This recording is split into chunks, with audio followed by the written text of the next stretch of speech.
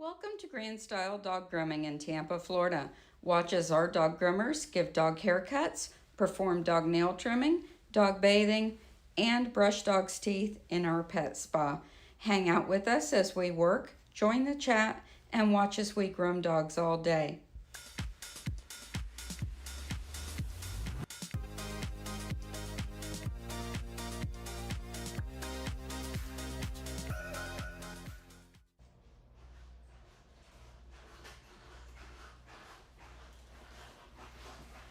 Hey guys, I am here with Hartley. She is a little mixed breed, and she gets kind of a terrier type pattern with a rounded face, tipped ears, and she doesn't like her nails done, but she's working on it. Right, Hartley? Right? And her people have been out of town for a week, so he said she might be a little worried about that, huh? Yeah. Alright, here we go. It's okay, Hartley. You're a good girl.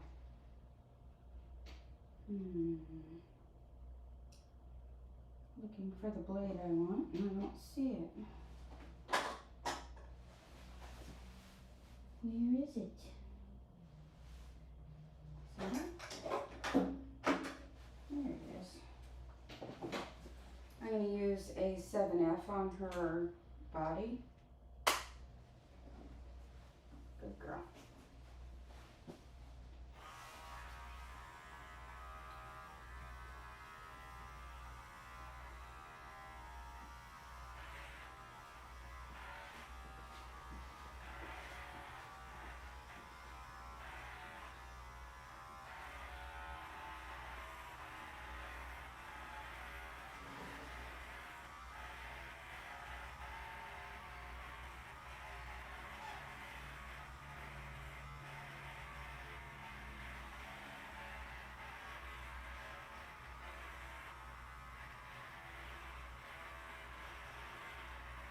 On the schedule today is an English Cocker whom I've never grown before, a full-coated Coton de Tulear,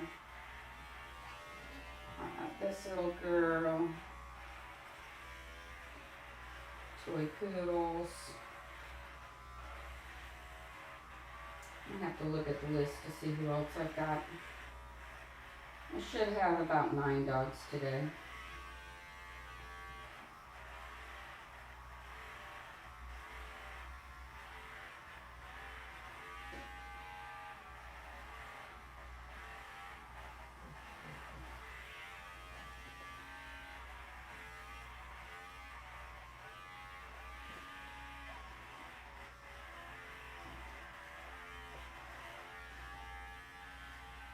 Yeah.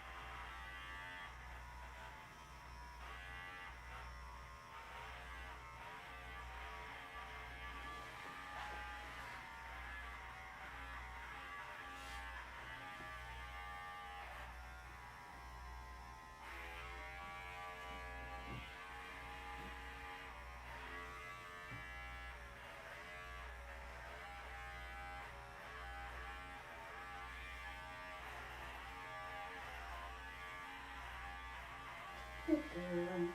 It's a good baby. Come on. Oh, it's alright. It's alright. Alright, we're gonna clean up this hair and get her in the tub. Come on, pretty girl.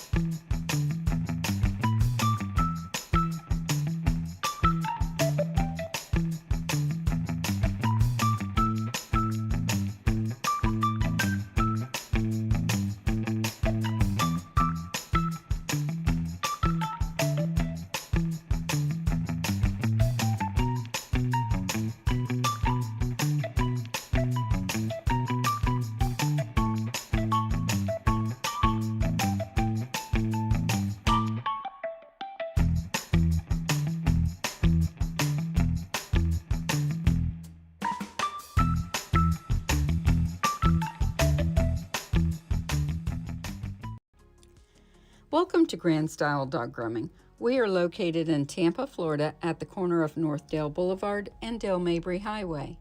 We have a large waiting room with seating for those who choose to wait inside while our stylists pamper their pets.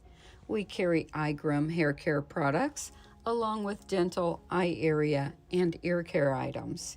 Our boutique has fancy dresses and rhinestone collars to dress your little one in grand style. We have a large monitor that can be seen right from the front desk, where you can see each workstation, giving you peace of mind with our complete transparency.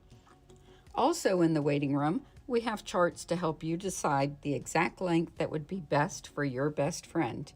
We have a kennel-free room for pets who prefer the comforts of home. Our groomers each have their own private room. This keeps the pets calm as they are not overstimulated by the things going on around them. Each room is outfitted with security monitors, UV sterilization for the tools, and the Grooming Safer dog grooming harnesses for the pet's safety. Our main bathing area has 2 tubs. We use foaming disinfectants in the tub after every bath. We also have an electric lift tub for the bigger dogs, medium-sized kennels, and large runs with glass doors in our kennel area, along with the professional bathers station.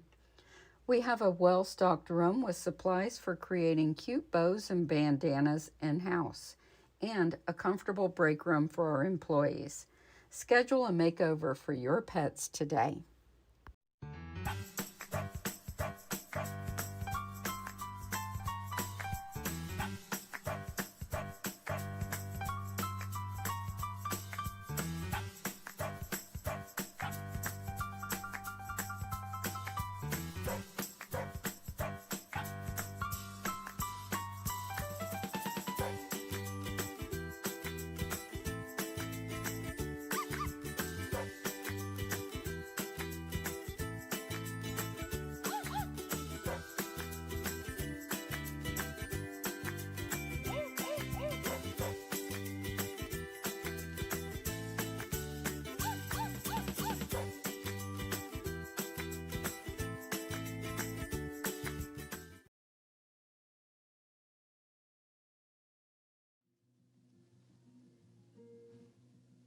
To do her top knot, we're going to mist the top knot with anti-static spray. Comb it out. And using our rat tail comb, we are going to go about 1/2 inch back, create a nice straight line.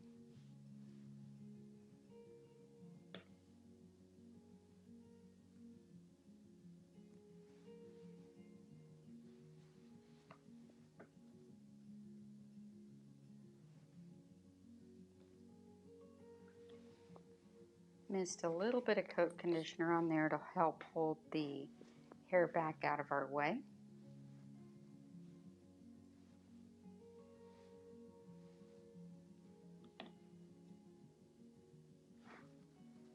And put our first band in.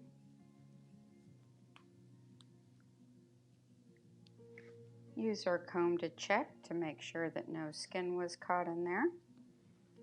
Make our next line right about the front of the ears. Repeat the whole process.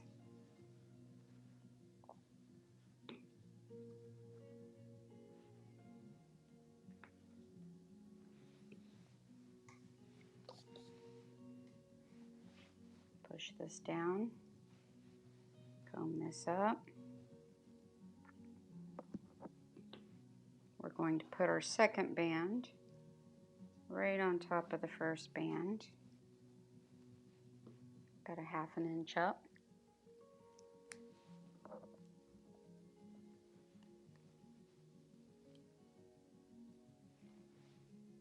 Like so. Now we're going to put our bow on.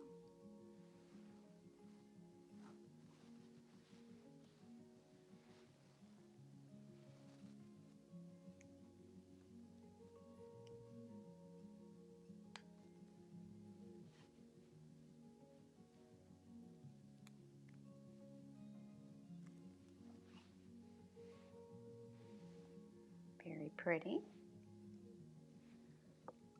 And then we're going to bring all the hair from behind the bow.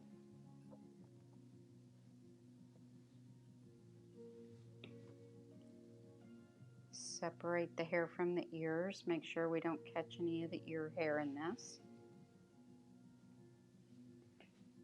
Comb it out. And comb the section before. Comb it all together. Then put a band right on top of the bow.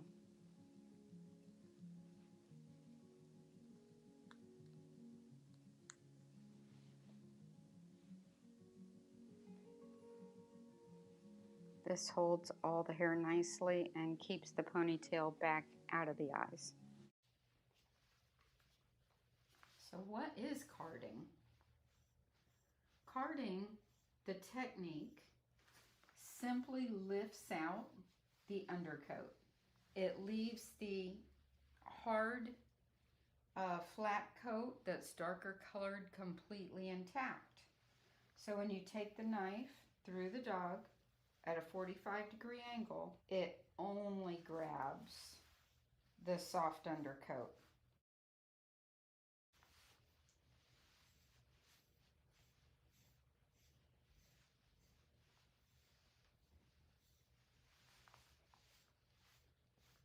Flat-coated dogs are dogs like the long-haired Dachshund, the Cocker Spaniel, the English Cocker Spaniel, the Springer Spaniel, all of your setters like the Irish Setter and the English Setter, to name a few.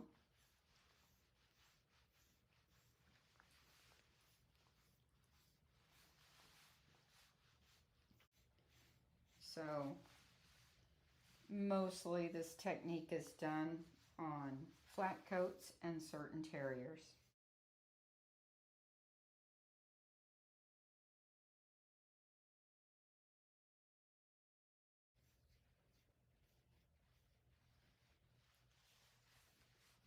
So why is carding necessary?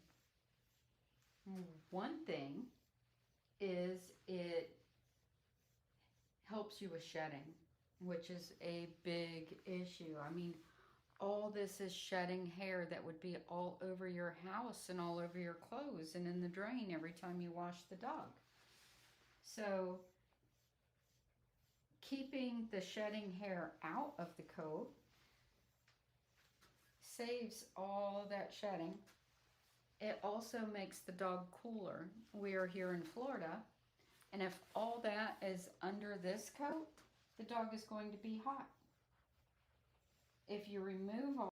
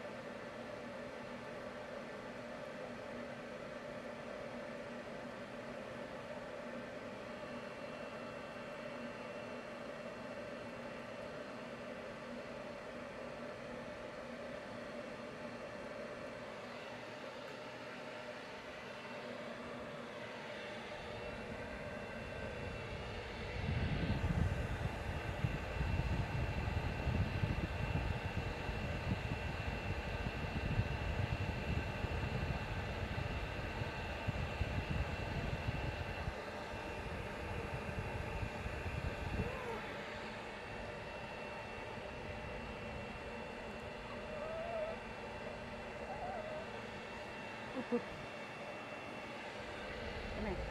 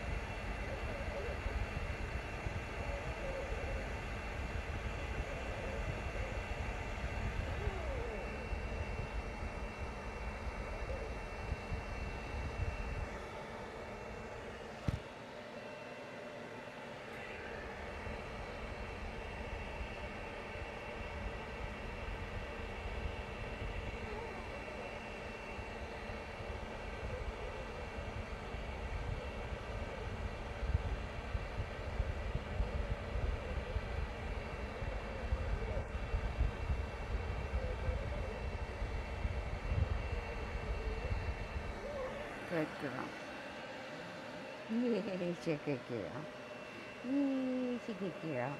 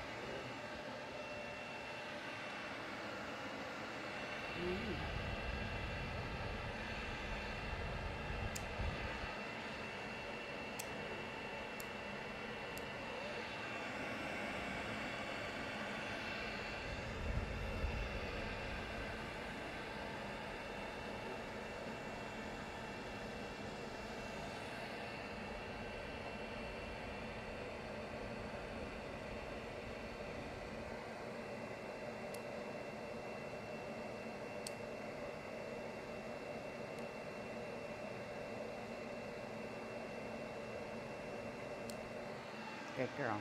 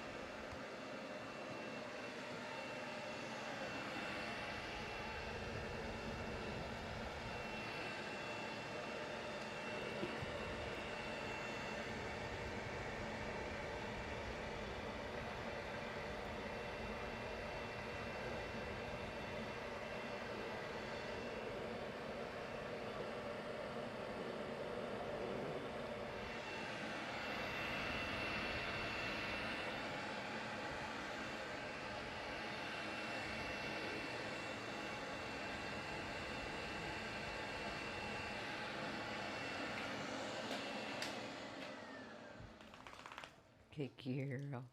I know, that was just terrible. I know. That was just terrible for the puppy, I know. Poor puppy. Poor puppy. Give me 5. Give me 5. Hey, give me 5. You mad at me? Oh, you're mad at me. Oh, it's too bad. Yeah, it's just too bad.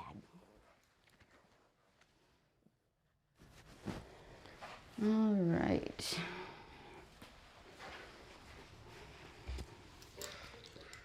Sorry, it was a little rough going with the start of the stream. I thought I had you guys go into the tub, but I had you go to videos. It's always rough getting started in the morning, isn't it?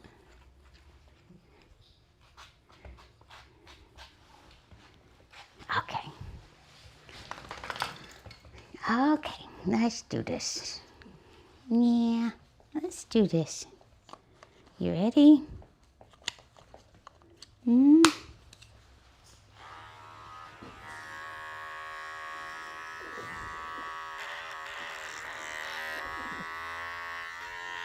Good girl.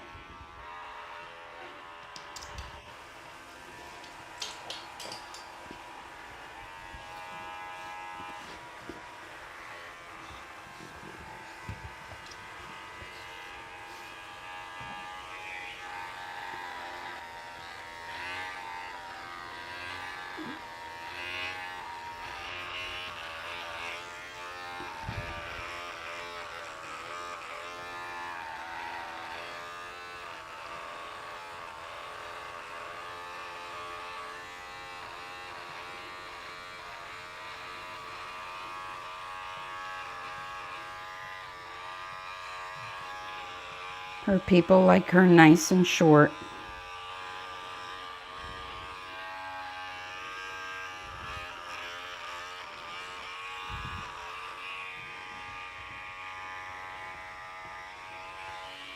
She's a mixed coat type, but it's really soft, deeply rooted, and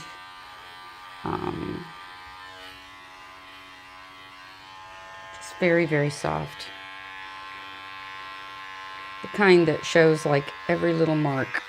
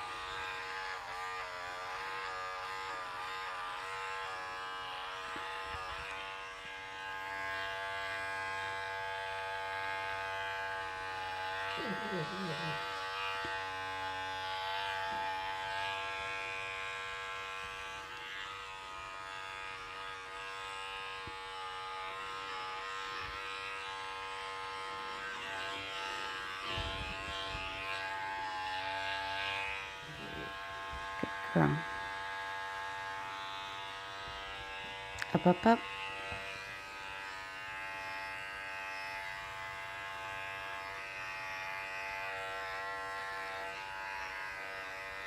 Good girl.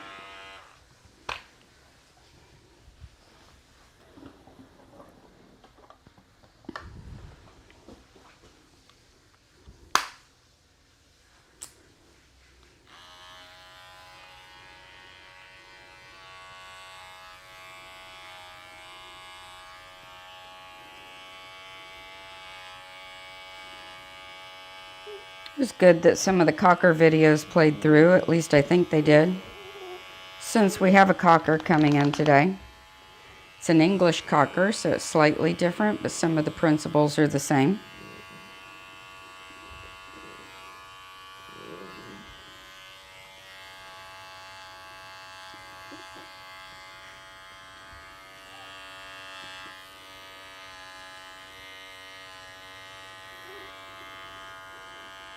I had those queued up and ready to go.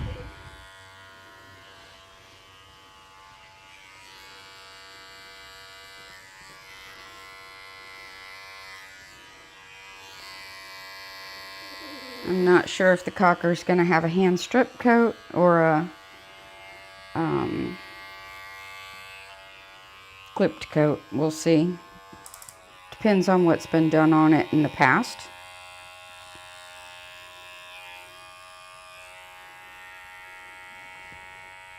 So I'd mentioned that I'm no longer offering hand stripping.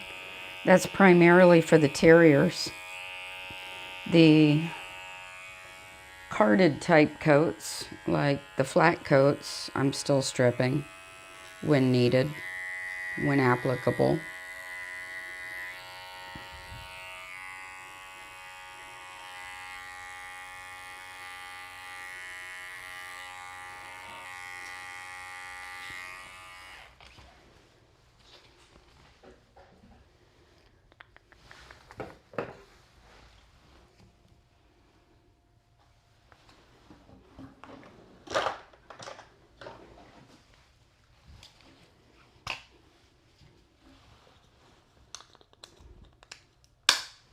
Come here.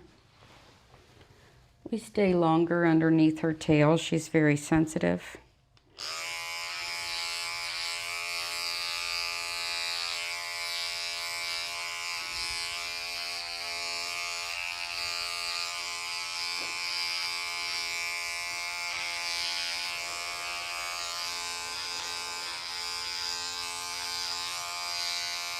Good girl.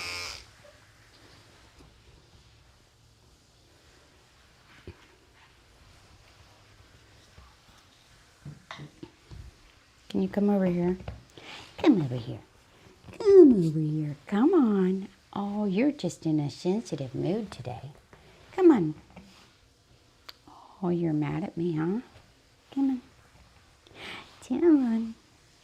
Come on. You know you want to. Come on. Come on over here. Come on over here. Good girl. Come on over here. Come see me. Come see me. It's okay. Come on. Oh, baby. What's the matter with my baby, huh? What's the matter with my baby? Come on. Come on. Come on. Good girl, yes. That's my girl. That's my girl. Good girl. Good girl. Yeah. All right, let's do those feet.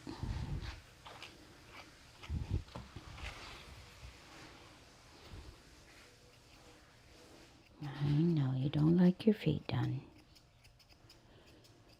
I know, you already told me. Yeah, you've already told me you don't like your feet done. That's a good girl.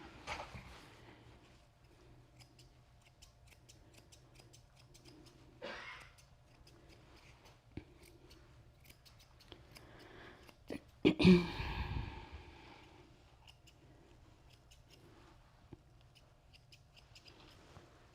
girl. Turn this way.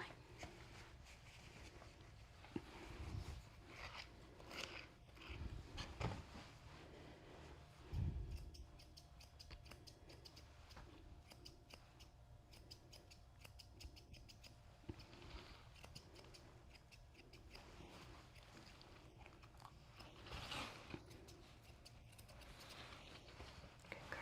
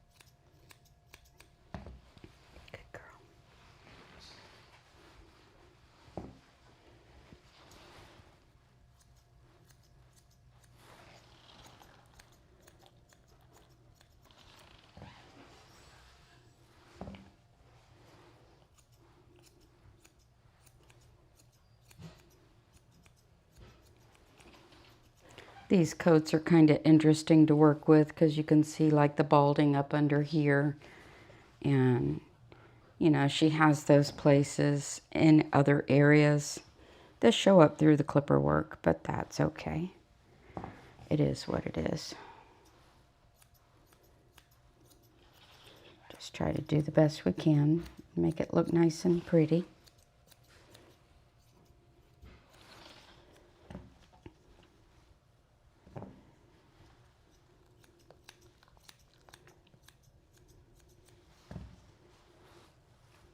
And those are basically just coat growth patterns and nothing more.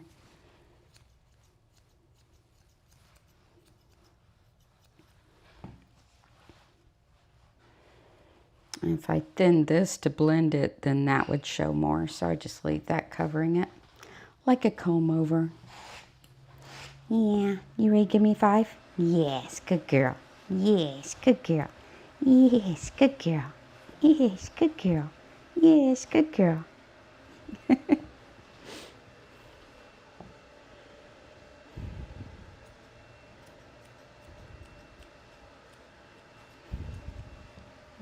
Super baby. All right, turn.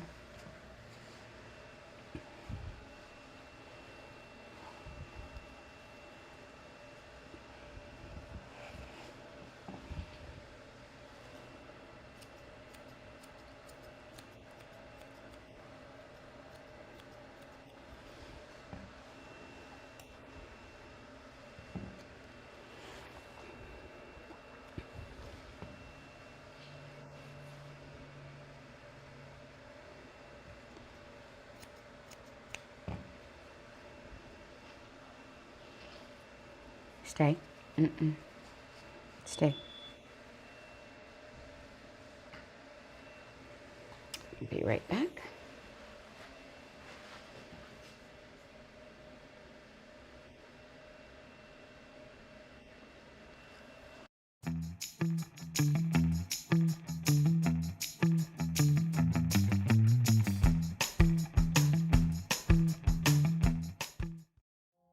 The face styles are clean shaven,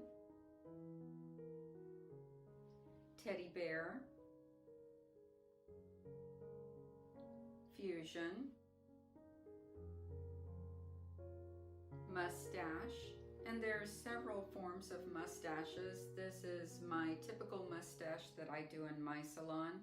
However, there are donut mustaches, German style mustaches, French style mustaches, and mustaches without goatees.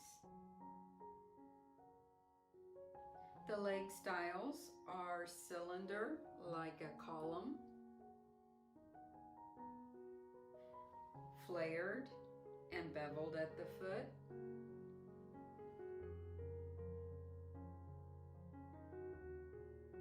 pom-poms, or short.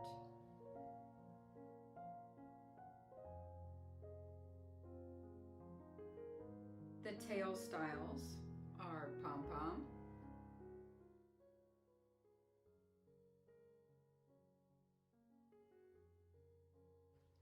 a bunny type tail, which is common with the teddy bear trims, long and untouched, long and flag shaped. You can also do a terrier type tail as seen in the German style trims. The ear styles are long and flowing,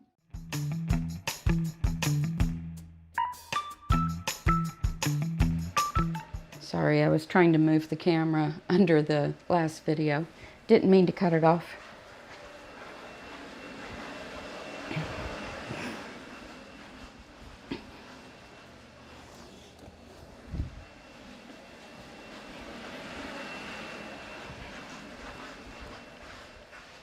Running the stream and the shop can be tricky.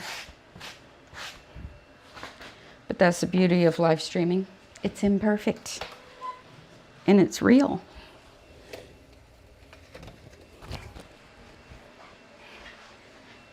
When you want perfect, go watch edited videos, right?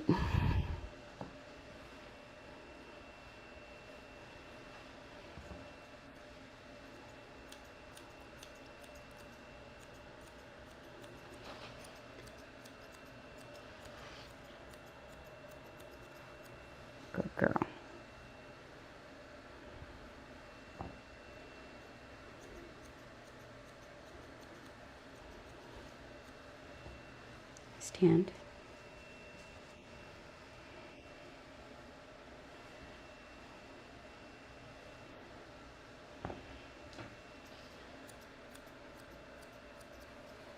So next up is Remy the Maltese. Remy, when his ears are trimmed short, one goes up and one goes down. When they're medium, they go kind of offset. And when they're long, the hair on the ears is long, it pulls his ears downwards. So she wants to go medium today, which will mean they're offset.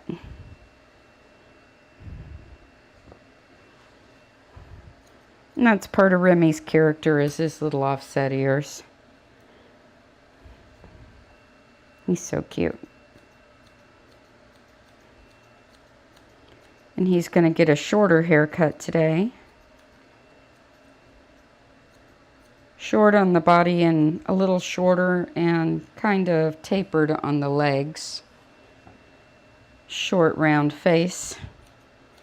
And maybe about 1/4 to 1/2 inch off on the ears.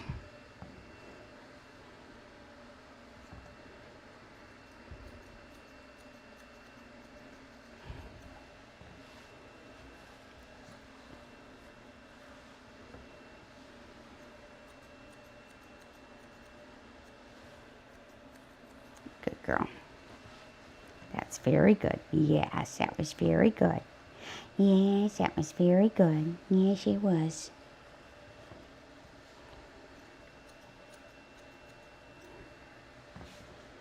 All right, we gotta get you finished.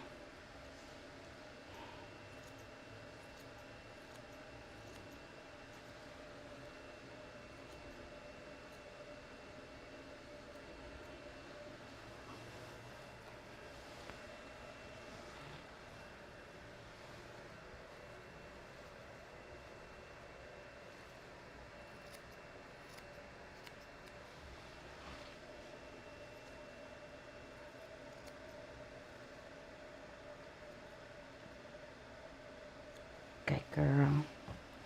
Yes, a good girl.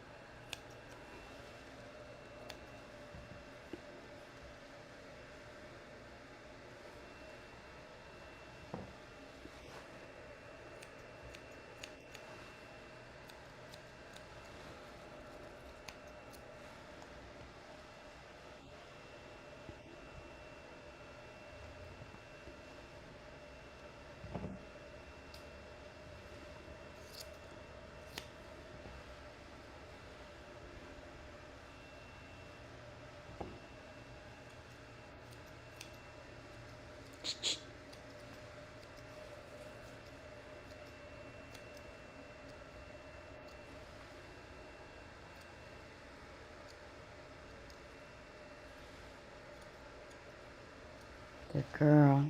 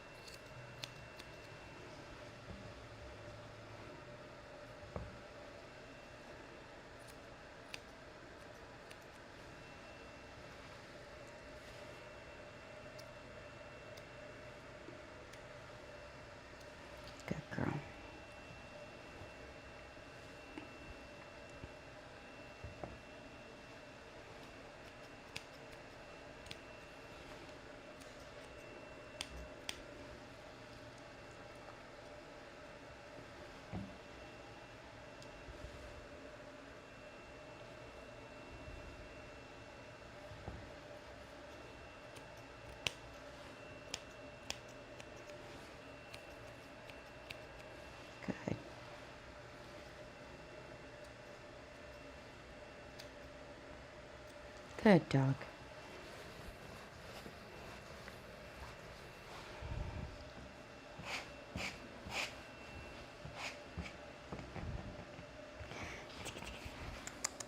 Come on. Come on. Good girl. Yes. Come on.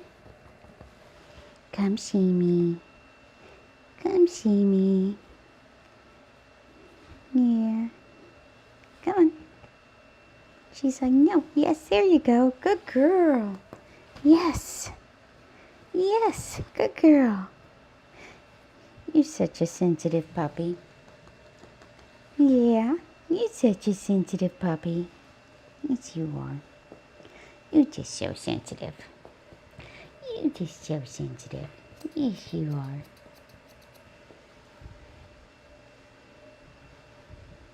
Good girl. Good girl.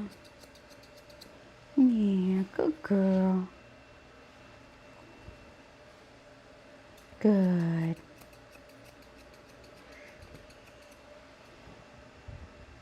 So what I'm praising her for is coming up instead of laying down. Good girl.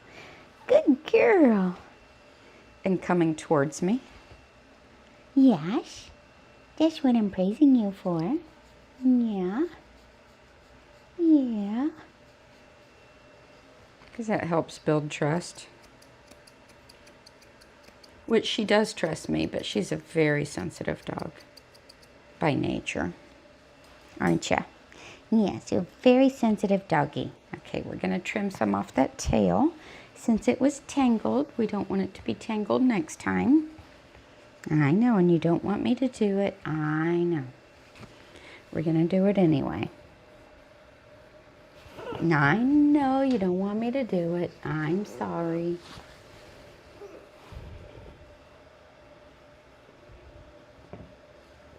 It's got to be done.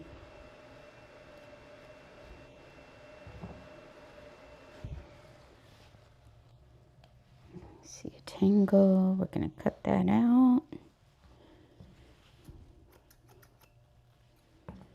There's another one. We're going to cut it out.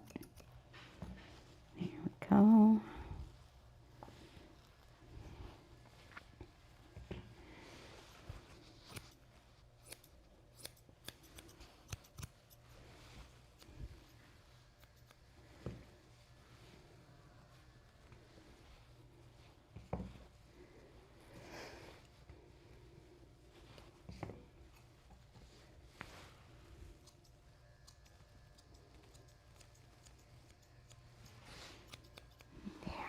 See, that wasn't so bad. No, that wasn't so bad.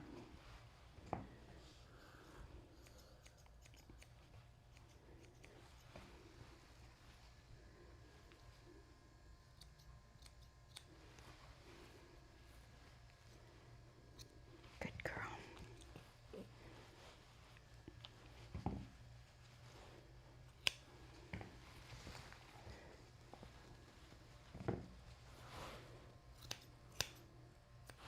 Good girl.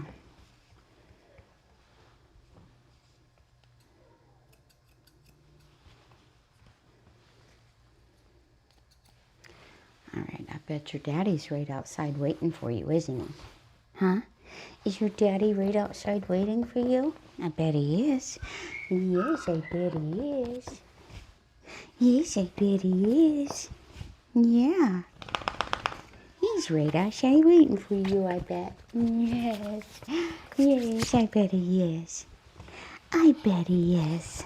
Yeah. Kat's working on a puppy. That's her first full groom. Last time she got a partial. Sometimes they're vocal about that. In opposition. Yeah. There you go. There you go. All right, let's just trim under your tail just a little bit more.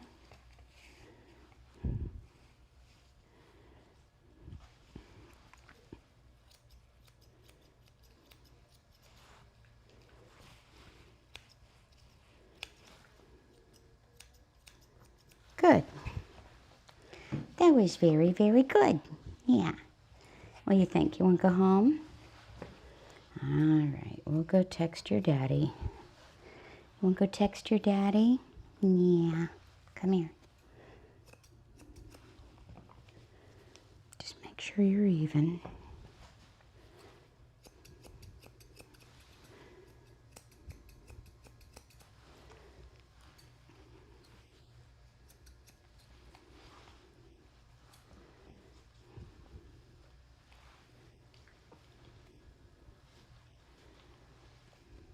Good girl.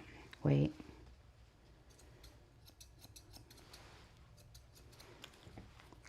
That's a good girl. All right. Say goodbye, everybody. See you next month. See you next month. I'll be back.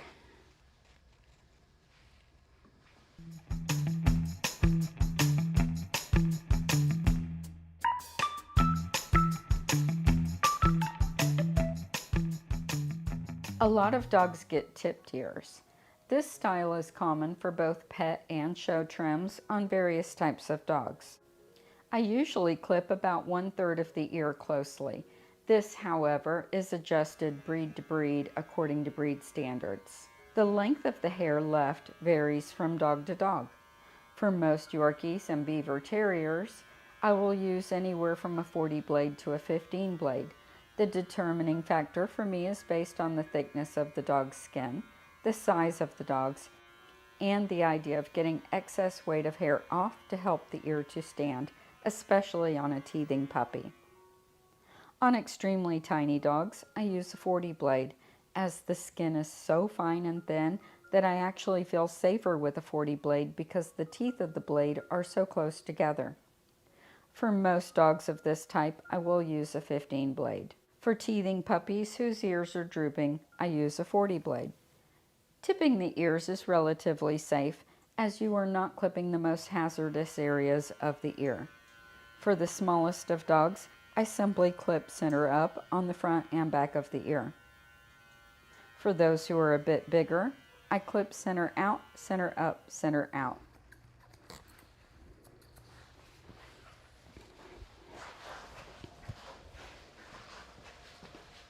There you go. Your dad will be here in a minute.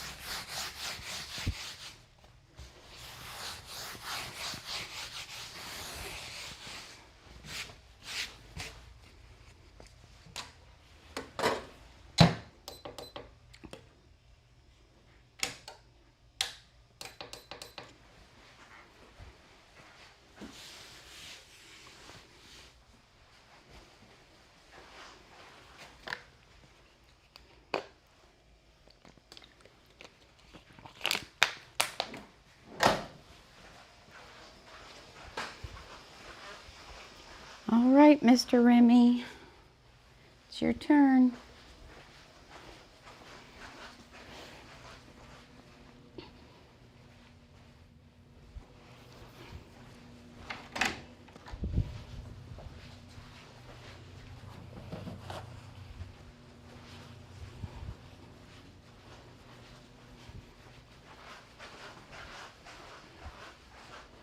Come here, buddy.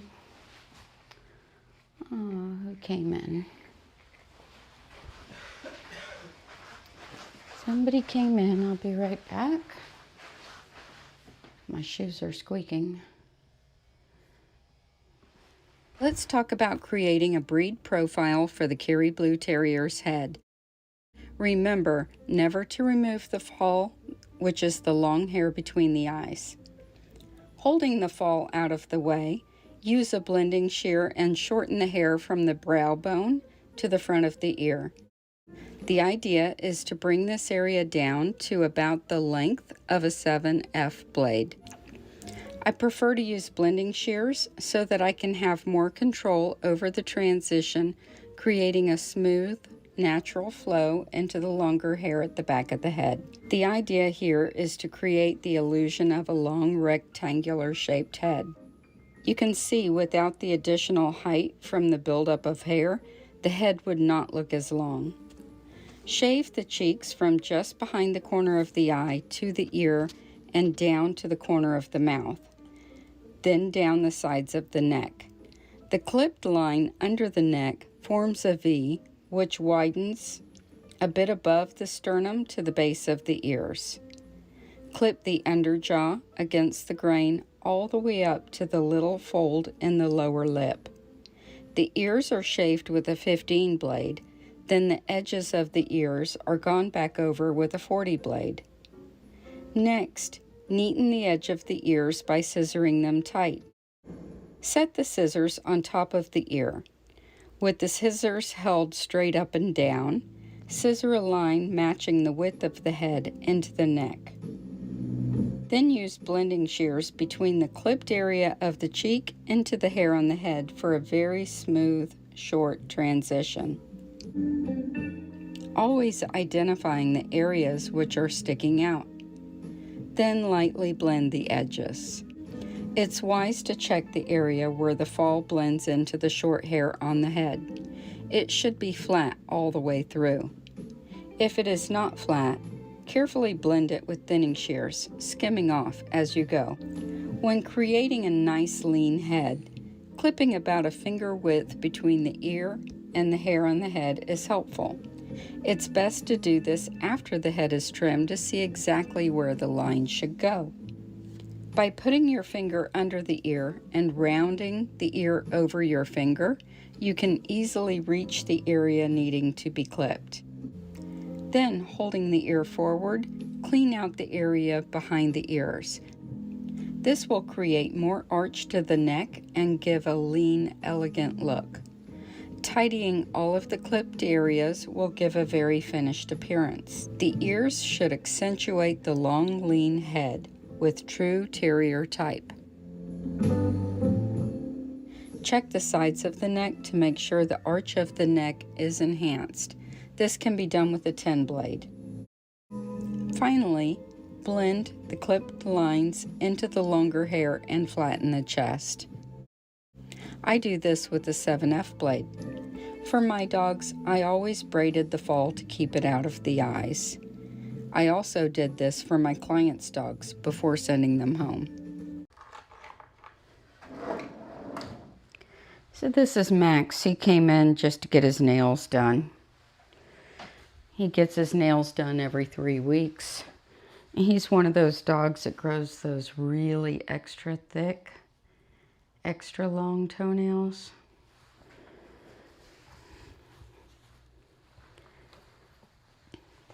I'm going to turn the dryer on so it blows the Dremel dust away.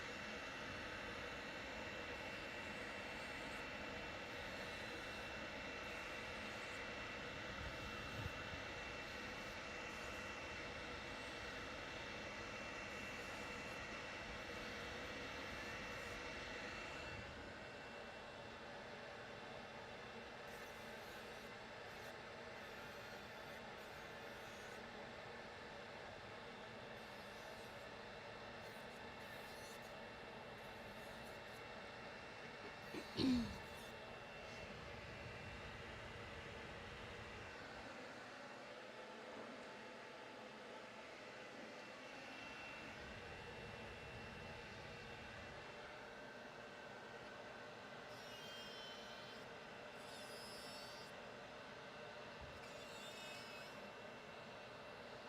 good boy.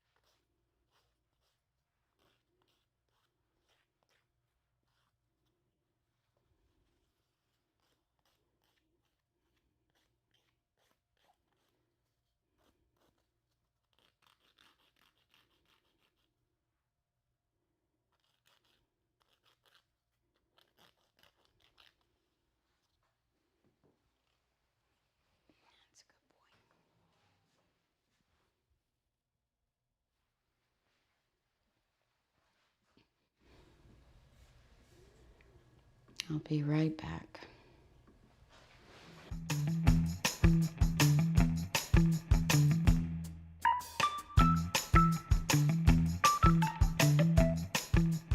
Now let's talk about Scottish Terrier ears. The Scotties' ears are unique in that they do get clippered because, as you can see, they appear very large if you don't. They retain tufts of hair on the inside corner of the ear and require graduating lengths of hair to achieve the proper look. I trim the front half of the ear like a tipped ear, taking about the top third of the ear hair. The back half of the ear is clipped clean with a 15 blade on the inside of the ear. The opening to the ear canal is clipped clean, either with clippers or scissors. On the outside of the ear, at the base of the ear, I will use an 8.5 blade. This will keep a plush coating of hair there, as Scotties oftentimes look balded if you clip them too closely. The area at the front, back side of the ear has a dip in it. You want to keep this dip filled with hair. The upper part of the outside of the ear I clip with a 10 blade, using my fingers to brace the ears as I work my way up the ear. With the Scotties' big ears, sound is amplified to them, so plugging the ear with cotton may help to relax the dog as you work. As I work with this dog's ears, watch how my fingers work along with the clipper and the blade.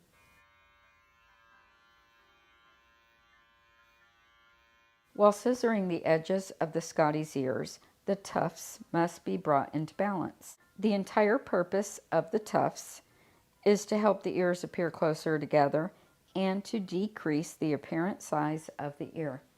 To scissor the tufts, I fold the ear in half and scissor off any hair that falls past the edge of the ear.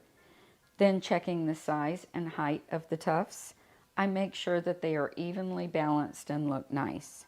Many groomers are confused by this process, either by shaving the entire ear or leaving way too much hair.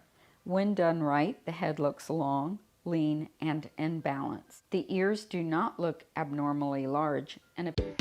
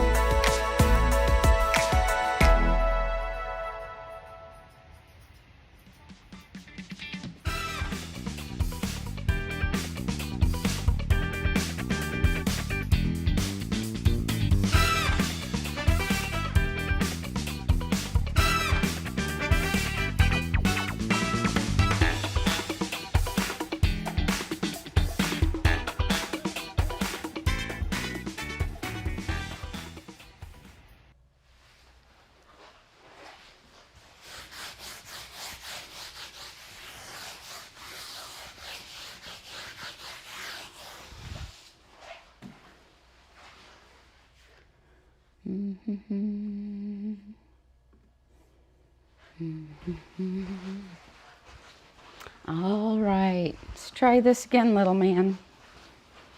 Hi, Remy's. Hi. Come on.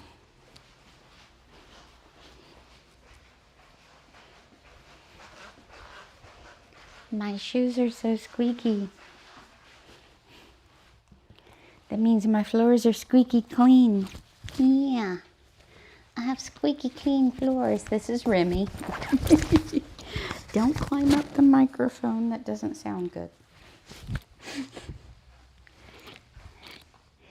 It doesn't sound good. Yeah.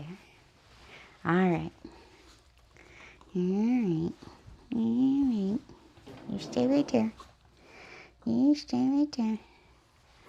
I'm going to prep him, I think, with a 3-blade.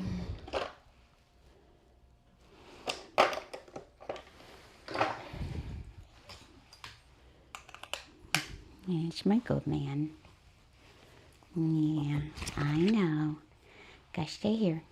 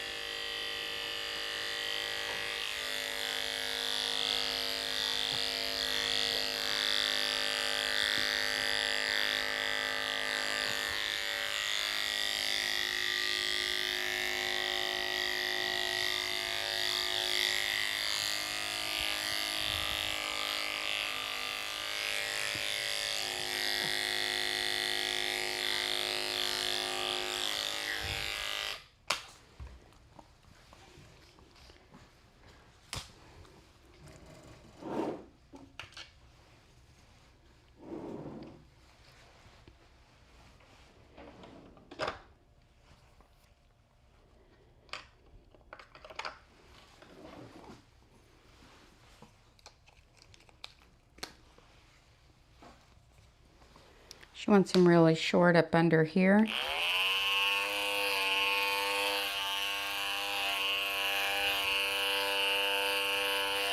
Good boy. Now we're going to go give you a bath.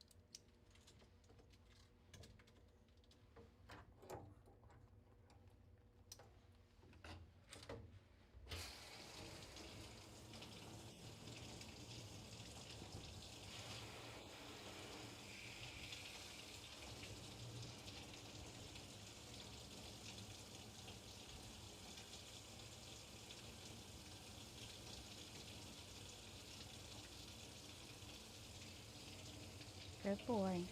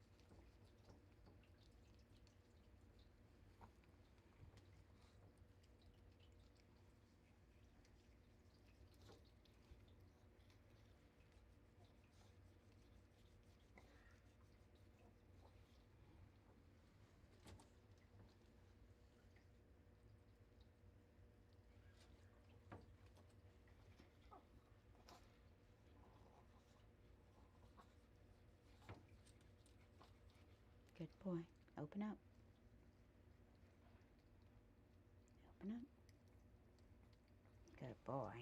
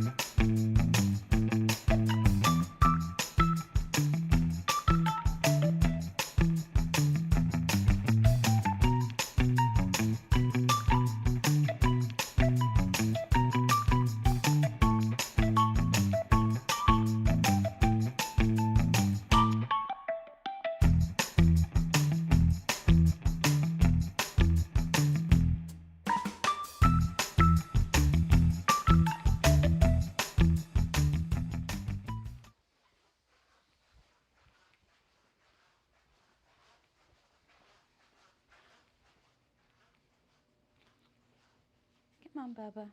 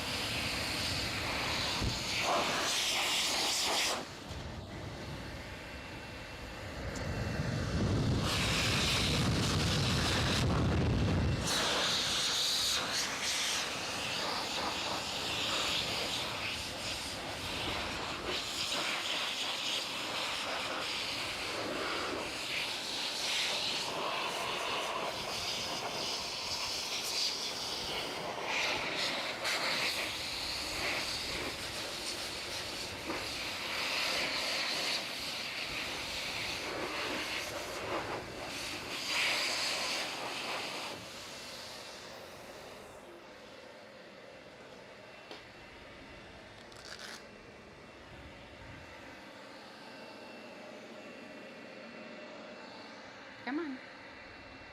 It's all right. It's all right. Mr. Sam loves you. Yeah, Mr. Sam loves you. Come on.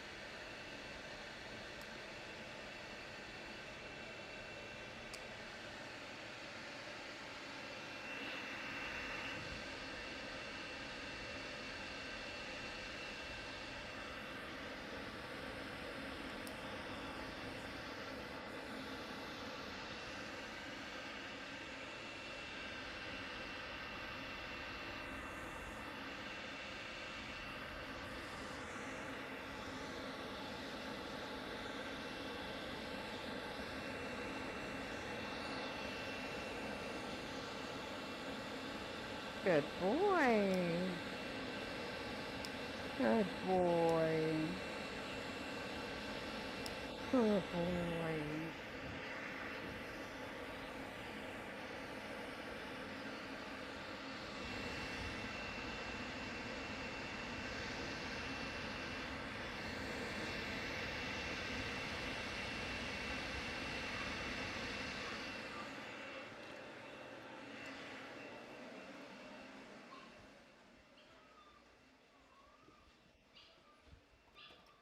Hi, guys.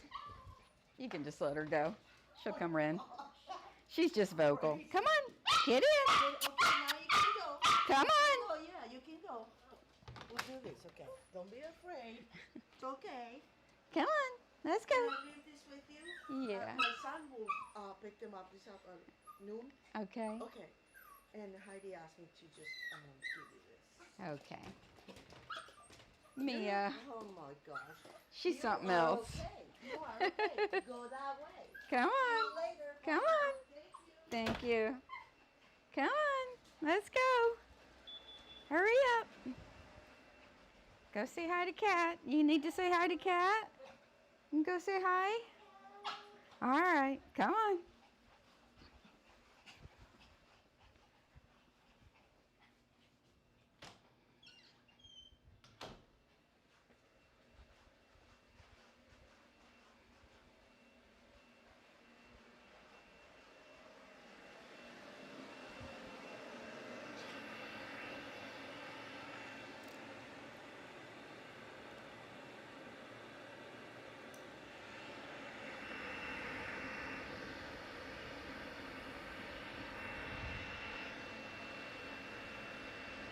It's okay.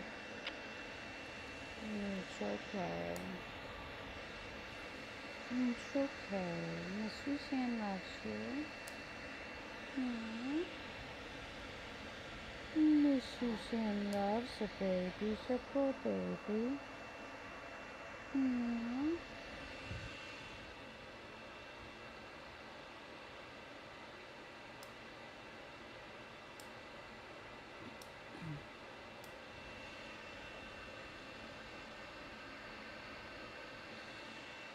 He's a good baby.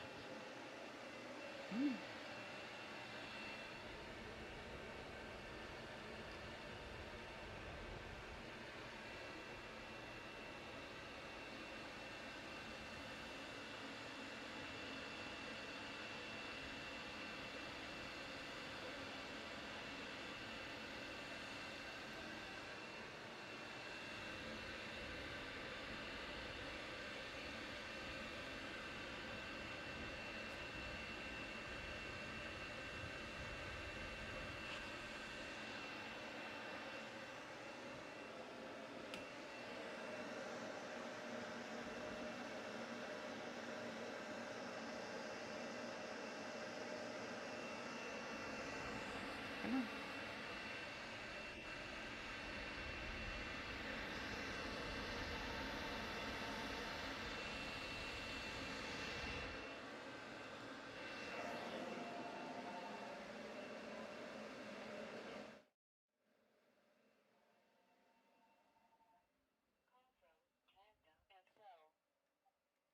Grand Style Dog Grooming. This is Suzanne. May I help you?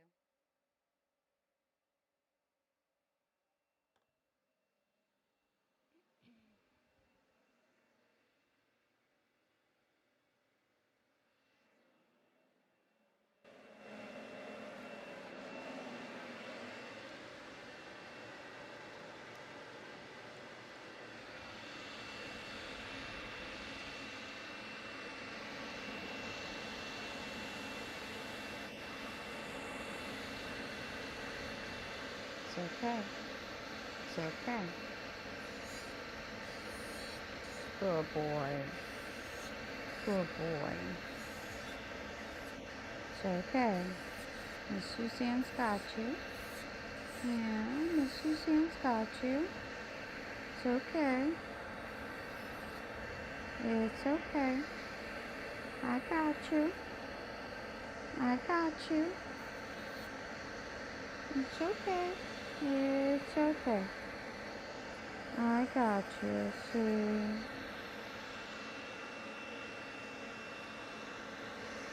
I got you. See? See? Good boy. Yes. Good boy. Good boy.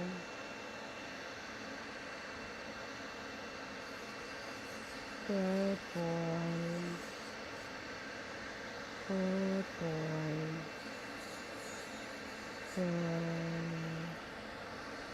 Good boy. Let's see.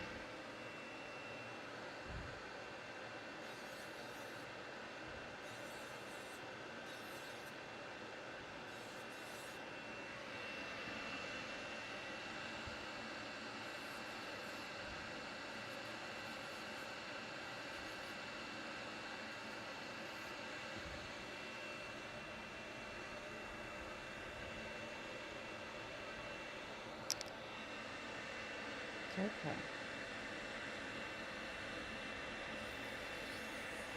Good boy.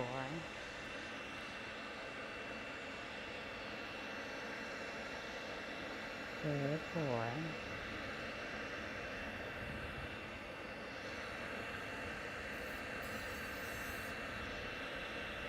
Good boy.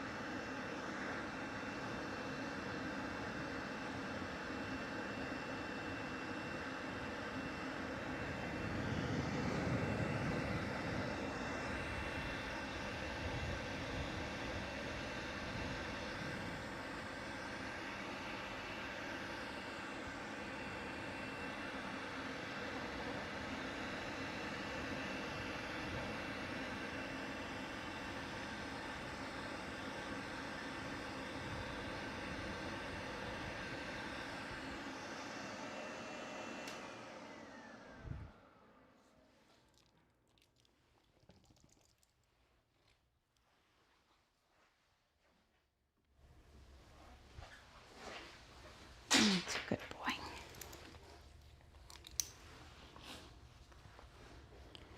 All right, so he's got some shorter places in his legs, on the fronts of his legs especially, in his tail, and at the back of his ear. So I'm going to try to match those up pretty good so he looks nice and balanced. And if you go back and watch while I was doing his front nails, we talk a lot about calming signals in dogs. He was calming himself while I was doing his front nails, and I was praising the yawn. So he yawned repeatedly because that's something that he doesn't like, but he was calming himself. So I just kept praising that, and he did better and better. Right, buddy? Yes, you did better and better. Yes, you did. Yes, you did. You good boy. Come here. Good boy. Come on. Let's get under the harness. Come here. You're a good boy.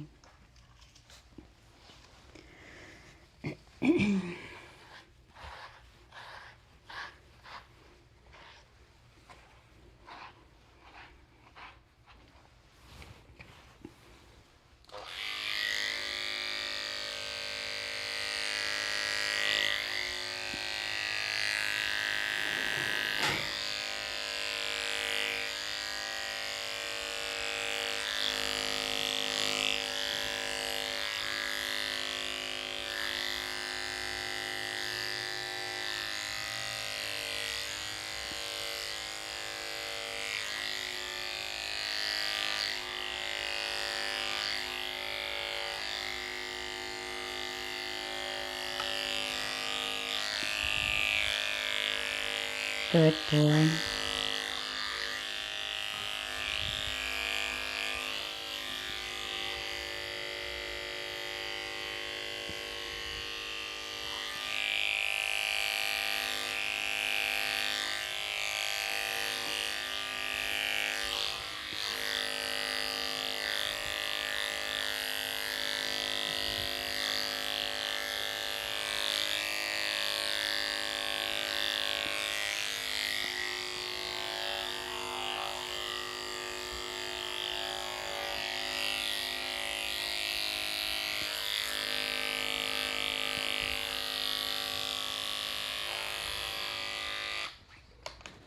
Yeah, it's a good baby.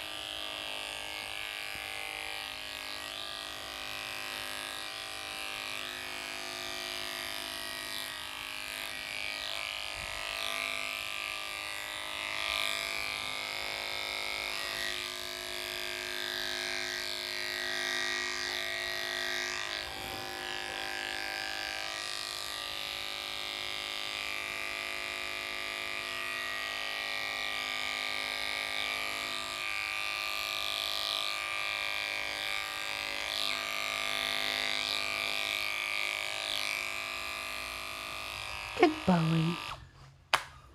Good Bowies.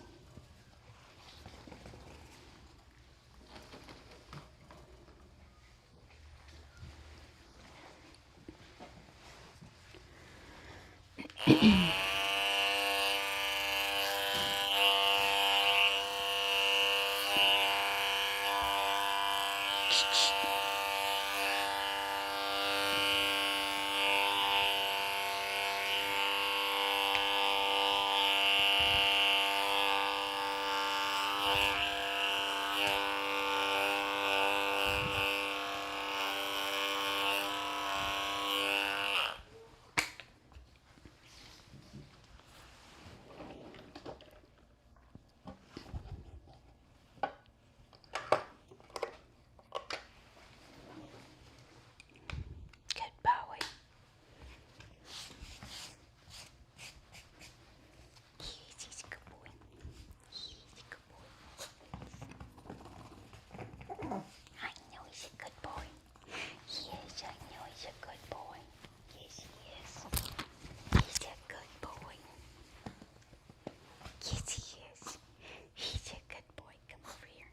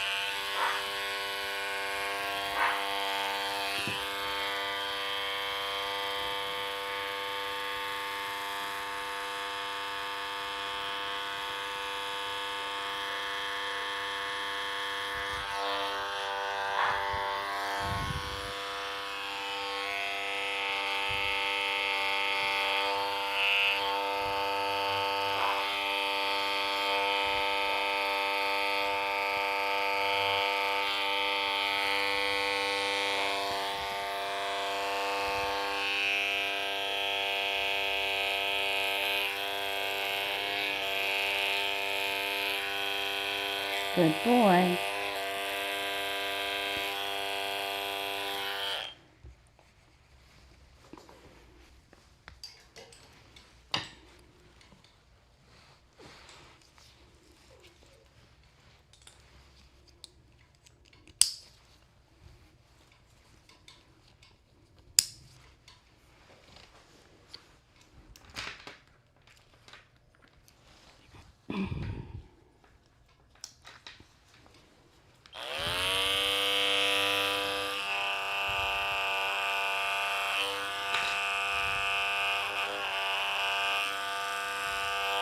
Good boy. You're fine.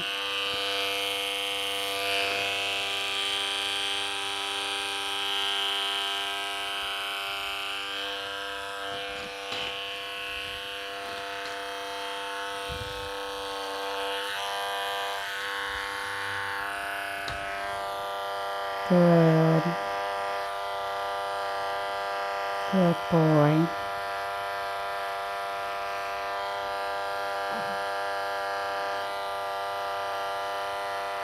Good boy.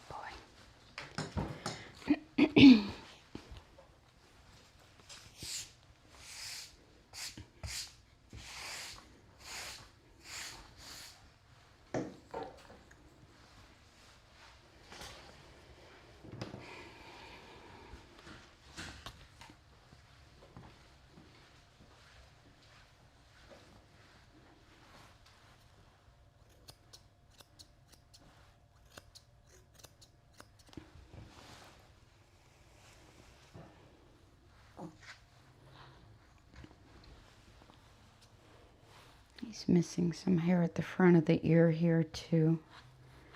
So it'll look a little choppy, but not bad.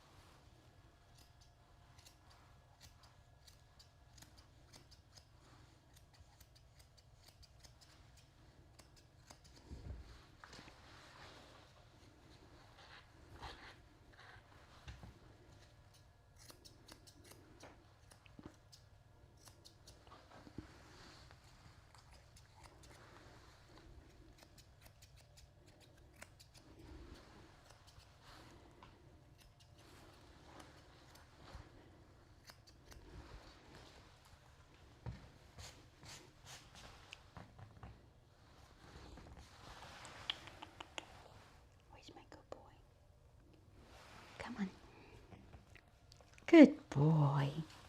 He's a good boy. He's a good boy. Yeah. He's a good boy. I know, you silly. You silly boy.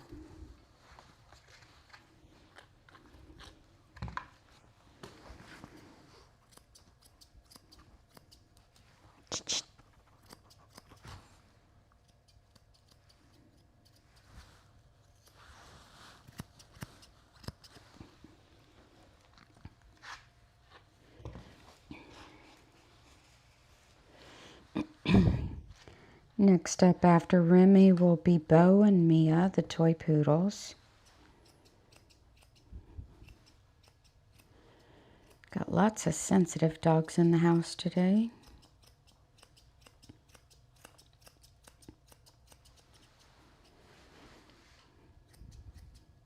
It's a full moon too.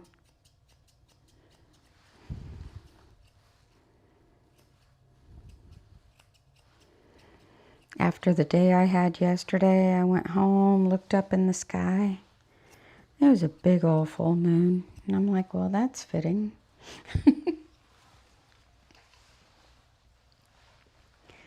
It all makes sense now.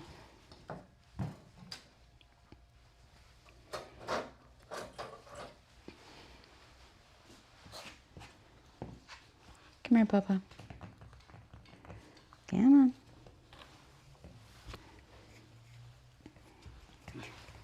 Come here. I know.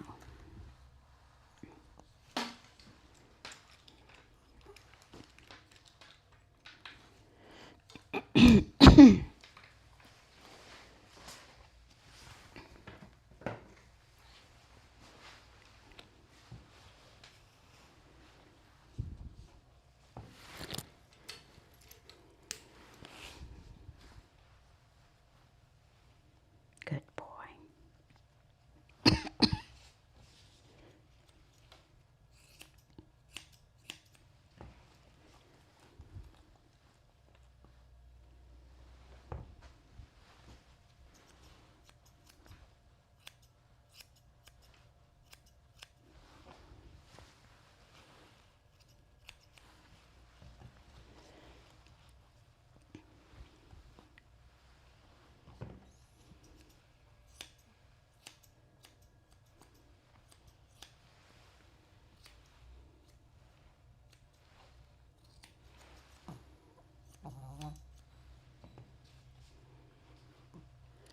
So I don't know what I'm going to do with this ear because it's so short in the front. His mom said I could do what I wanted with his ears.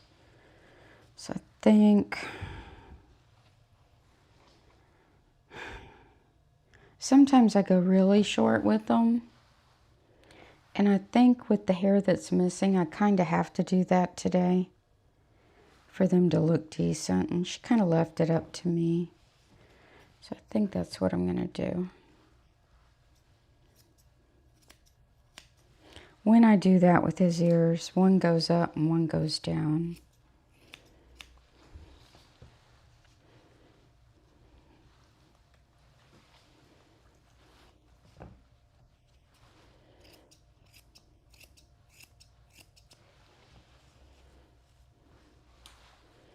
Try to match them.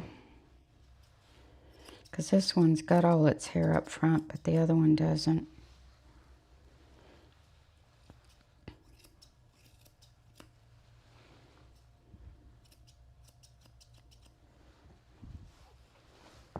His mom's pretty easygoing. I can kind of do what I want.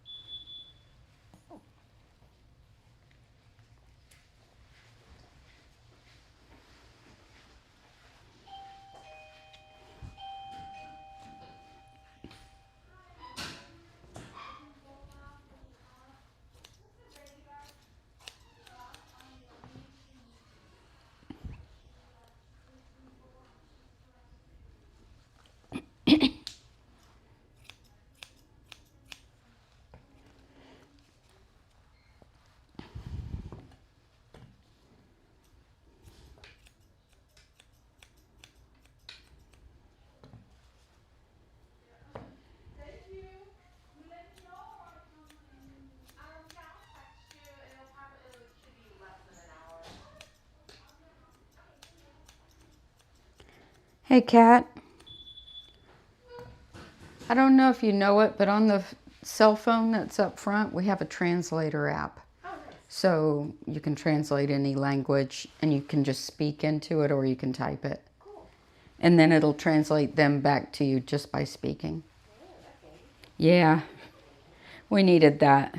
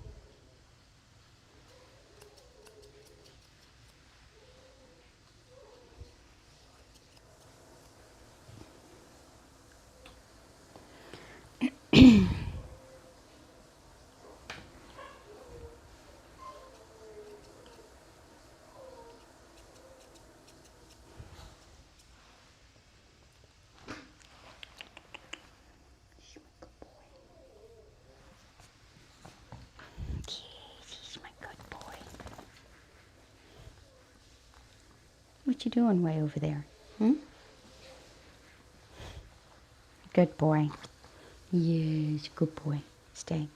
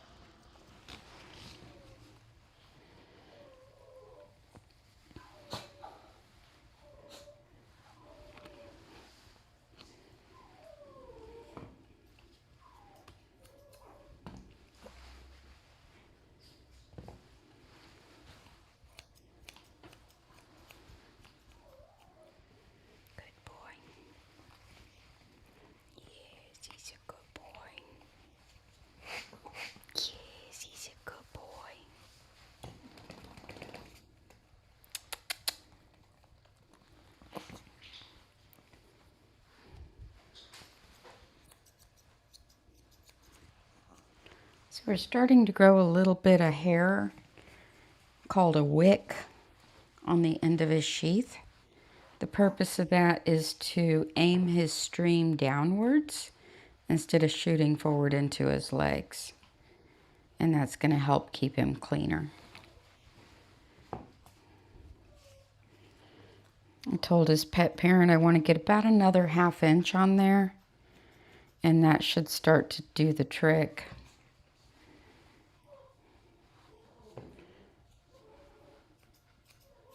You know, it's really interesting too, when you have full-coated dogs, like super full-coated dogs, a lot of times we don't trim the hair on the belly at all, because for one thing it fills in this whole area in the hair that's draping downwards. But another reason is it keeps them super clean. And you would think you need to trim the sanitary area to keep them clean, but you don't.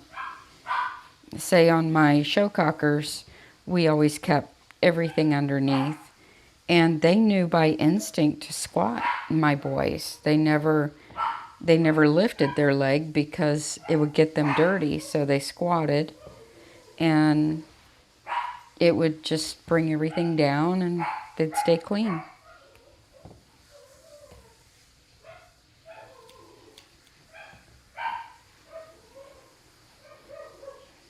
So sometimes on these shorter haircuts, we still need to keep some hair there.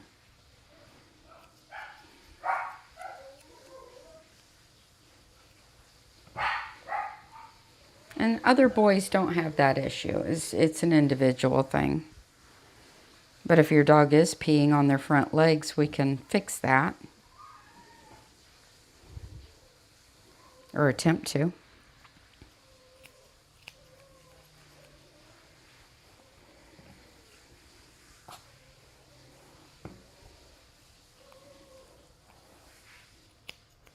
Whenever you're having issues with your dog's haircut, just discuss it with your groomer and you come up with a plan B.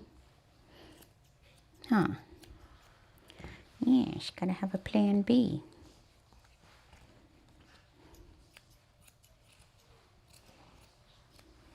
What you falling over for, huh? What you falling over for, you silly boy?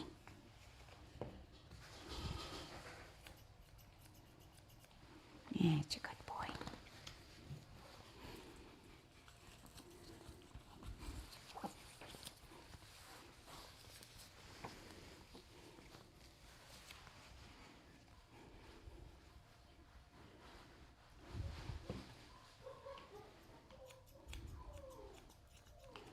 He's a good boy. He's a good boy. He's a good boy.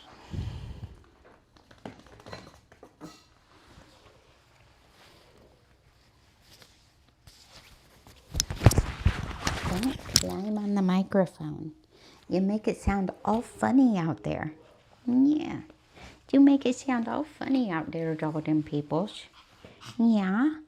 You do. You make it sound all funny, Dalton peoples. Yeah. Yeah. Yeah. You silly boy. You ready to go bye-bye? Huh? You want me to go text your mommy? You want me to go text your mommy? Huh? You want me to go text your mommy? Okay, I'll go text your mommy. Let me see. Goodbye. Oh, you got hair in your mouth. I gotta trim that. Come here. Sit. Sit. Good boy. Don't want hair growing in your mouth. Nope. Nope. Don't want hair growing in your mouth. Let me see. Let me see. Oh, him's a poor, poor boy. Him's a poor, poor boy. Let me see.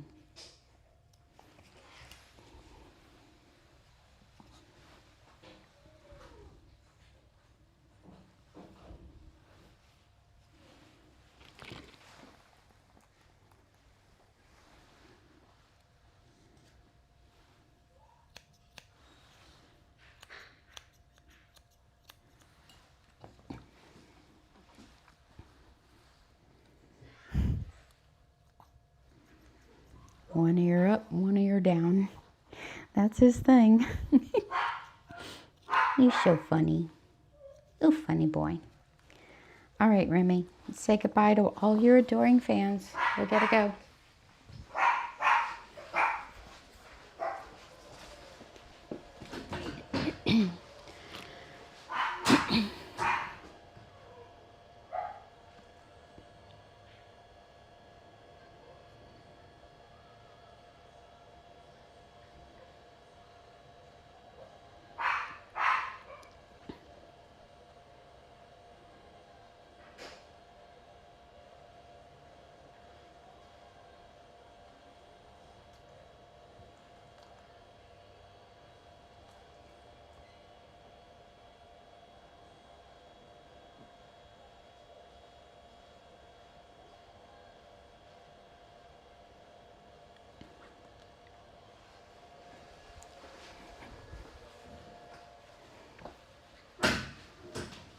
There you go. Just wait there. Your mom will be here in a minute.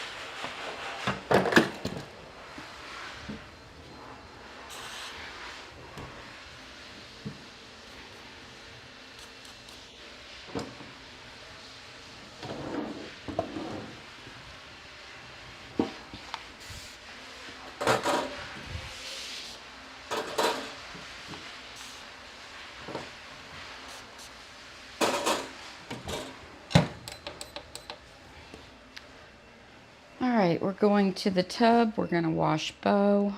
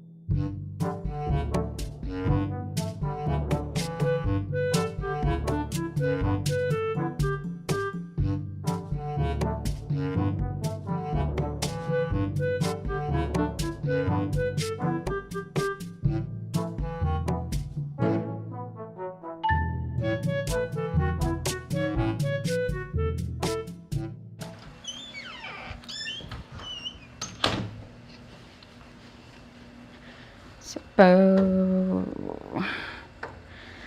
let's see here.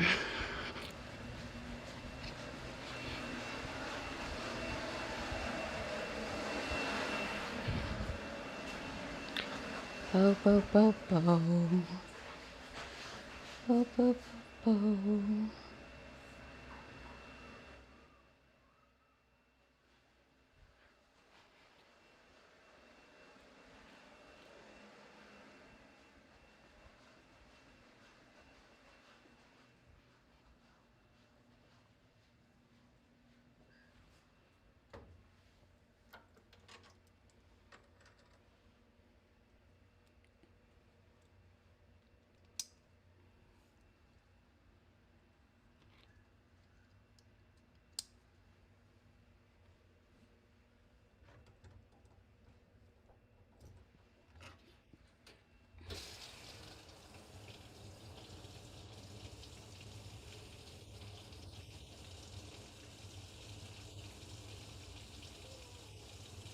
It's okay.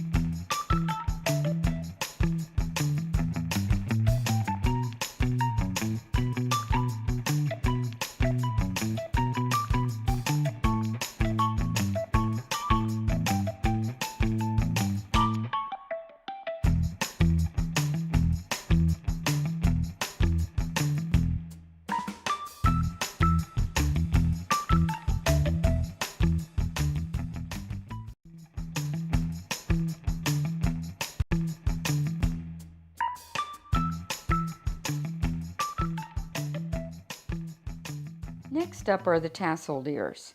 I will demonstrate on both a Bedlington Terrier and a Poodle because I do each one a little differently. For the Bedlington, the point of the tassel is 1 inch above the bottom of the ear leather. I usually scissor the bottom of the tassel even with the overall length of the head. I use a 40 blade on the majority of the Bedlington's ears, with the exception of the area where the ear meets the head, especially on the back side of the ear where the ear is a bit rounded, as this can be extra sensitive to the closeness of the blade. Here I use a 15 blade.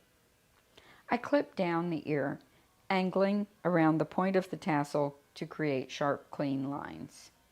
As I clip the upper ear, I am rounding the ear over my fingers to be able to clip this area closely with the 40 blade.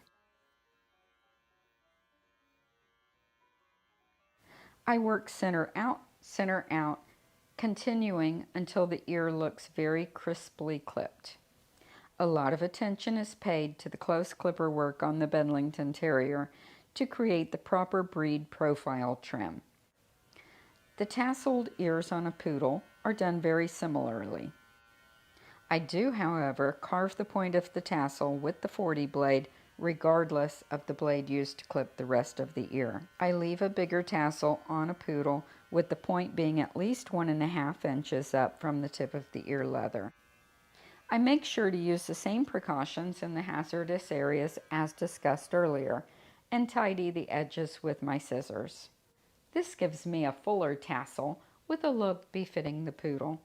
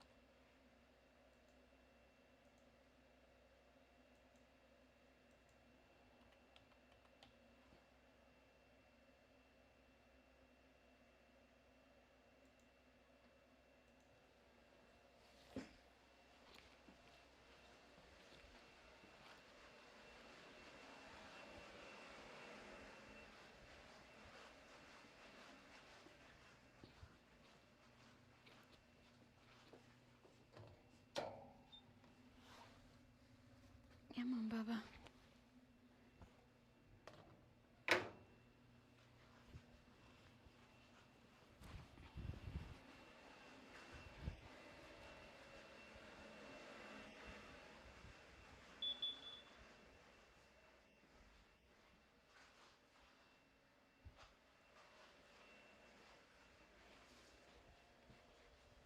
Hi.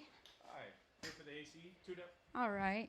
Did you want to come around the back door? I'm at the back door. Okay. I just need to get the thermostats turned on and get the systems running. Okay. All right. Come on in. Thank you. Don't trip over the gate there. All right.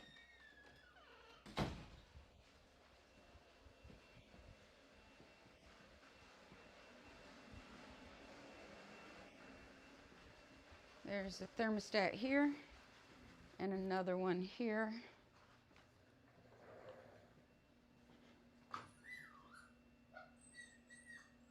And there's a hose hooked up. I'll get it out for you. But it's hooked up in here in case you need to hose anything off back there. Okay. I'll get it out for you though, it's kind of buried. Do you know where the access is to get up to the air handlers? There's one here. Okay. And if you're agile or over here and you can climb over, some people just go up one here and one here to reach the two. Okay. Others just go in there and climb over, so it's up to you. Okay. Thank you. Because you have to climb over one to get to the other. Gotcha. So this will be open pretty much if I... Okay, I'll keep this door shut. And try to keep the door shut as best you can, going in and out, or at least the gate, Okay. so nobody escapes. Thank you. Thank you.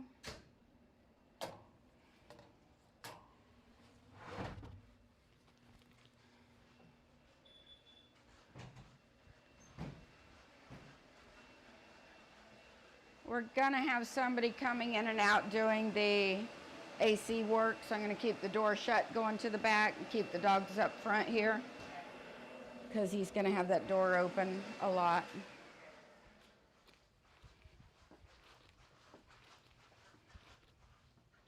Come on, Miss Mia. Move everybody up front.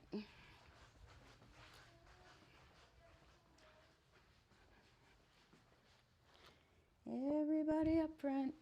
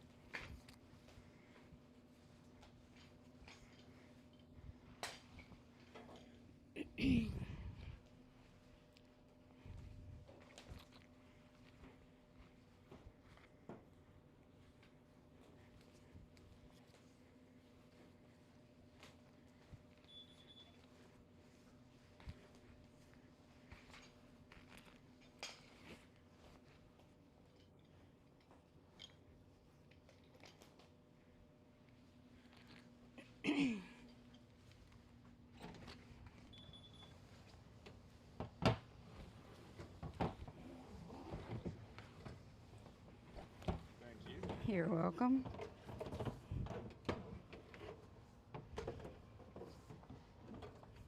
Should be enough there.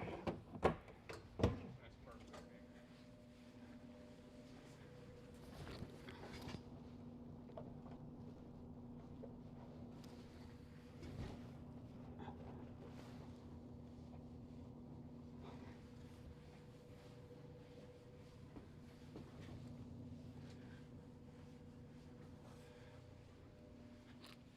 All right, you should have water.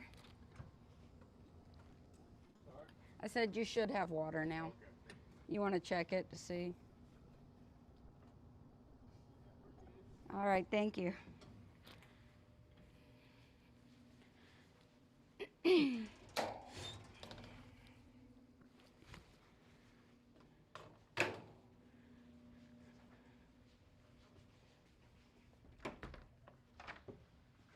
All right.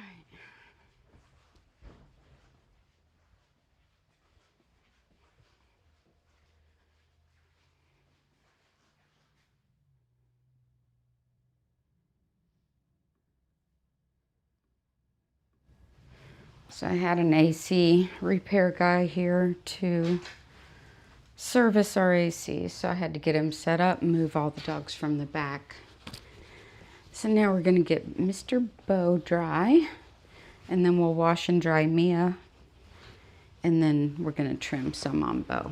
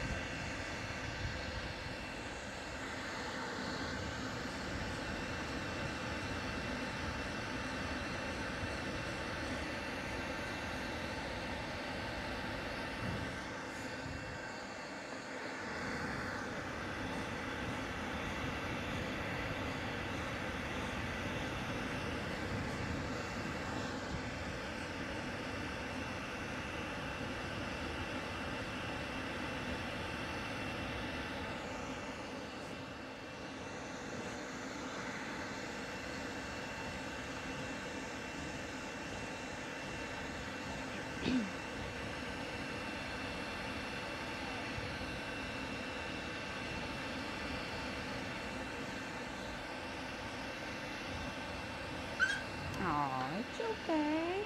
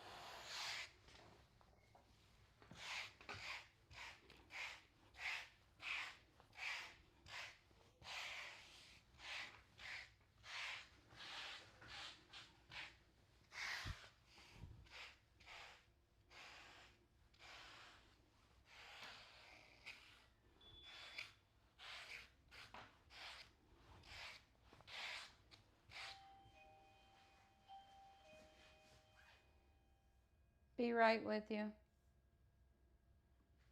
Now let's talk about making sure that your dog is prepared for the grooming. Make sure that your dog doesn't have any mats or tangles in its hair. Matted hair greatly limits the styles available for your dog. Make sure that your dog is trained for the grooming process.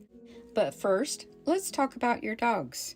One of the best ways to get the results that you are looking for is to make sure that your dog is prepared for the groomer. Dogs should be professionally groomed at least every 4 to 6 weeks. Dogs who are regularly groomed see the process as part of their routine. Dogs who are not regularly groomed see the procedures as punishment. This attitude from the dog often limits how much the groomer can achieve. Remember, it is your responsibility to train your dog for grooming. It is very difficult for the groomer to effectively train your dog to readily accept the grooming procedures.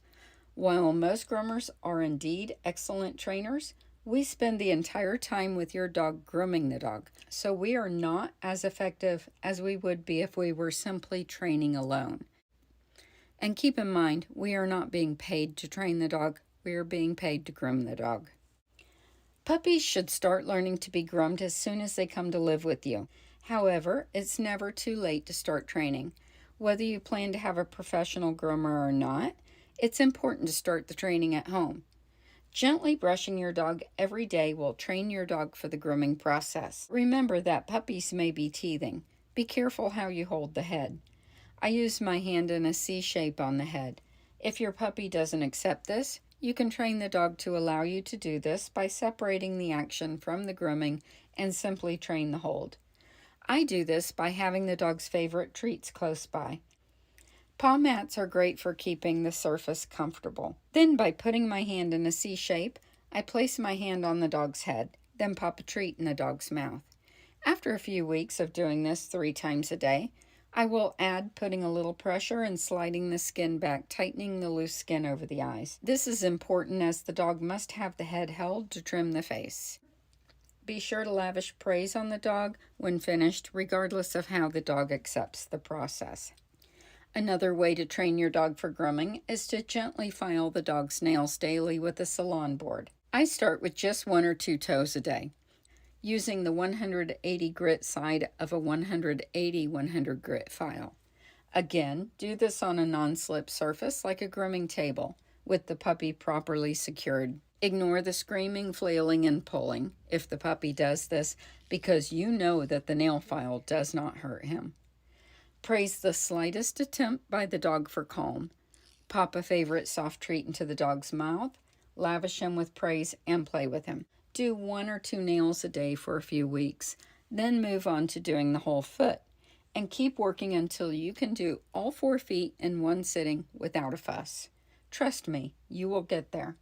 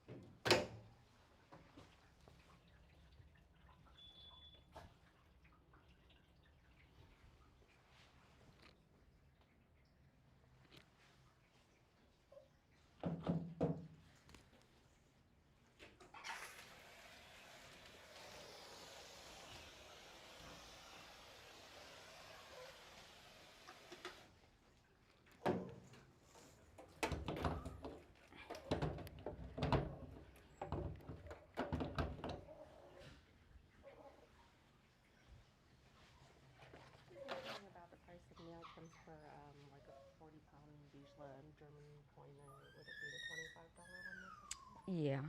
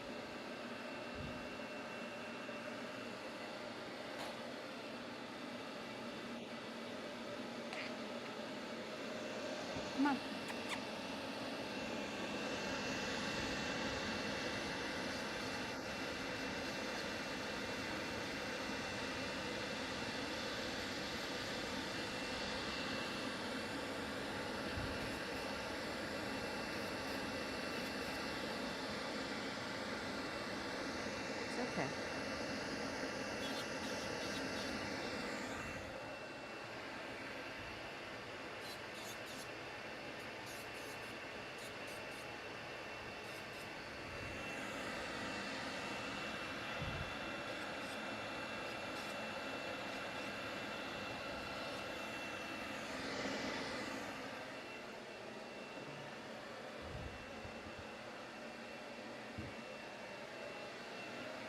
Come on.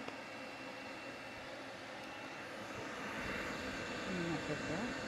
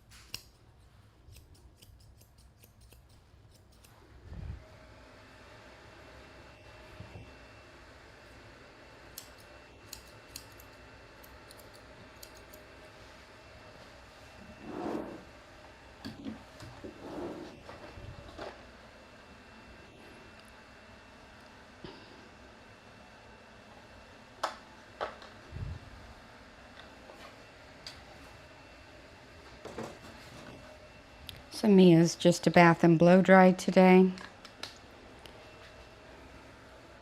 I'm going to trim up Beau.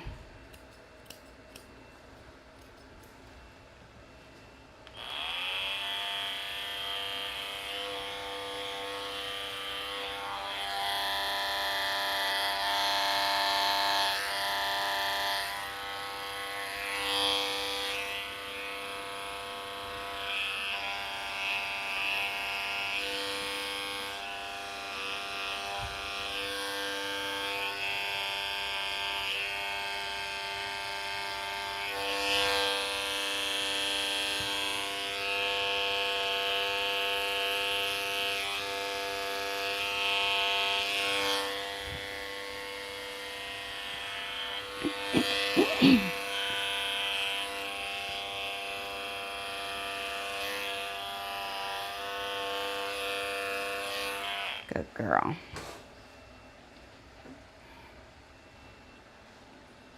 Yes, a good girl.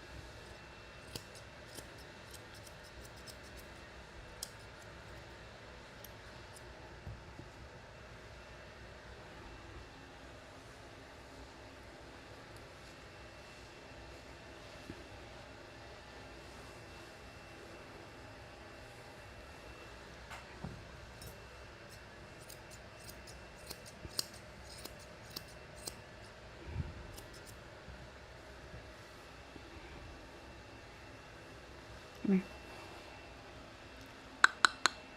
Good girl.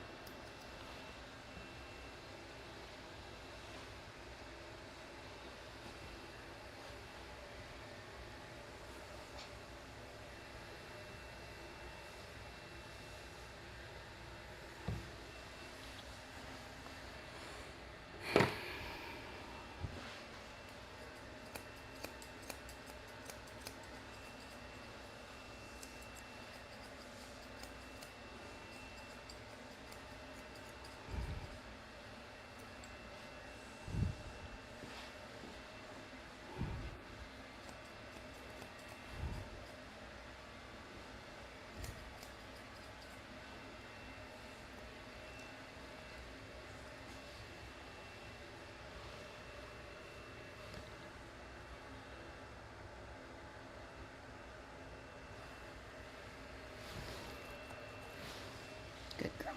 All right, say goodbye, Mia.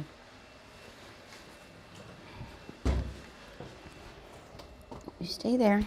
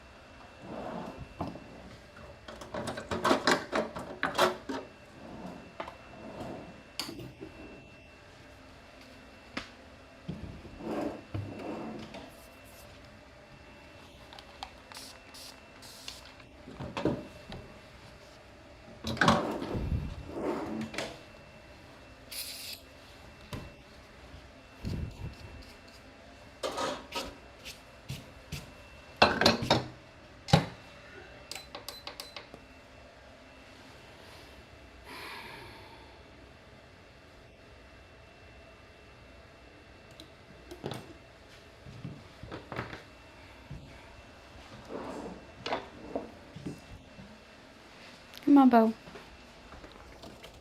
Come on, Boo Boo. I got you.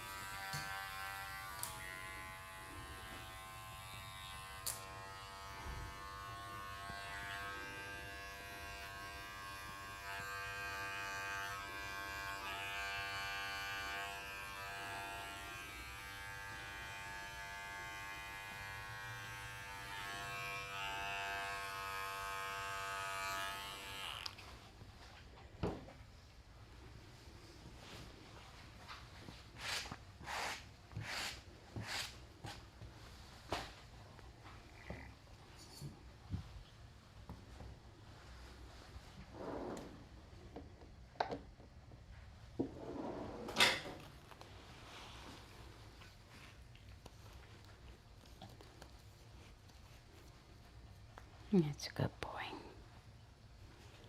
You're fine. You're such a sensitive boy. Come here. Let me have your foot. Thank you.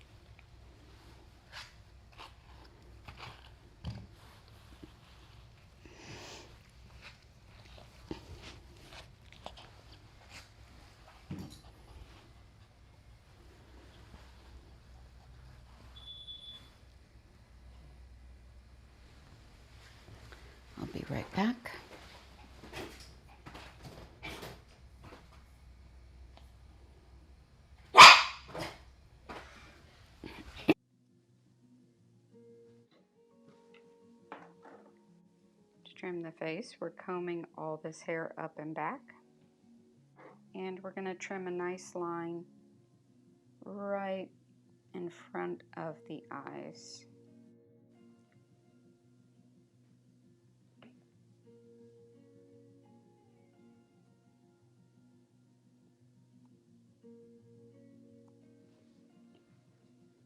With our curvy shears upside down, we're going to create an oval of the mustache. I'm being careful not to trim the eyelashes.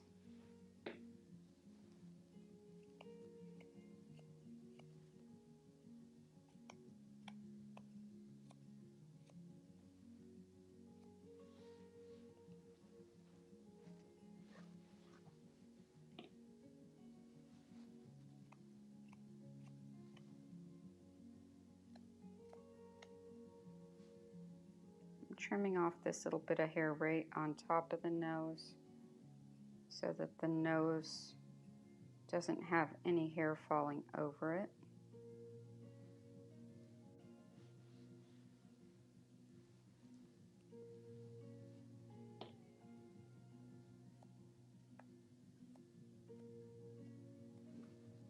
So cute. Oh my goodness. He's a good girl. You ready to go bye-bye? Are you ready to go bye-bye? Okay, let's go. Let's go, Amy Jane. Let's go, Amy Jane. Oh, so cute. Say goodbye.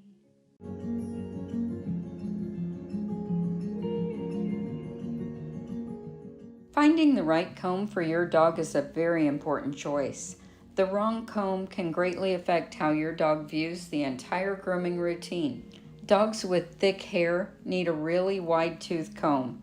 I have been using this comb in my professional grooming salon for many years, and I can tell you that this tool is worth every penny, whether you groom your own dog or you're a professional.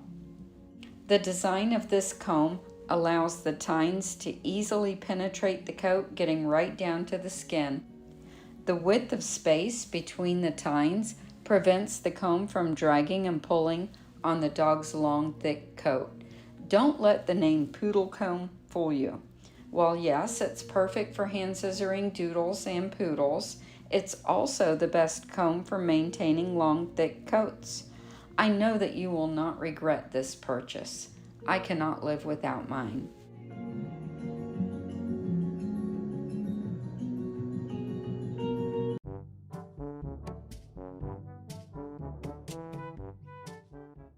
On the feet, I will use anywhere from a 10 blade to a 40 blade.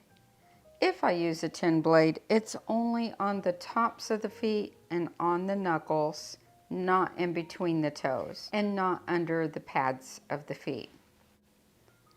The reason for this is a 10 blade oftentimes will catch skin when scooping in between the toes or scooping in between the pads, because the teeth are a little bit wider than on the shorter blades. As a general rule, for most pets' feet in my salon, I use a 30 or a 40, typically a 30 blade. Under the tail and the base of the tail is a matter of preference for me. If I am doing a show trim, I'll use a 40 blade on top of the tail and a 10 or 15 underneath. All pet dogs that I work on, I will use a 10 blade. How do you know if a dog's skin is sensitive to the point where you cannot use one of the shorter blades? Typically, if you test out between the pads, if there's allergies, redness, or scaling, I stay on the long side of my blades. If it's a white dog with a pink nose or pink skin, I will stay on the long side with my blades, meaning a 10 blade. If it's a dog who has been shown, they're typically conditioned to have 30 and 40 blades used on them from the time that they're very young. Their skin is a bit tougher, so they can handle it. For her feet, I prefer a 40 blade. How far up should you clip the feet? That's a common question. When I clip her feet, I clip her to the bend of the foot. I start by clipping over the top of the foot. After that, I start going between the toes. I scoop in one way, then the other, scooping back and forth.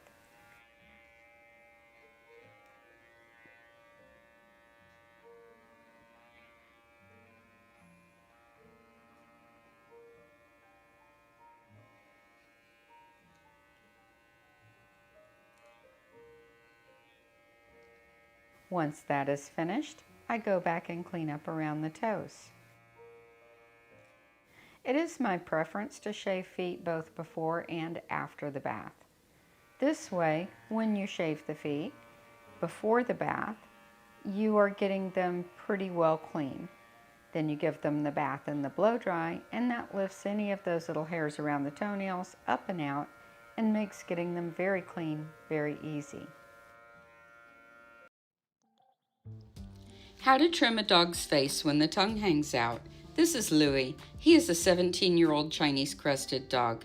Like many 17-year-old dogs, Louie has no teeth, causing his tongue to hang out. To trim a face like this, I use a 40 blade. As the teeth are spaced very close together, this prevents the blade from easily catching the rugae, the ridges on the underside of the lips, or the tongue itself. I do not prefer the 40 setting on a 5-in-1 or 4-in-1 clipper due to the ridges in the teeth of the blade.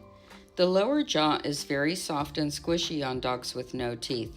The lips are not firm and the tongue slips out easily, so you must gently manipulate the face and tongue as you work. We are grooming safer together. An in-between length. I see. So What does hand strip mean? It means you take out all the shedding hair, and once you cut it, you ruin the coat. So you're going to completely alter it so it can never have its normal coat texture again if we start cutting it. Is hand stripping uncomfortable for you? No. And does hand stripping make them go all the way down to the bald? If you take good care of it, it would. That's not bald. That is just, that's about this much hair, but it's lying flat. So this is what it looks like, basically. So it's lying flat is what it's supposed to be if you take care of them. And that's just from regular maintenance. What does this guy look like? Just 'cause he's got the same. It's kind of grown out there. So Yeah. that's not.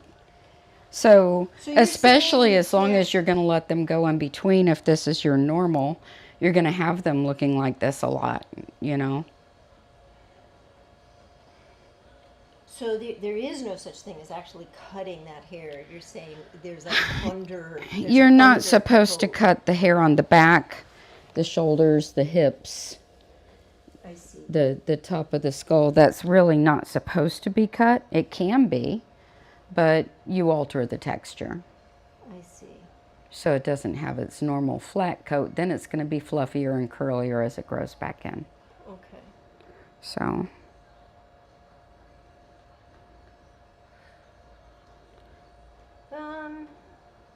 If you're uncomfortable with it, you know. I don't want to go super short Mm-hmm. on her. They're not show dogs anymore. I just want her Well, to be. if you look at this, so see the length of this? That's how short it would be. And then this gets matched to it. So it's not going to be shorter than this except for these pieces are going to come out. And those you can't cut. You actually You they kind of get plucked out. kind of.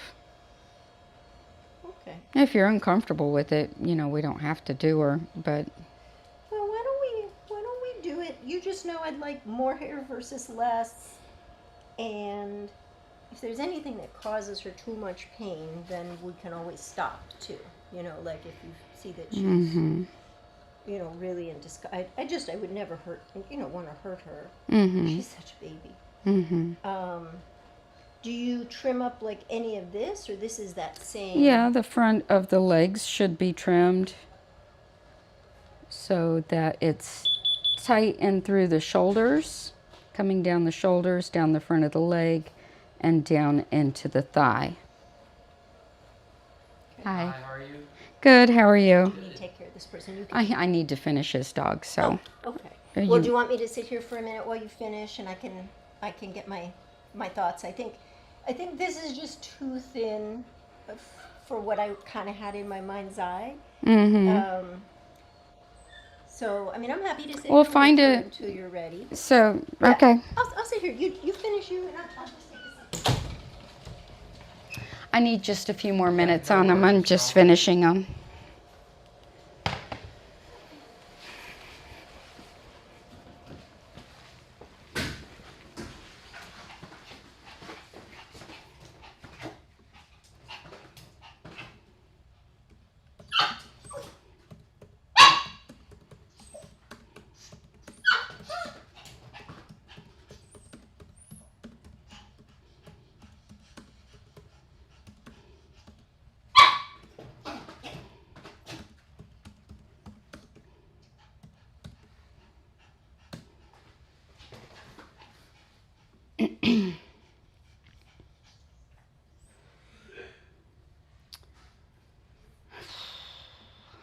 All right, Beau.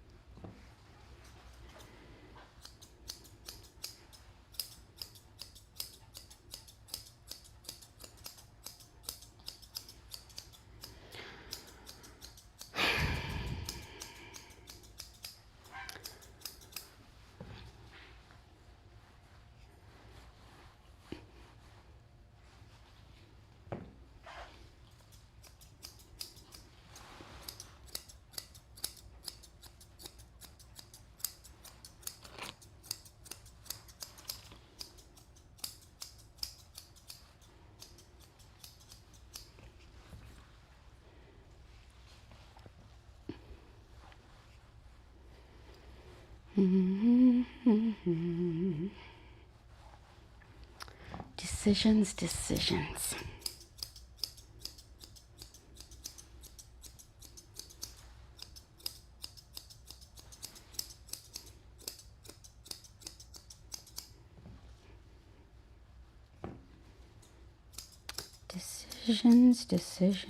Decisions.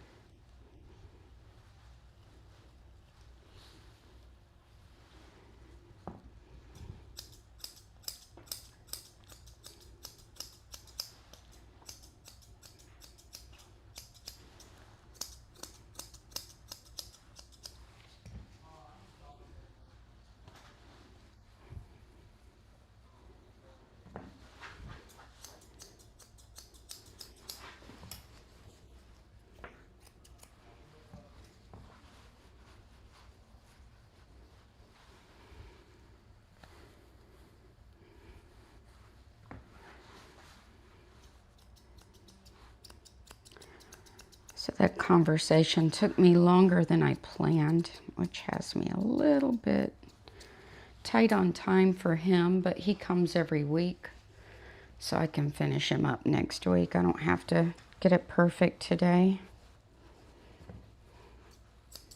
His owner's good with that.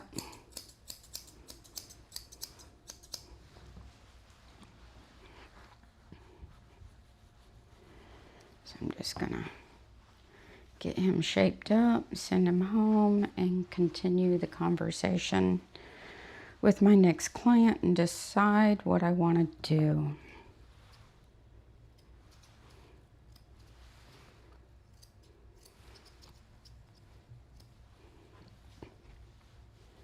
Because I think the ball's in my court.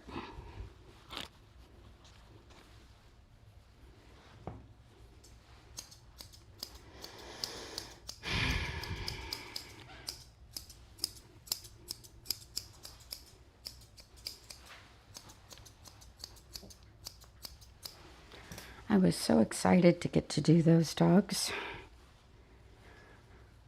but not anymore.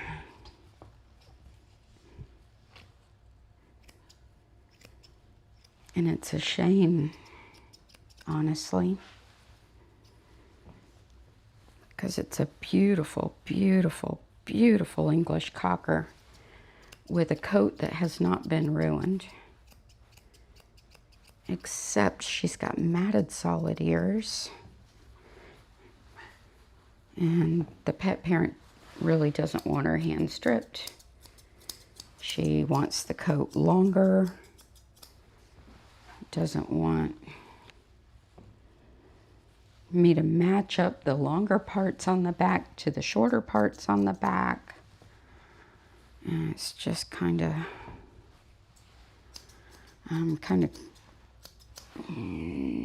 she doesn't want the body shape of an English cocker. She doesn't want the flat back or the flat hips or anything. I don't really even know what I can do. So I don't think we're the right fit.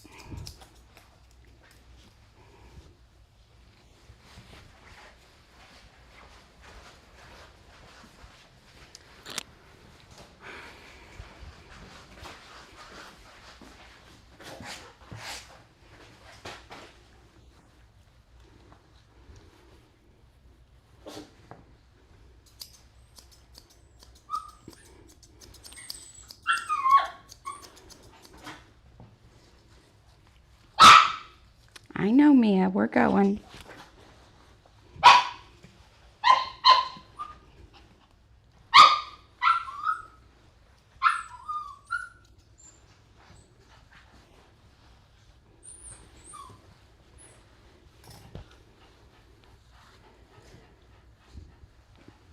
Looks like she's going to want to get her done about every 6 months by the coat.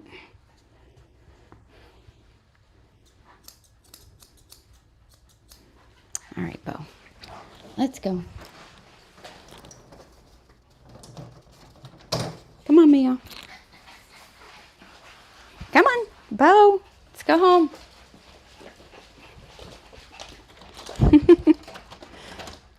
Two happy dogs. You got your bow crooked. Yes, you did. Come here. Fix your bow. There. Here she is. Come here, Beau. You got to go home. Come on. Good boy. There he is. Awesome. Thank you so much. Thank you. See you next Yeah, time. we'll see you next time.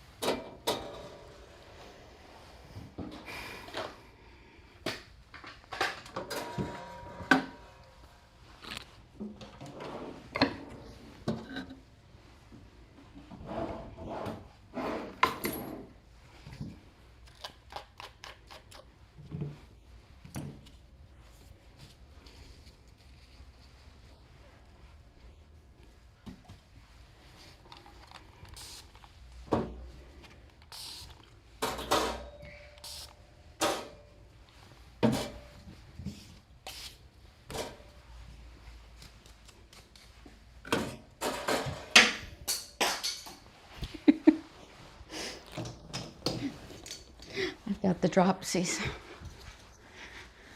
All right. Let's go continue this conversation.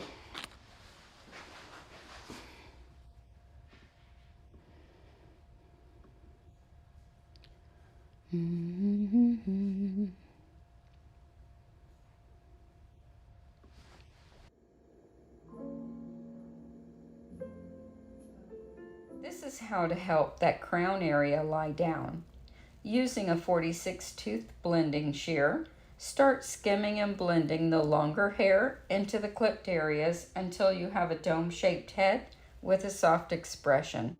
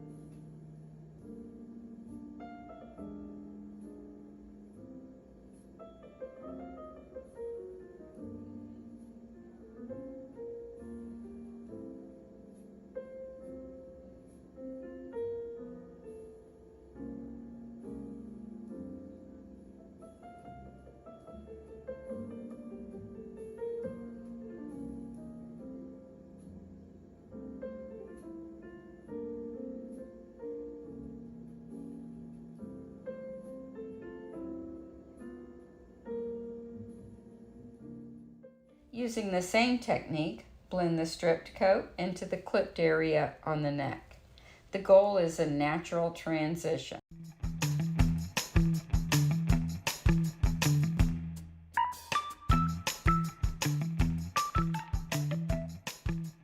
For Spaniels, I clip the ears down to where the ear folds back.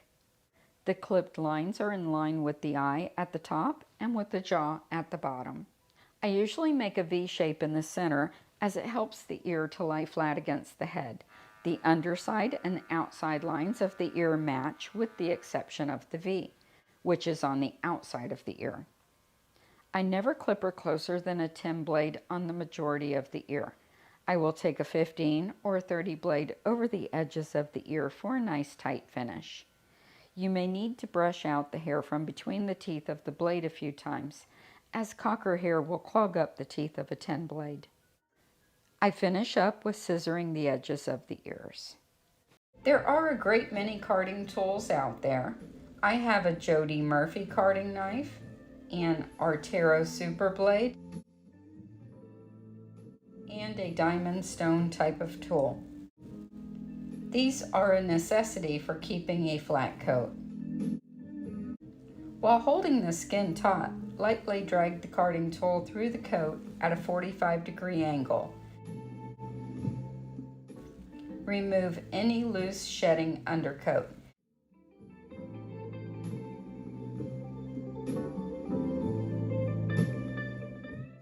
A pumice stone also works well for removing additional loose coat.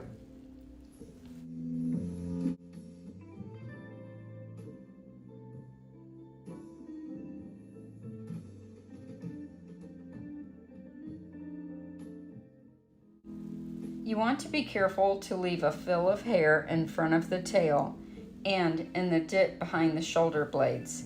This will help the dog to have the appearance of a beautiful top line. So as you card out the coat, go around these areas, taking some areas short and tight while leaving others long, shaping the coat to give the image of a flat back, an arched neck, and tighter on the thighs and shoulders. I take the coat tight right on the flat of the back and then fill in the dip in front of the tail, then tight on the sides of the tail. I card either side of the area beside the tail to show off the rear angles of the dog.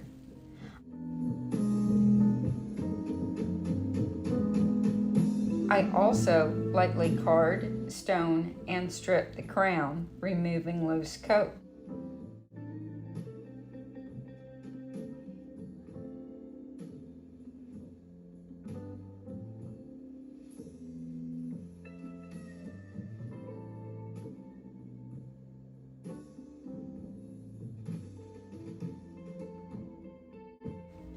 Make sure to get those thighs tight.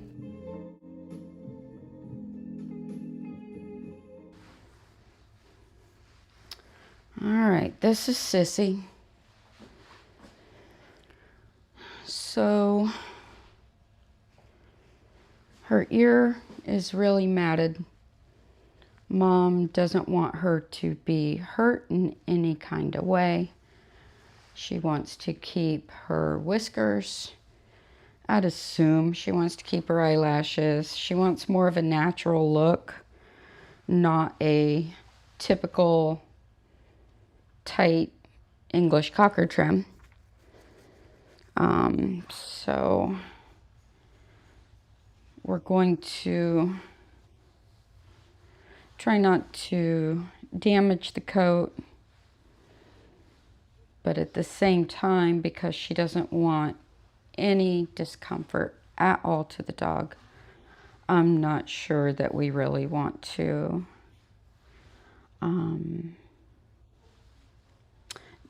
do as much work as she needs, because when a flat-coated dog is properly maintained, say if it were a show dog, you would be carding this every week and taking off light amounts.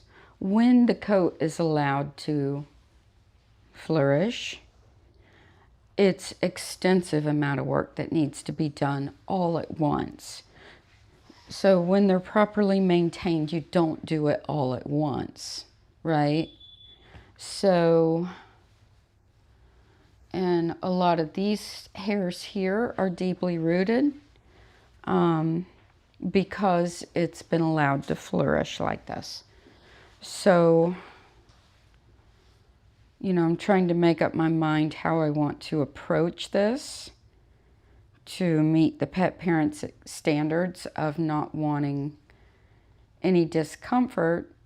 But again, when it's like this, it's a lot on the dog. So I think what I'm going to do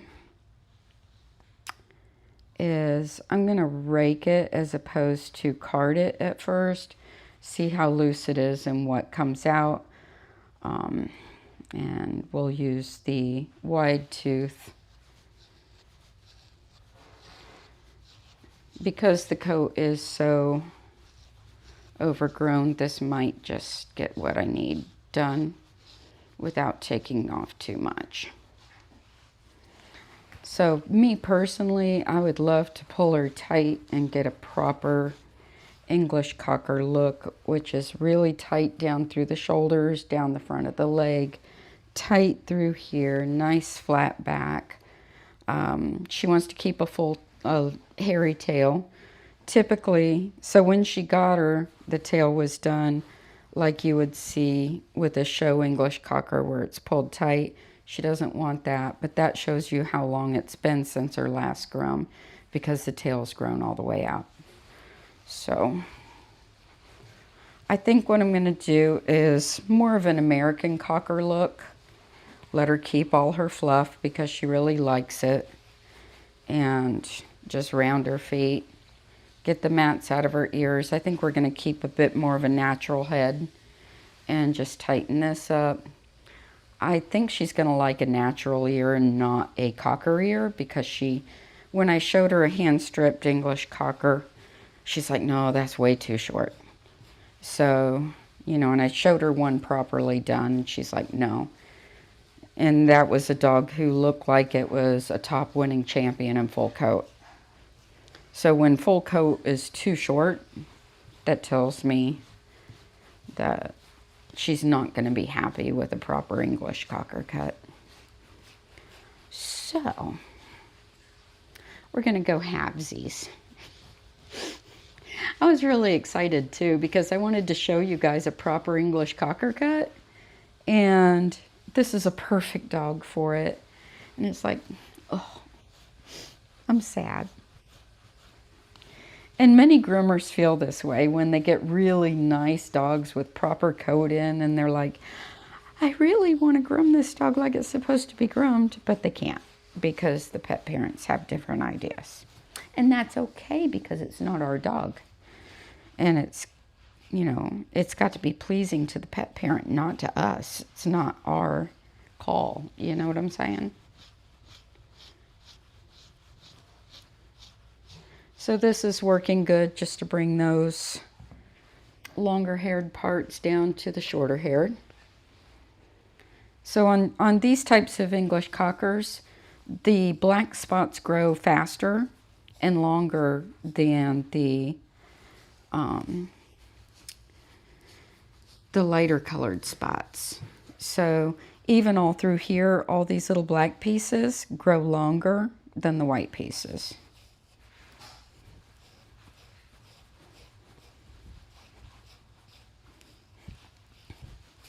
Like, I know this one groomer who got a Bedlington Terrier customer coming in. She was so excited. Yay, I get a Bedlington Terrier. And the pet parent wanted it shave bald. It didn't even have any mats, and she had to shave it. And she's like, oh man, I was so looking forward to doing that dog.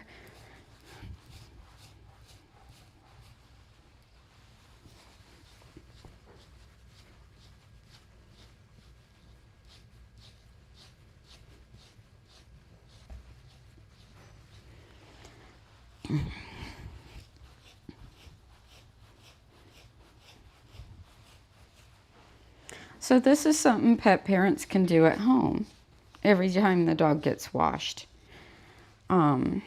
Typically I wouldn't use this kind of a rake. This one isn't dull, but if it's used with the lay of the coat, it still doesn't technically cut the hair, as long as you go with the lay of the coat.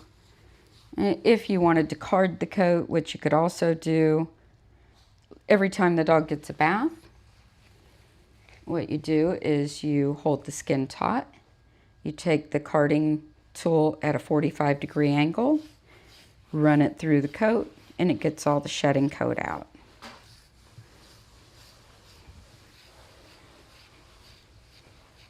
If you do this every week, the coat's going to stay nice and tight and flat, but again, this pet parent doesn't want it that tight.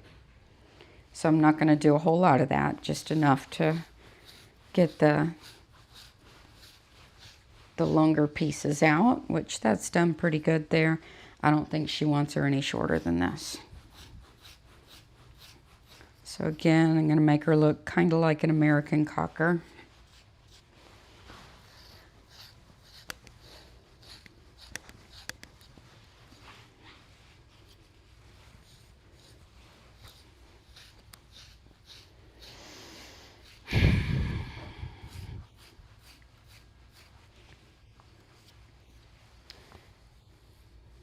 With a floppy top. With a floppy top.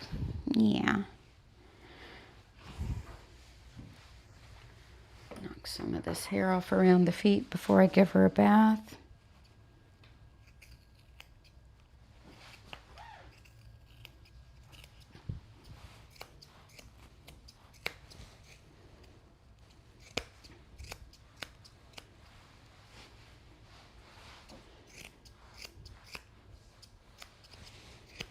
Good girl, Sissy.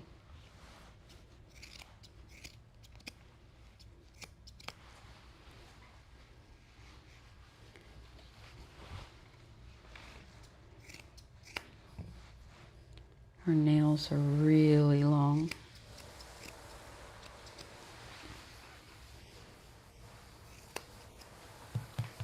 Good girl.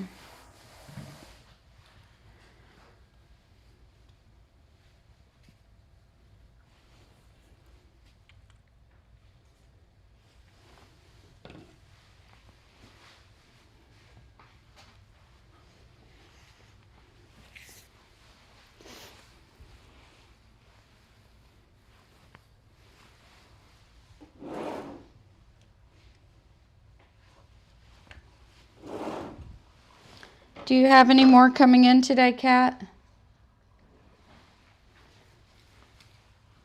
I went ahead and blocked it because I feel like I'm moving like a slow. Okay. Well, you don't have to do any extra cleaning or anything. Go ahead and go home. Swiping stuff out. I figured I'd wait a few minutes for her to come for Rosie, see if she comes. Okay.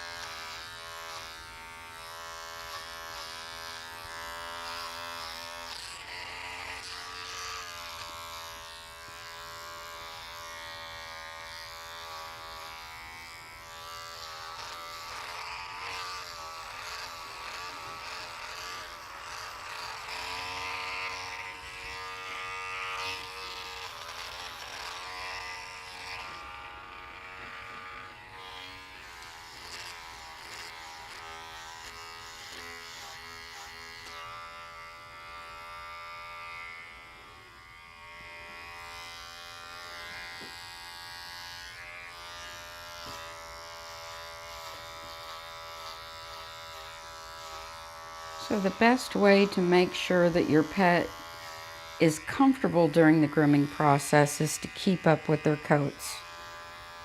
Like 1000%. That's homework that is just super important.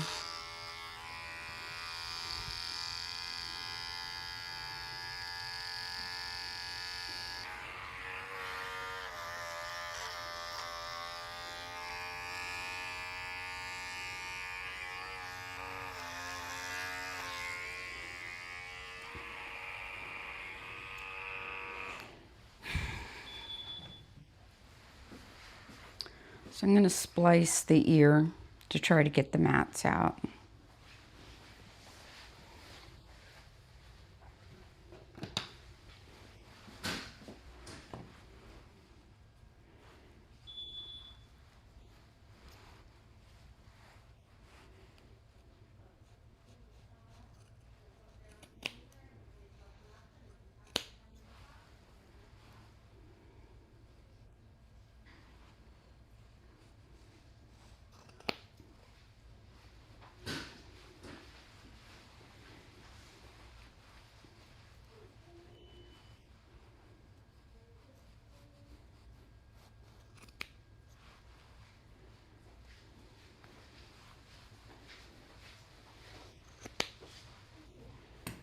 And she said this one's in better condition than the one coming in tomorrow, if I understood her correctly. So we'll see what he's like. And he's a lot more nervous.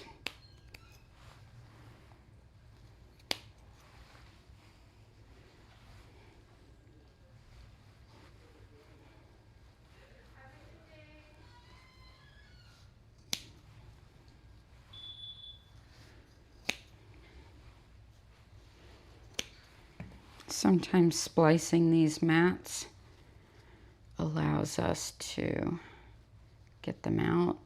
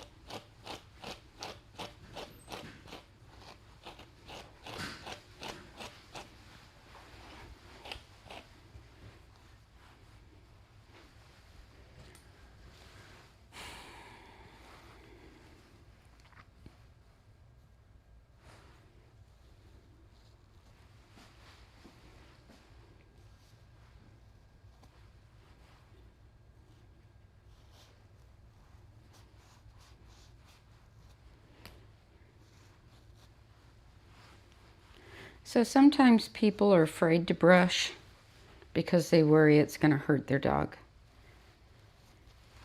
And when you're really, really sensitive to your dog's needs and you don't want to do anything to hurt them, then it just means doing it more often. Like, if you got to do it 5 times a day, do that, you know. Of course you wouldn't. For me with cockers, when I have cockers with a lot of hair, and you have to remember, the more hair you keep, the more maintenance you have. So if you want to keep more of an American cocker coat and you want to keep excess hair, excess on the ears, you know, like the natural look, then it's going to be a lot of maintenance. So with my own cockers, I would wash and blow dry every 5 days. It was a 3-hour process. They had full coat. I like to do it that way because I like brushing a clean coat. Now, that's extreme, and I'm into extreme maintenance, so that's just me. But my dogs had extreme coats. So, like, if you pushed in on the legs, they would be this big around with hair. It was just extreme hair. So, I would say with these ears, you want to brush the ears every day. You want to brush the body at least every other day. And then on bath day, you want to do like one end to the other, brushing, combing from the skin out everywhere. And if it starts to mat, which it shouldn't, if you take proper care, your dog should never be matted, period. But if it starts to mat, you don't want to say, well, I want to be gentle, let's leave it, and we'll do a little here and a little there, and, you know, maybe somewhere down the line we'll get it out. No, because the longer you leave it, the worse it gets. So as soon as you find a mat, you have to get that mat out that day. Like, you're not going to sleep until you get that mat out, right?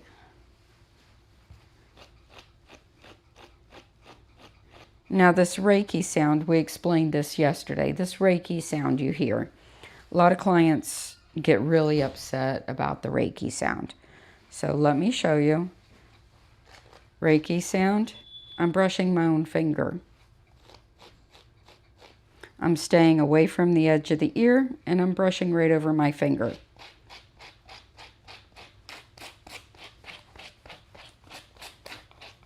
See, it's not hurting me.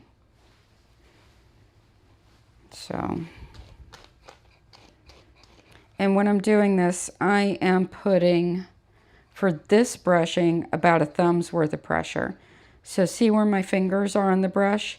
When I'm going here, I'm going like this with a thumb's worth of pressure. If I switch it, I'm going this way with a finger's worth of pressure. And I'm basically using about this triangle amount of the brush. So I'm not raking the whole brush against it. I'm taking my thumb, picking up the hair right in the bottom of the mat and picking. And then picking right over my finger.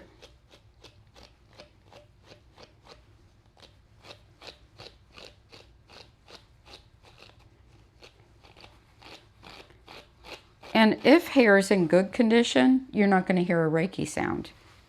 This area is not matted. Hear the sound. When you're hitting mats, you're hearing the Reiki sound. Here I'm putting a heel's worth of pressure, so the heel of my hand, I'm picking that hair up. Simply because of the angle, I change what I'm doing sometimes. Or the heaviness of the mat, I might use more of a heel of pressure. And I like to say how much pressure I'm using because a lot of times people don't put enough pressure. They're like, see, there's no pressure. I'm holding the handle of the brush. That does nothing. you have to apply some pressure, especially on a thick-coated dog. And again, you're not hurting her. So I'm looking at the condition of the skin under here. Extremely flaky because it was wet mats. And once you get wet mats on a dog, so there's no irritation to the skin at all from anything I'm doing. Once I wash her, I don't know if you can see these yellowy flakes. Sometimes that's a little fungusy, and it gets fungusy from the wetness of the mats. So, but you can see there's no irritation to the skin or anything. But once I wash this all out, because it's crusty, and that's one of the reasons why I don't like to shave it, because if you shave it and it's got fungus under there and it's had wetness, because they're wet right now, if it's had wetness just sitting on the skin, then that could look rather, what word would I want to use? Angry when you shave it off. It could get irritated. They could get hematomas. You know, they could start head shaking. All kinds of things. So I prefer to brush it out, especially on the ears, if at all possible, because I don't want to have any lasting effects, especially on a dog where the pet parent's really worried about the comfort and safety of the dog. Like very, very worried.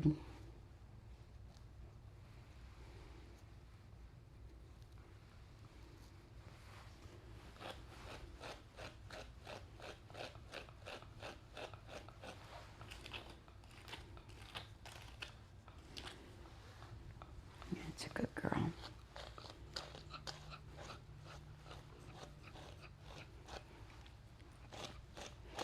So this dog's very obviously used to being groomed. She got her from somebody who showed. Most people who show their cockers keep them in full coat and groom them continuously. So dog's very used to being groomed.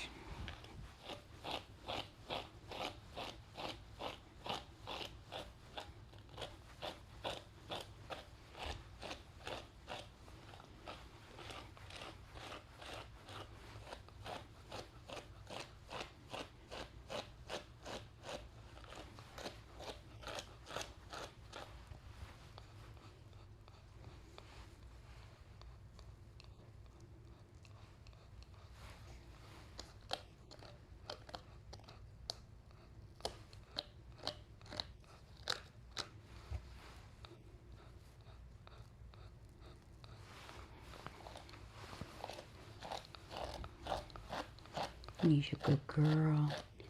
Yes, you are.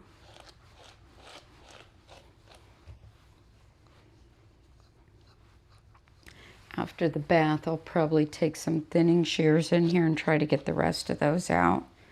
There's some little tiny tight ones. I don't want to do that till she's clean.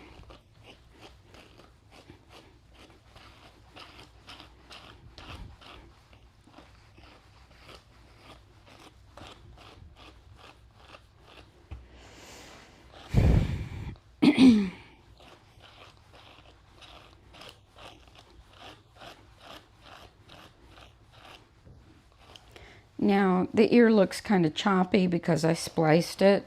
I'm not going to even it up because then it'll end up really short. I'm just going to leave that, not worry about it. All right, Missy.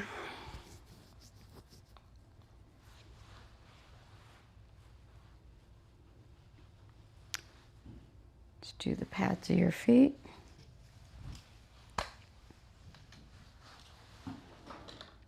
Actually, they're kind of dirty. I think I'll wait till after the bath.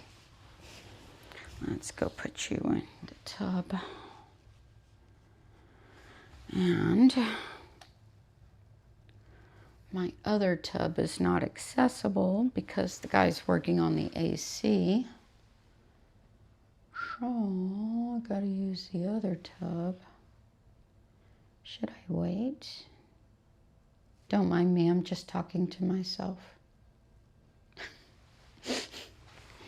Come here, baby. You're a good girl. You go in there for a minute. Let me figure out what I want to do.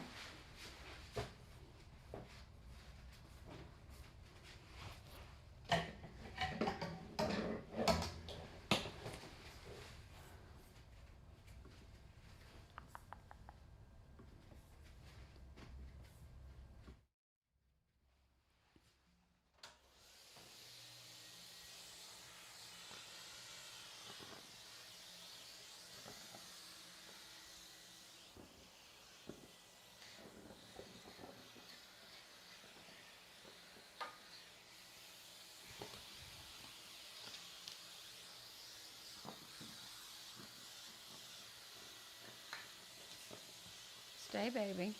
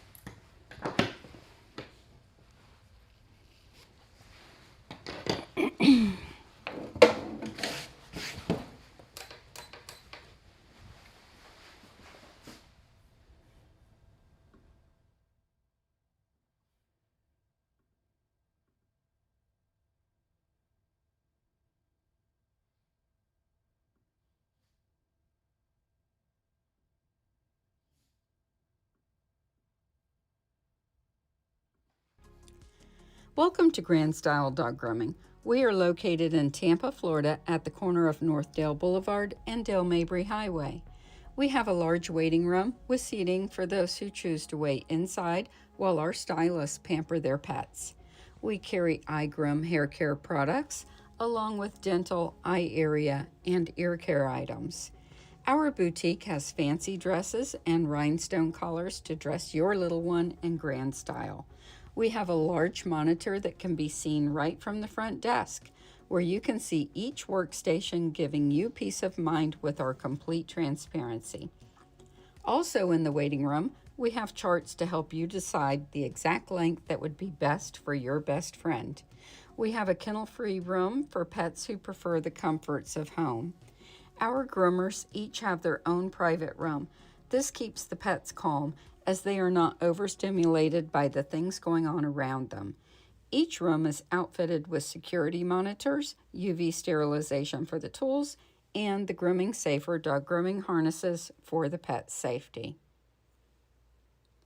Our main bathing area has 2 tubs. We use foaming disinfectants in the tub after every bath.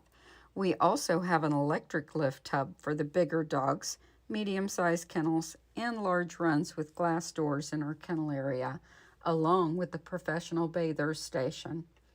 We have a well-stocked room with supplies for creating cute bows and bandanas in-house, and a comfortable break room for our employees. Schedule a makeover for your pets today.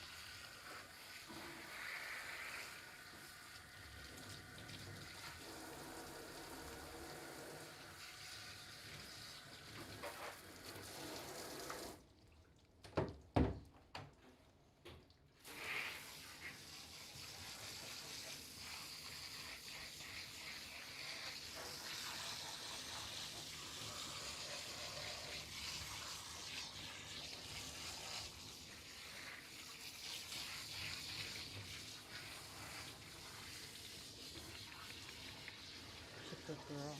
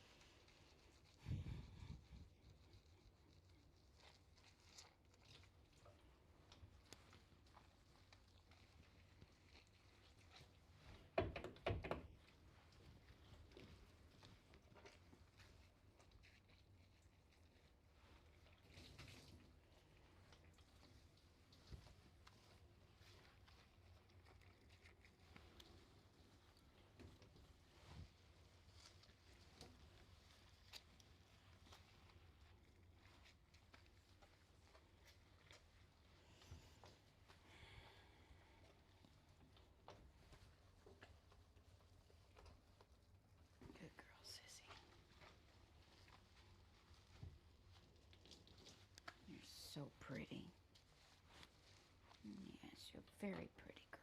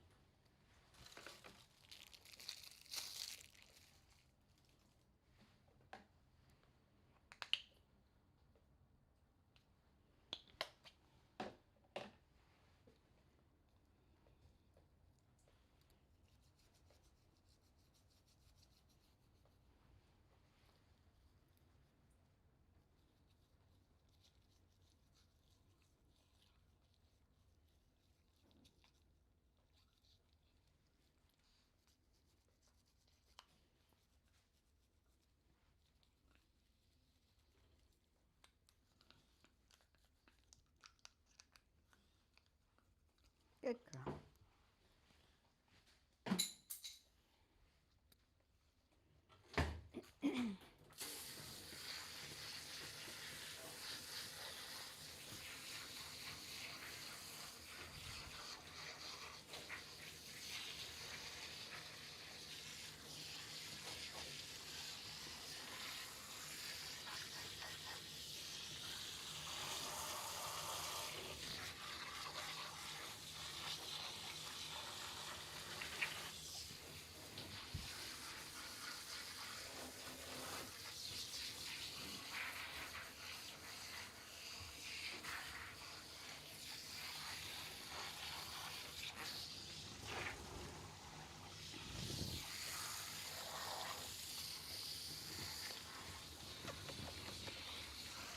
baby. He's just a baby. It's okay.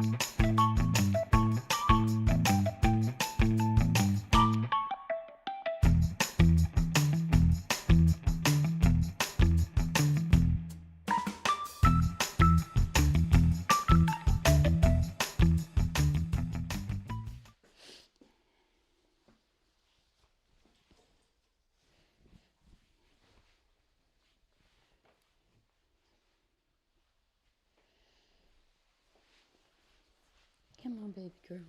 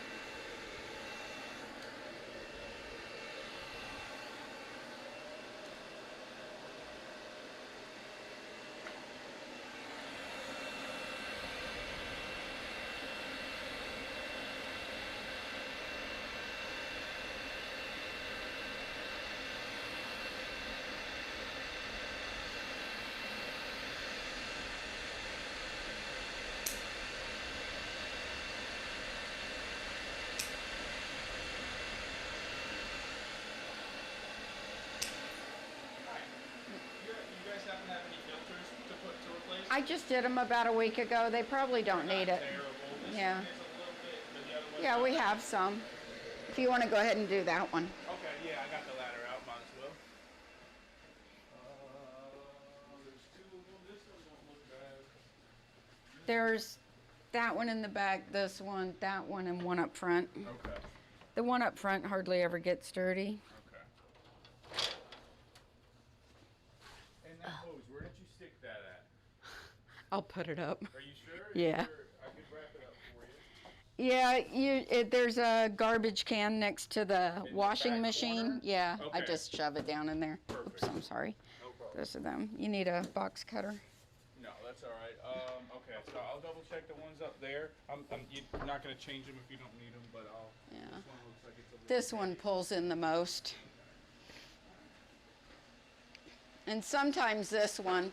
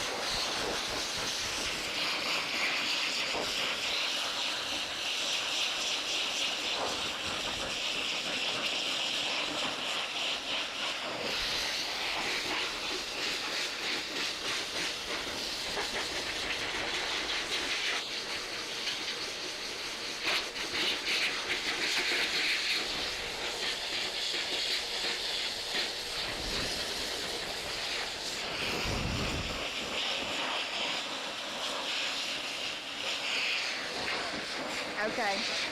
You too. Perfect.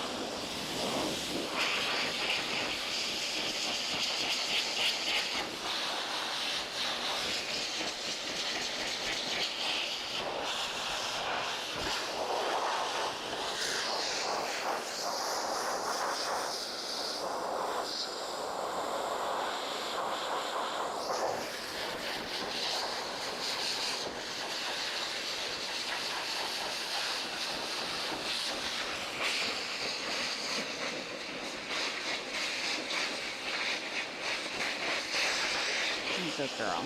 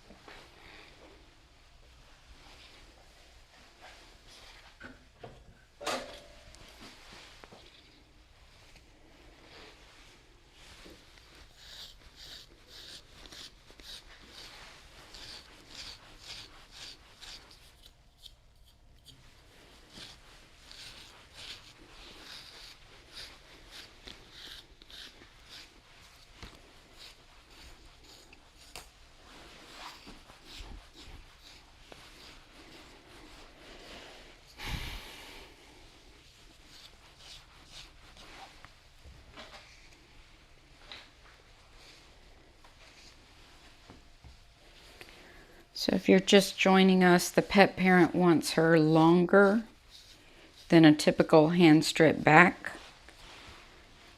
And she does not want the proper English cocker outline.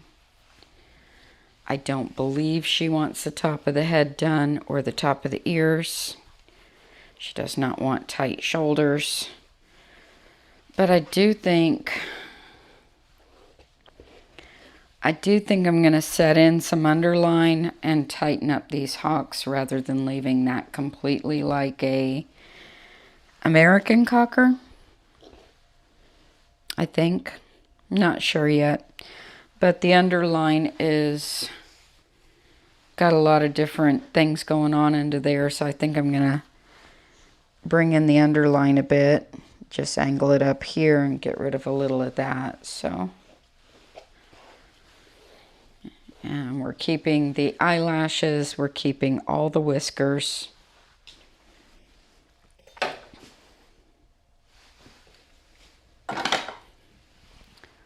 So, I think first I'll go ahead and do her pads.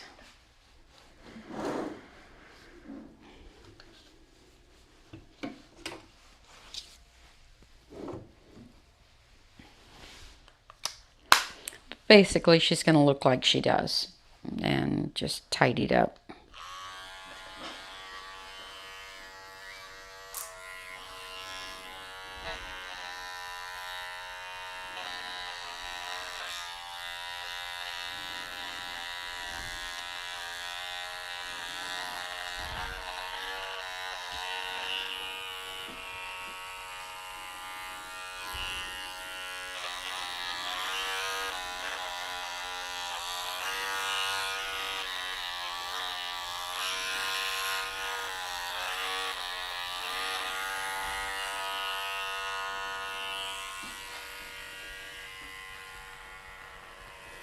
Turn.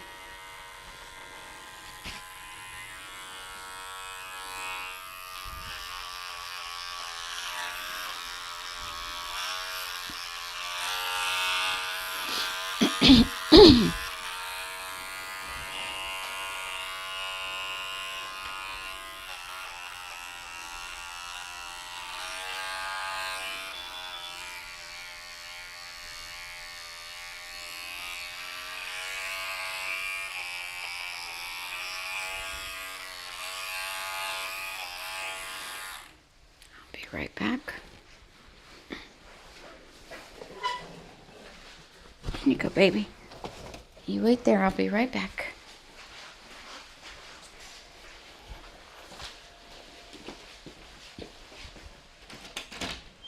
Hi. Hey, Brahmsy. He should be finished about 3:30. Okay. Thank you. Say bye. Hi, buddy. How's my big boy, huh? Here, you go in here.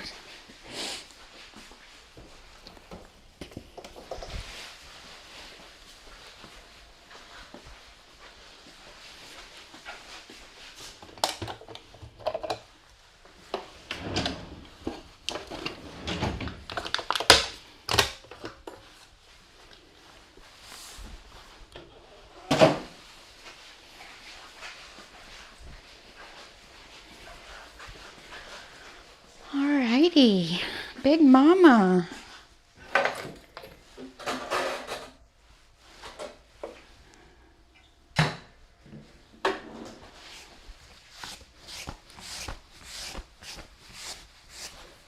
All right, let's go.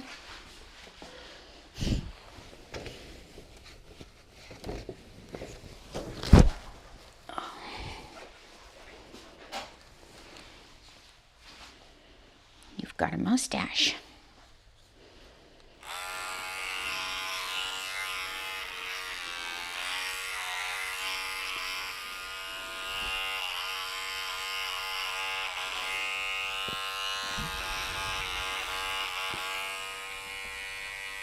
Turn.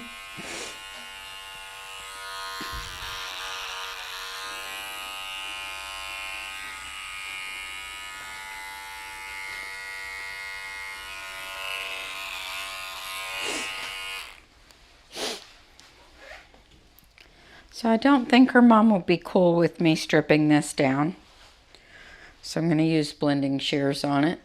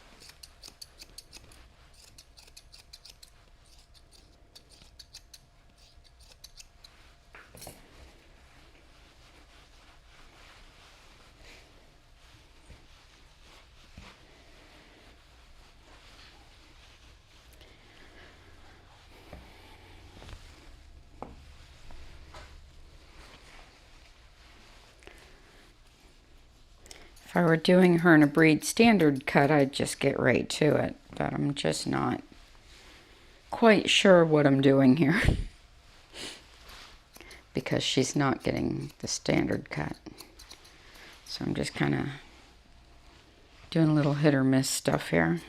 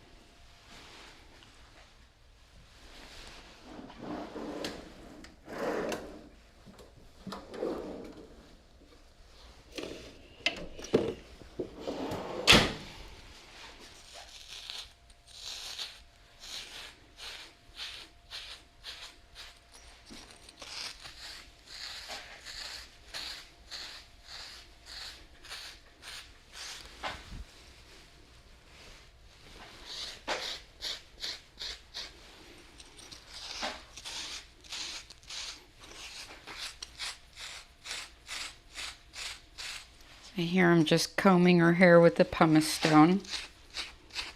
And it's just pulling up some shedding hair.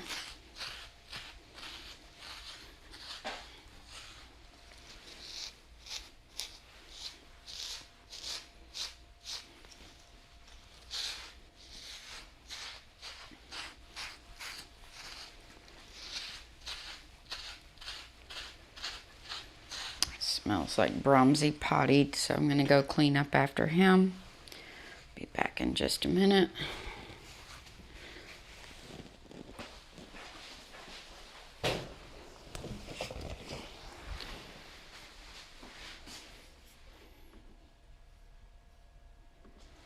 There are a great many carding tools out there. I have a Jody Murphy carding knife, an Artero Super Blade, and a diamond stone type of tool. These are a necessity for keeping a flat coat. While holding the skin taut, lightly drag the carding tool through the coat at a 45-degree angle. Remove any loose shedding undercoat.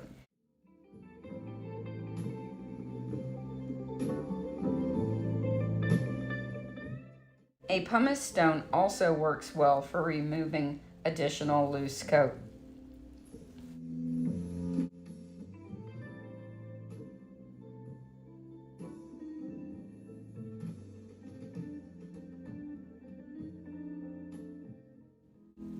You want to be careful to leave a fill of hair in front of the tail and in the dip behind the shoulder blades.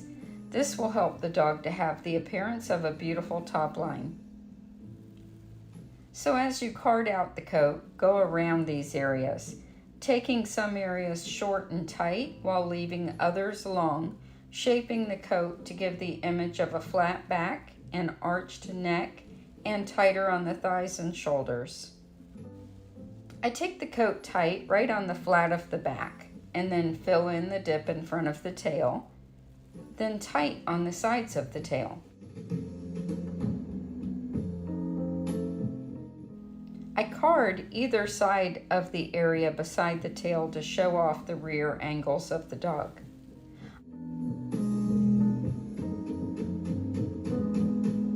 I also lightly card, stone, and strip the crown, removing loose coat.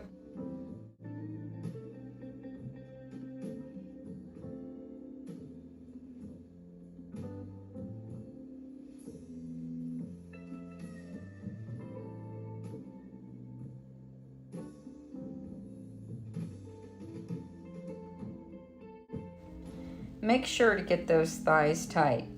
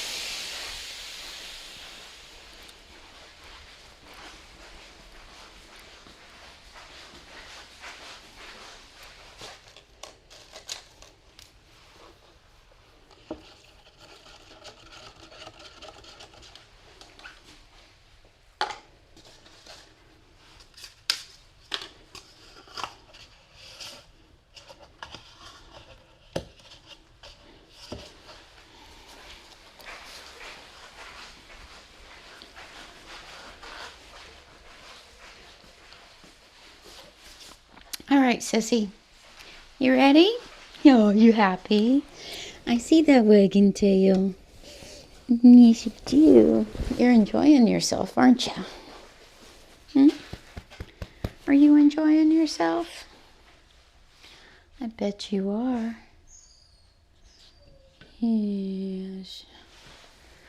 She's enjoying herself. All right, let's see what we can do with you. Start pulling this all together.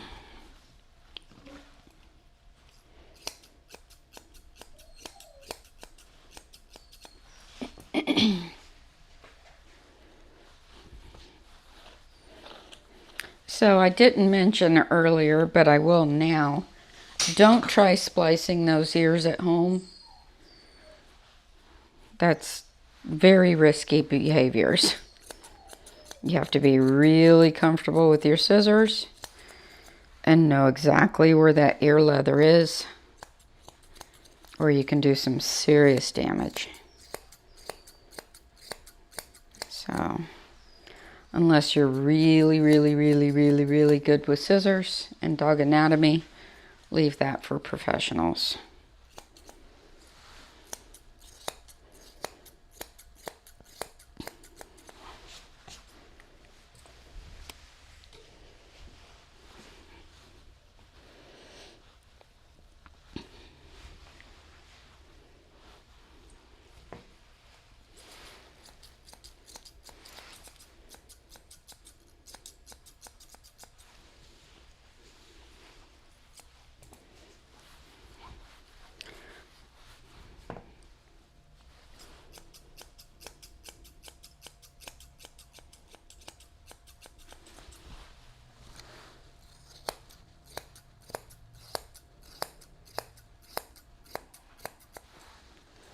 Just trying to match up the ears because this one lost so much hair. I want them to be the same length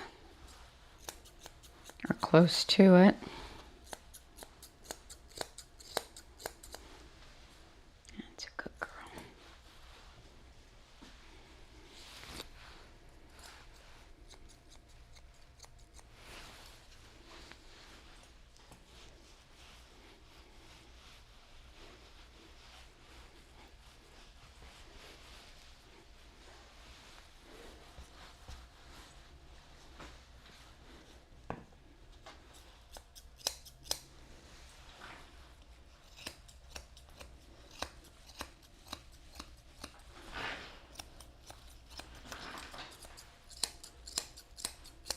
Are you sleepy? Do you find this also relaxing? Mm-hmm.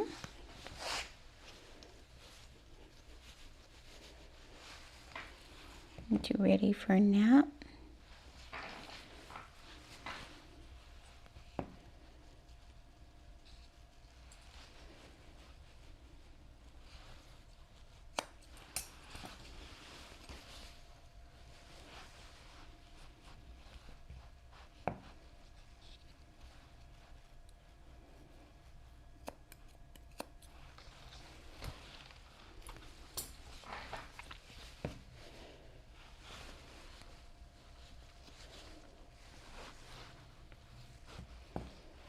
Our mom just said cut out any mats like this, I find.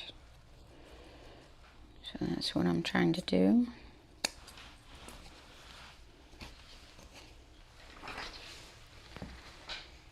Here. Stand.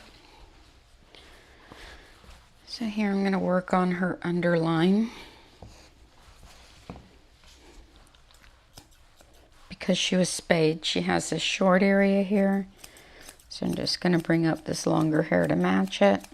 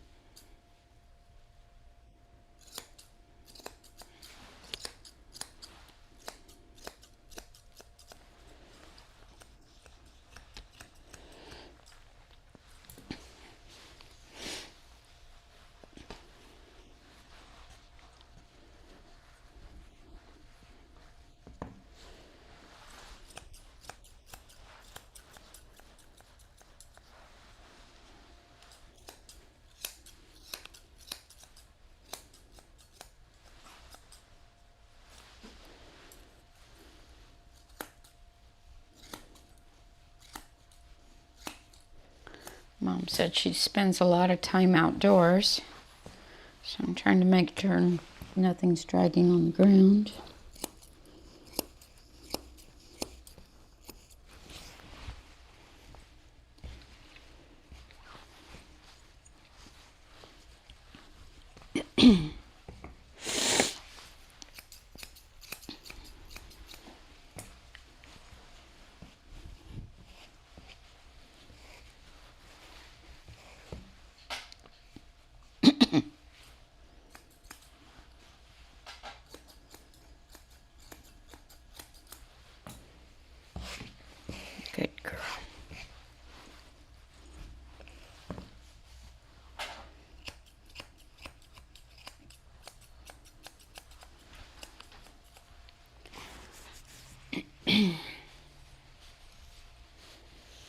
Turn, turn. This way. Turn, turn, turn, turn, turn. Thank you.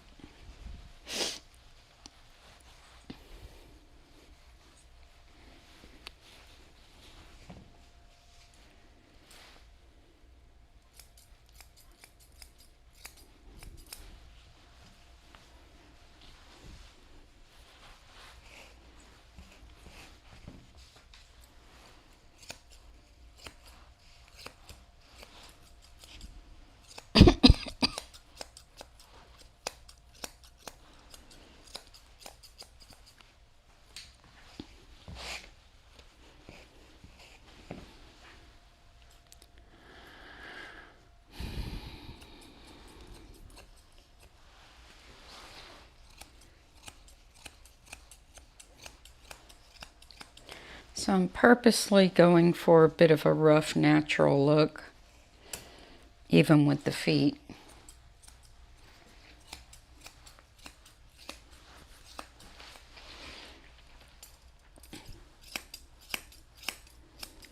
And then going forward, her mom can tell me what she likes and what she doesn't like, and if she wants it tighter or fuller.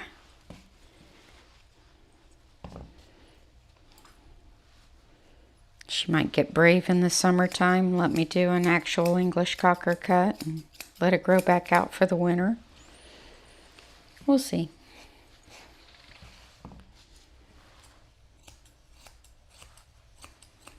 That might be a good plan. Like, let me do it once a year.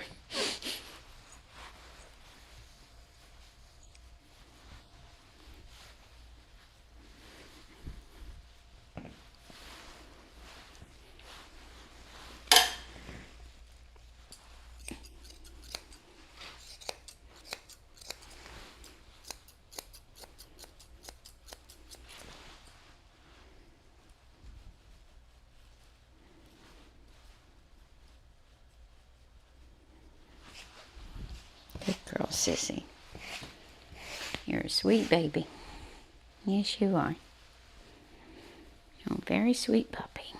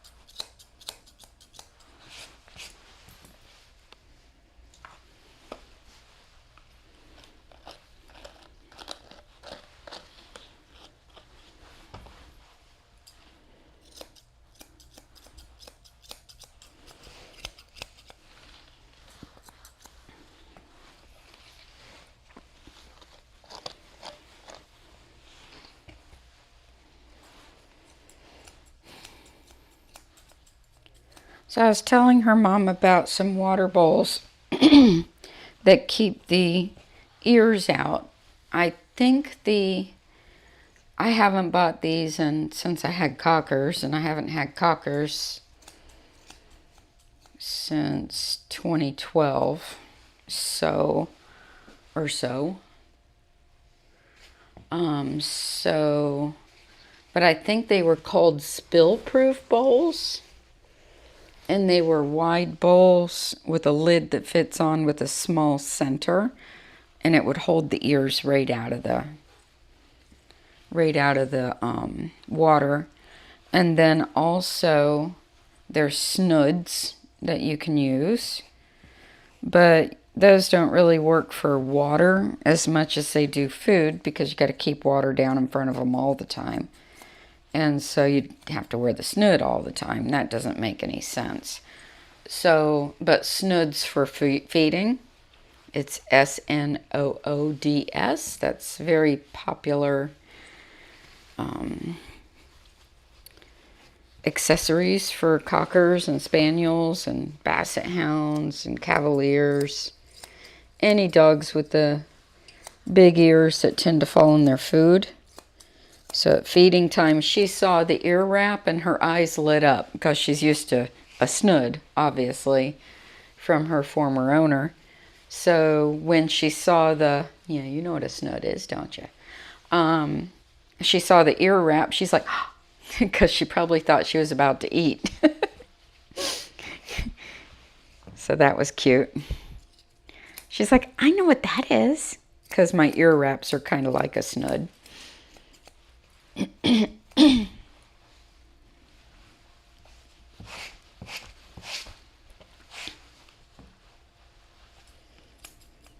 You can find the snoods online or at any dog show.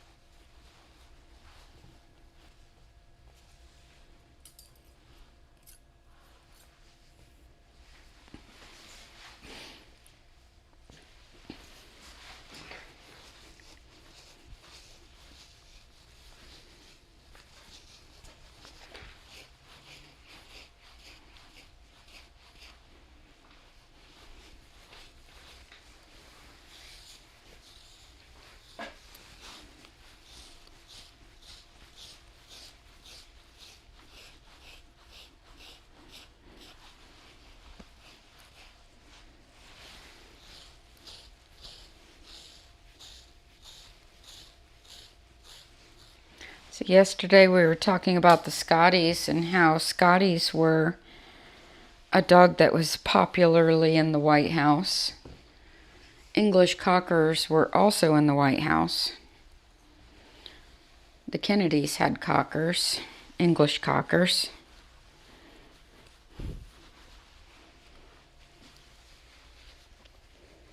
Just a little fun fact.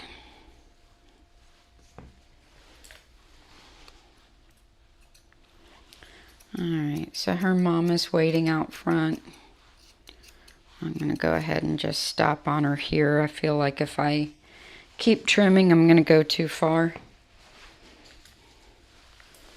So I'm going to stop. Yes, I'm just going to stop. Right here, huh? Yeah, you did so good. Yes, you did. You're a very nice girl. I like you very much. Yes, I do. I like you very much. You sweet baby. Yeah. All right, Sissy. Tell everybody goodbye. See you next time. Off you go. We'll be back.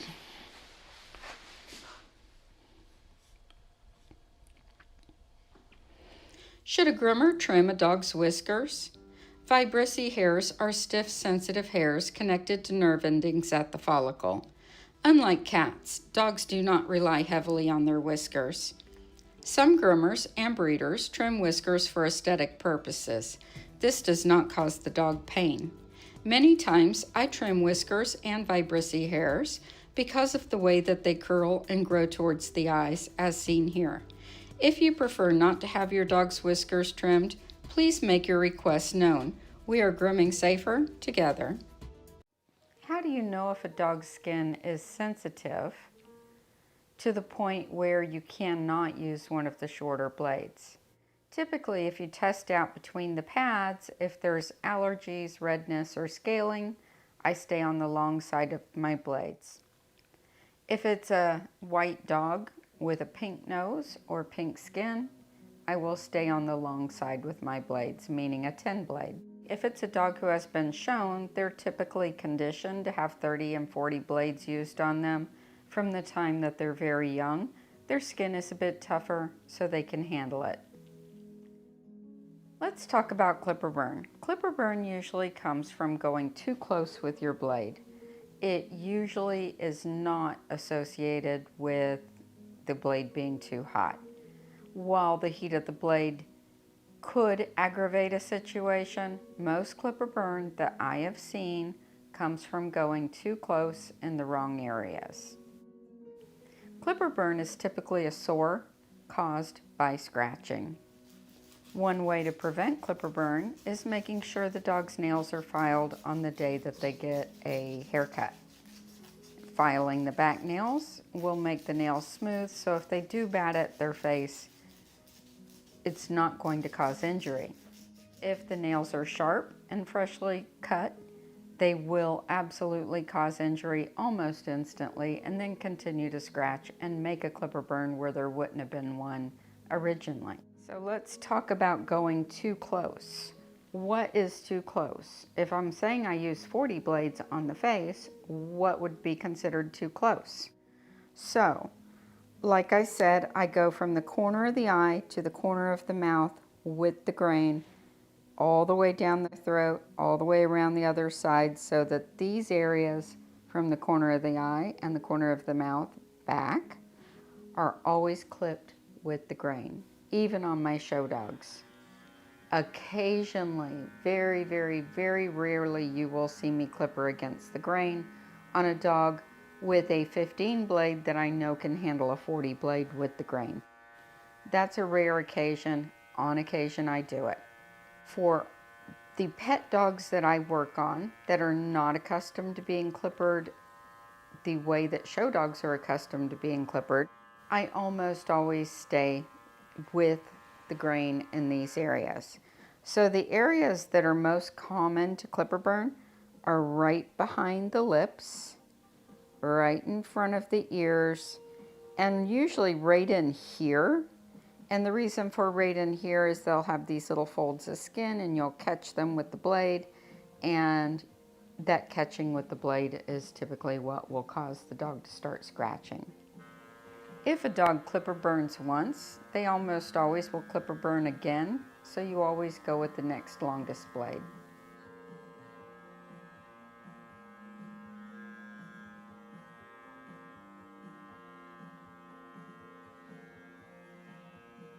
Using my hand as a claw over the head, I use my thumb and stretch the lips back.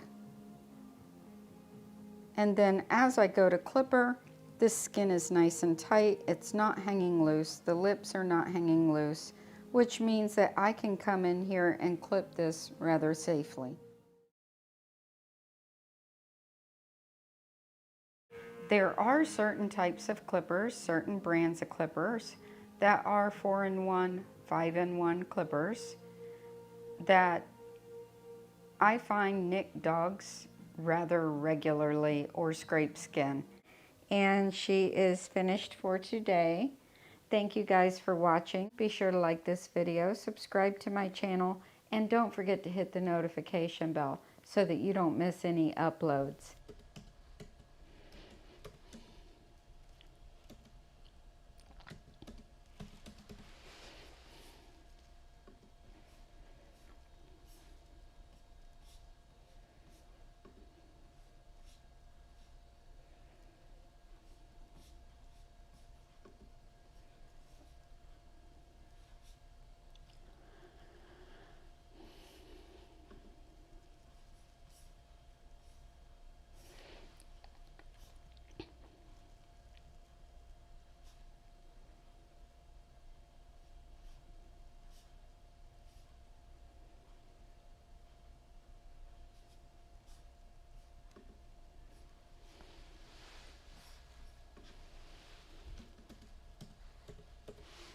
be right with you guys.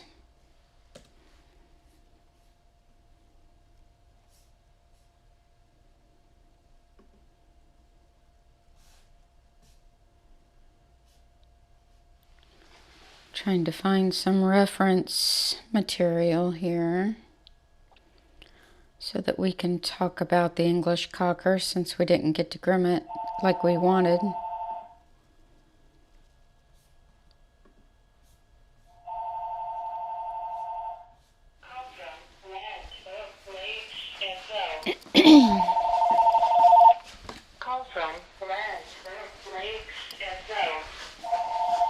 All right, I'm coming.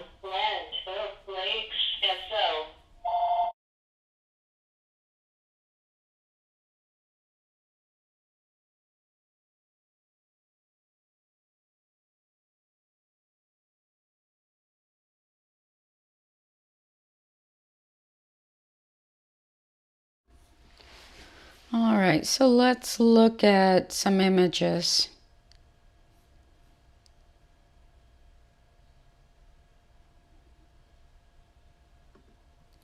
So these are English Cockers. Do this here. Stop it. I gotta go over here. Okay. So when an English Cocker is properly maintained on the body and kept carded, you can see that the neck here and the shoulders is very tight. The thigh is very tight. The tail is very tight. And then they're done more like a setter than your American Cockers. So you can see the whole shoulder all the way down the front leg is tight, all in through here. And then this area under the tail, right here, it's kept nice and flat. And then this area here is long. The top of the ear is shaved like an American Cocker. You keep a little bit of hair on the top of the head, but not a lot. And then the face is typically shaved. The throat is shaved. So here's another one. You can really see the throat here, where the throat is shaved and the sides of the neck are shaved. And you can also see here the hair on the head is a little long, but it's not excessive. So here's a really pretty tricolor roan type color. See how nice and tight that is? That's what I was really hoping to get to do. But that being said, you can't pull this into shape in one sitting. These coats are maintained constantly, and that's why they're so nice and flat. Here's one more like her. So these are the type of pictures that I showed her, and she said that that was way, way, way too short. But, you know, this is what I would like to be able to do. But again, it's not my dog. I can't, you know, talk somebody into something they don't want.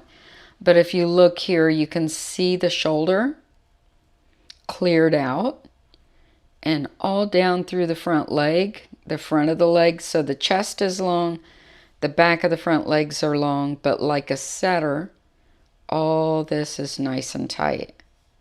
Here, all nice and tight. So, and you can see the little bit of hair on the top of the head. So these are just images. That dog doesn't look very happy.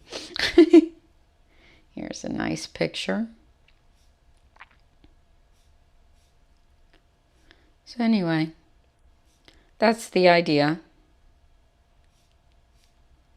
And you can see by the different colors that they are actually a little bit different in their coat types. Some are super sleek, while others, like these roan type colors, their coats aren't pulling down as tight. They could, but it looks really nice. She would look beautiful like this. And that's what I was hoping to do. All right, back to it. Go back to here. Get back on the camera. There we go.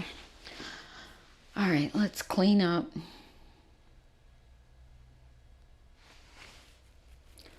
Yeah, cockers are sporting dogs.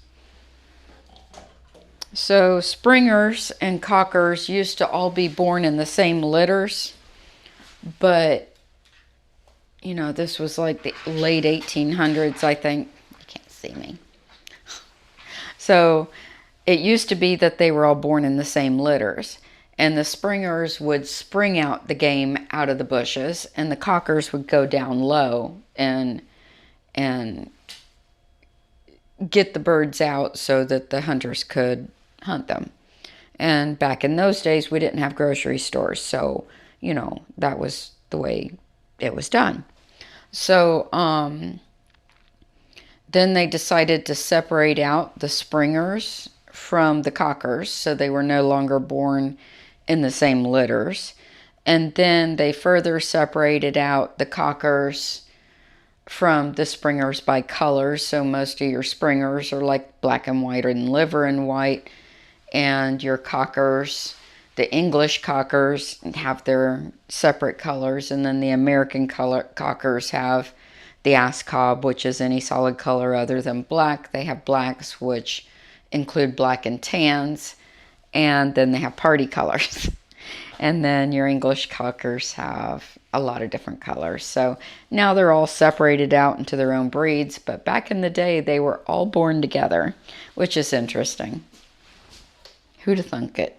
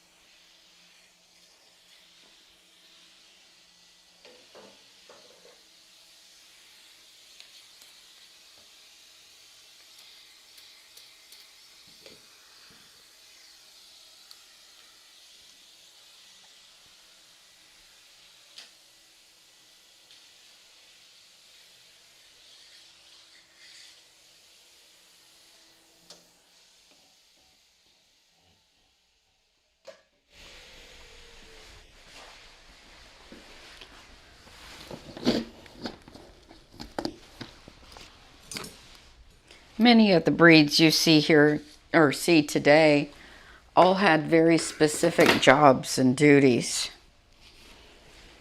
that assisted people in their lives.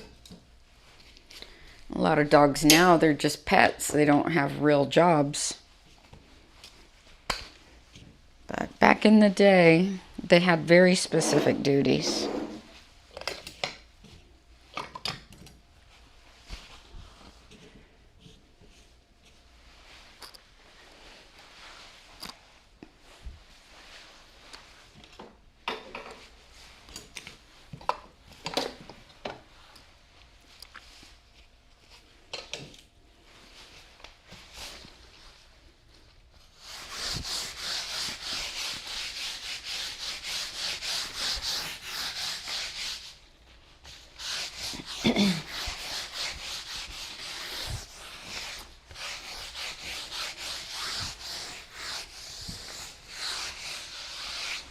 Like the cockers going low into the bush for the birds, the springers springing the birds, the clumbers, slow moving gun dog.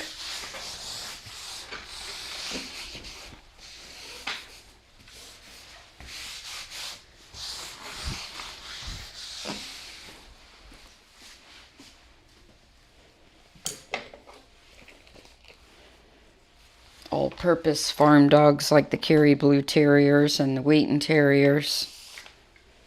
Fox Terriers, very specific to the fox, as their name implies.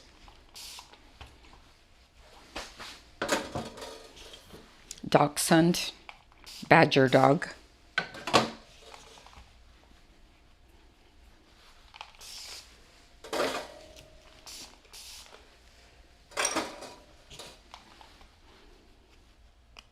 Sight hounds, hunt by sight, as the name implies.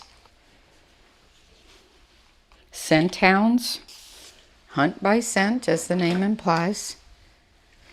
All very specific duties. Norwegian elk hounds, hunt elk. Like for real. They used to help the Vikings, and they would like hunt the elk into like a rocky area where the elk would have nowhere else to go. And then the elk hounds, which are very bouncy, barky dogs, would literally bounce and bark in front of the elk until the hunter got there and did what he needed to do. But the characteristic of the breed is part of their centuries-old behavior pattern that was very valuable.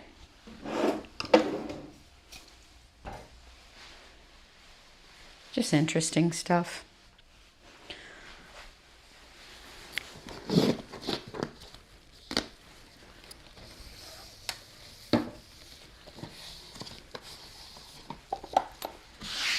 All right, it's time for Mr. Brahms to get a bath.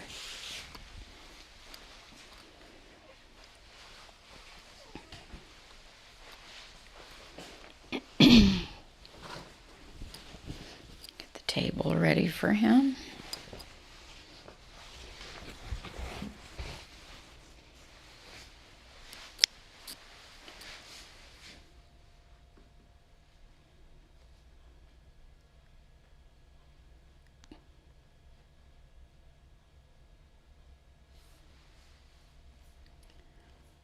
To the tub. Oh, hold on. Do this first.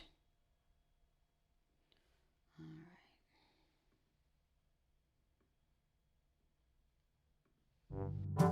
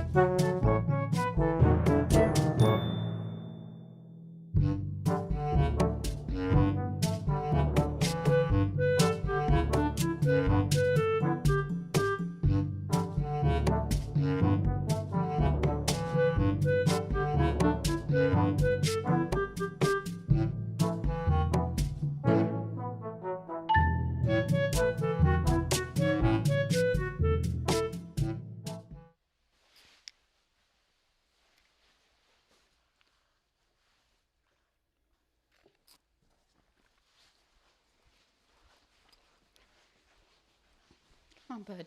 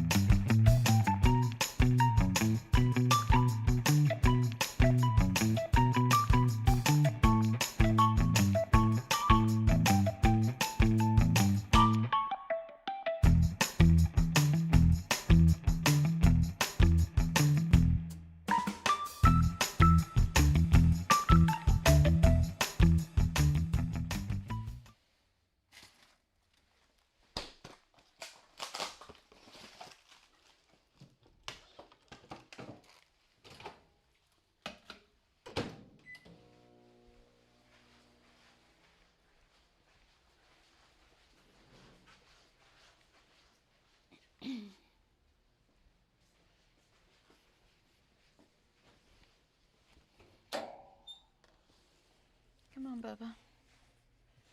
Let's go. Shaky, shaky. Come on.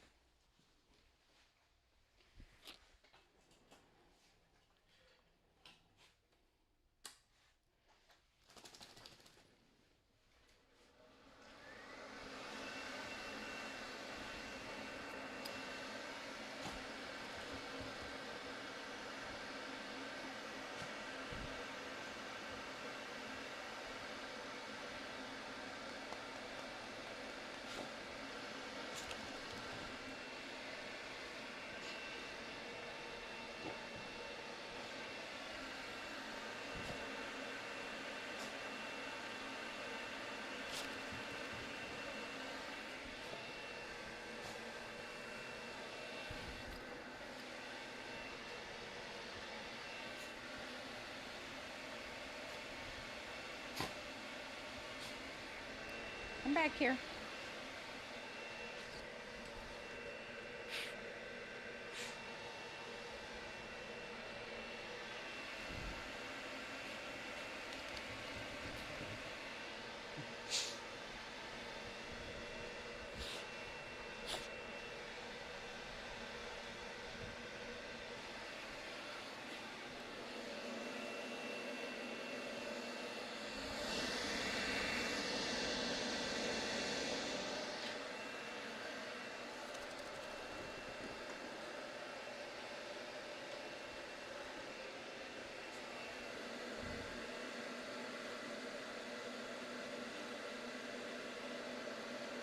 I know you don't like it.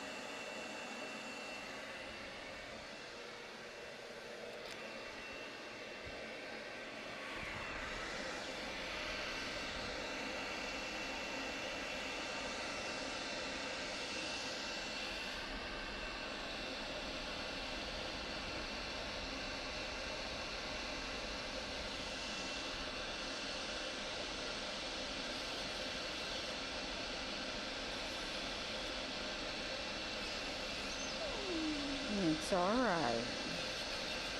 I know.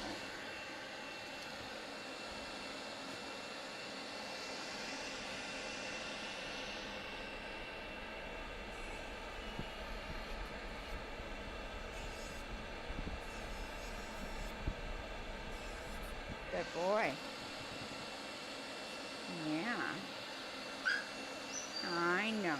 It's all right. It's all right. I'm sorry. Your ear hurts. All right, turn. Nope. Wait.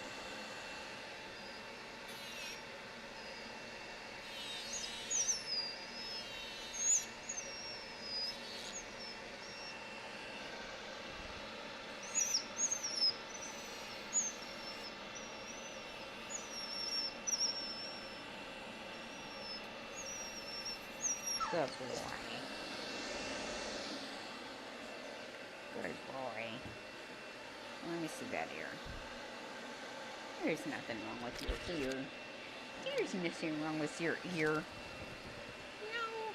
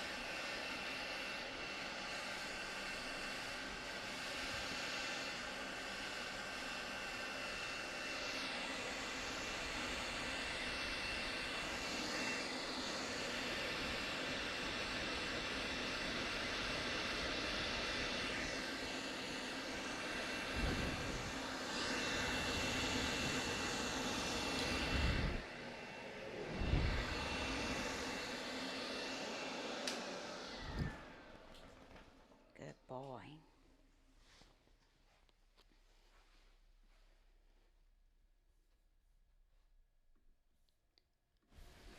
Alright, so earlier I was questioning whether I would take on a new client. And I was weighing out my options. So let's talk about that. Why would I judge one client differently than another? So let's talk about the doodle that we were talking about the other day, yesterday or the day before. So I didn't tell you the whole story on that doodle. I only told you the second part of it. So the first part is that a client came in with a miniature golden doodle or miniature Bernedoodle that was so badly pelted matted that I was concerned that the dog would get hematomas on its ears if I were to shave it down.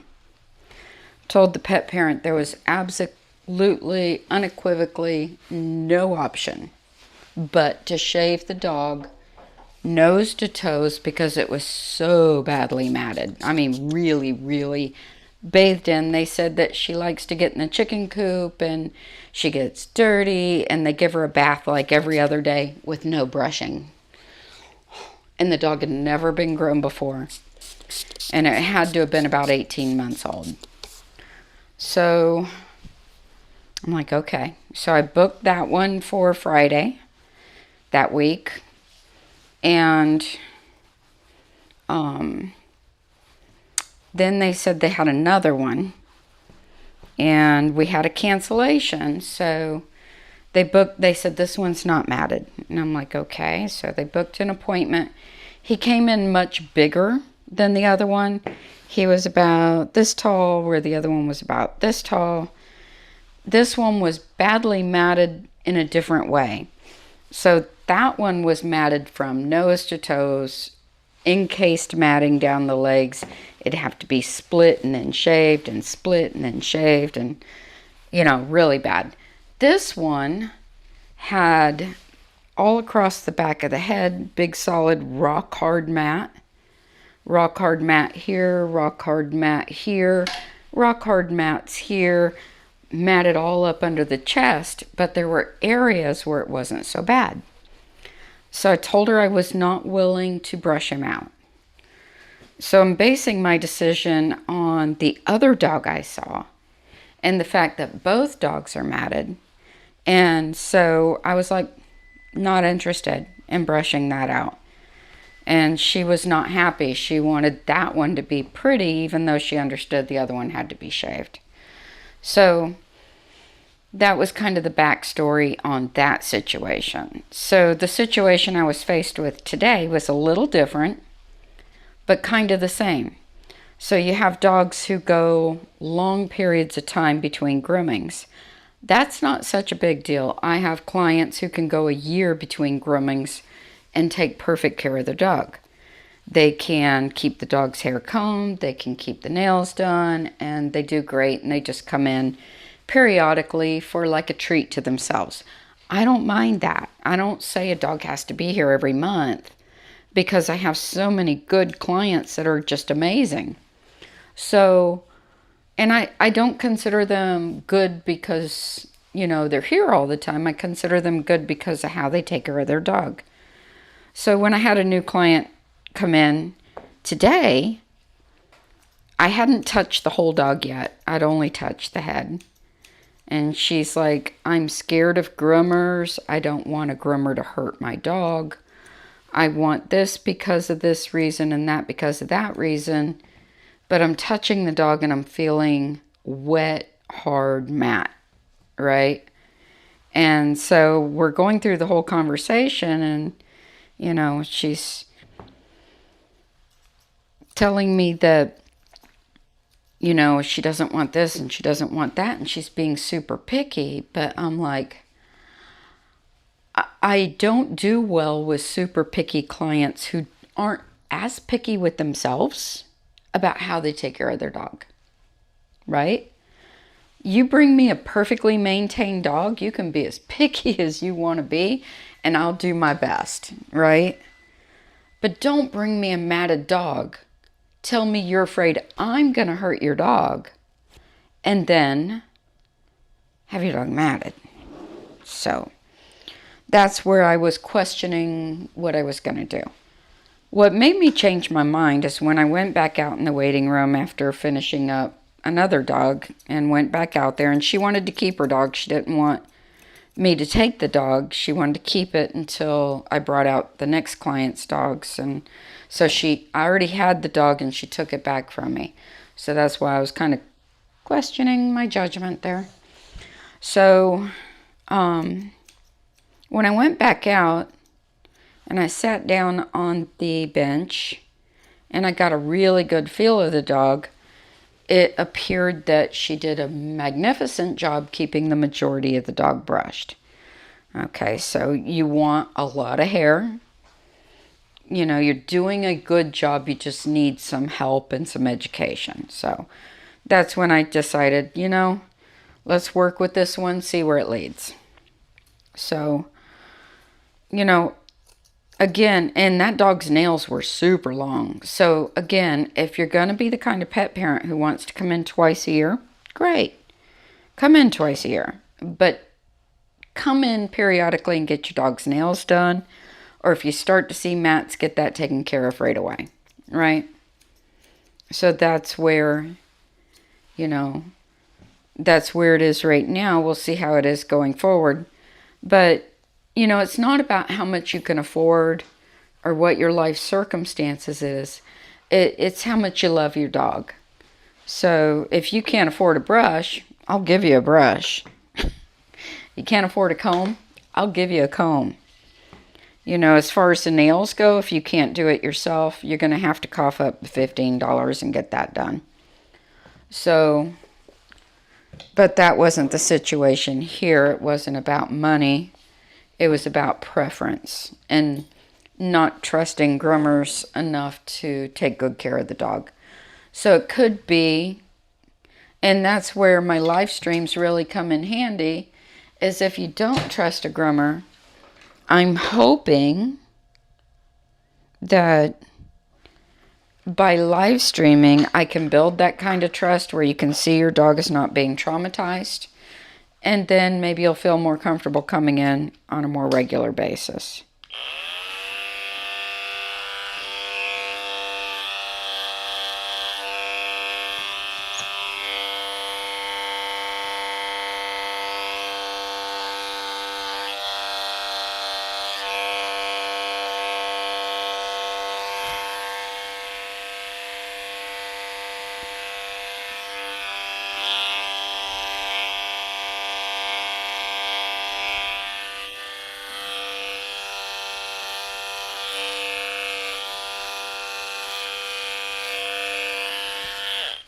But I'm not a good fit for everybody. I'm just not. And I've been doing this so long that I kind of make up my mind pretty quick. It's like, I don't want to get 2 or 3 grooms in with a client when I already know that we're not a good fit for each other. And there's so many groomers here in the area that there's a groomer for you. You know? There's plenty of options. So, you know, and I won't have my other groomers do anything I won't do. So if I make that call, like right up front, that's shop wide. That's not me personally. That's, if I'm not going to do it, I'm not going to expect Kat to do it. That's not fair.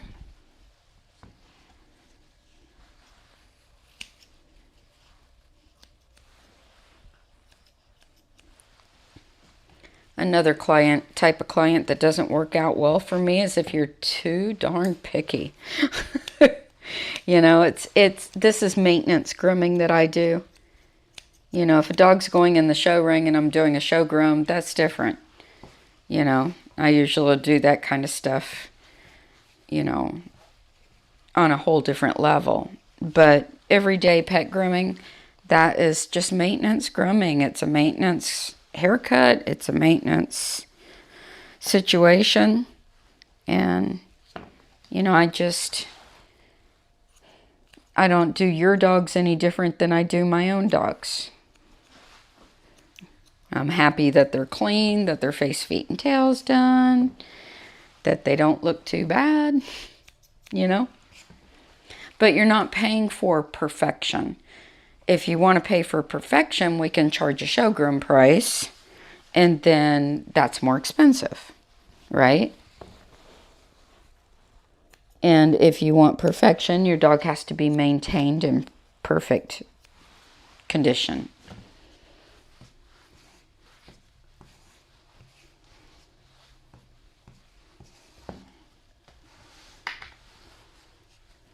So typically the type of client that's just like nitpicking continually, I don't get along with those.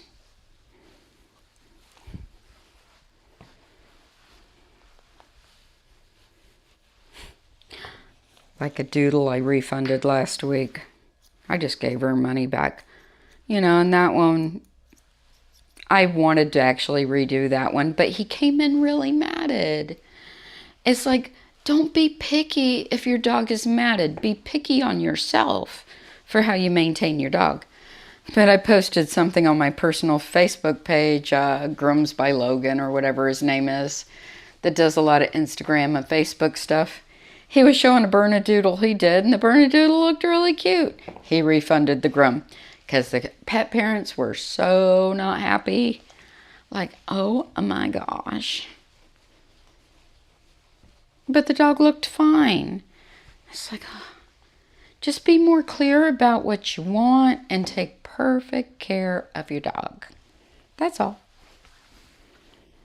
If you want to be picky.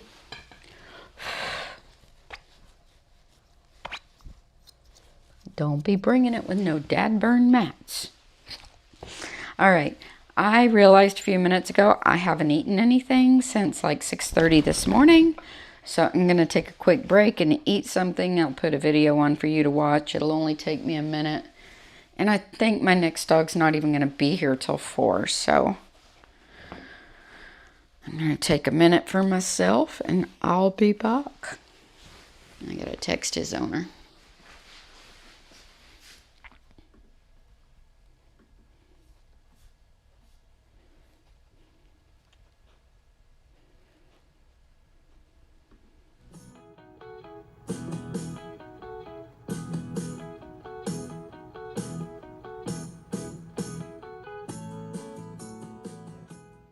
When choosing the best hairstyle for your Shih Tzu, there are many factors that you should consider. Whether you groom your Shih Tzu yourself or hire a professional groomer, you will need to decide which haircut is best. The most important consideration is time. The amount of time needed for the Shih Tzu coat depends greatly on the length of coat that you plan for your Shih Tzu to have. The longer the coat, the more time you will need to maintain it. Dogs who keep full top knots will need their hair done daily to keep the top knot from getting tangled.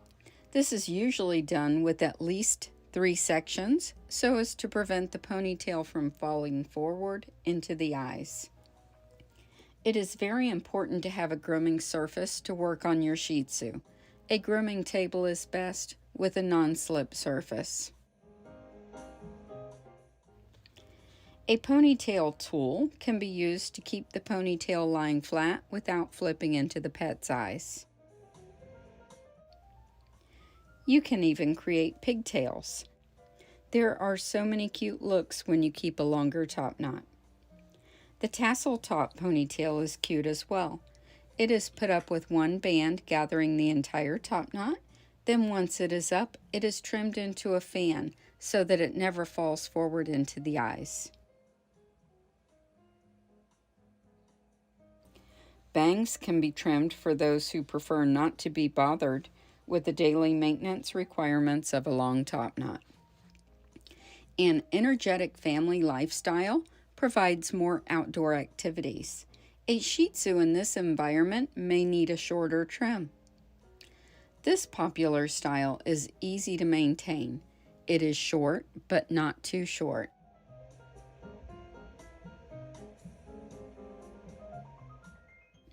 The length can be adjusted to suit your taste. Most commonly, a 3 or 4 blade is used on the trunk of the body. The legs are scissored and blended into the body.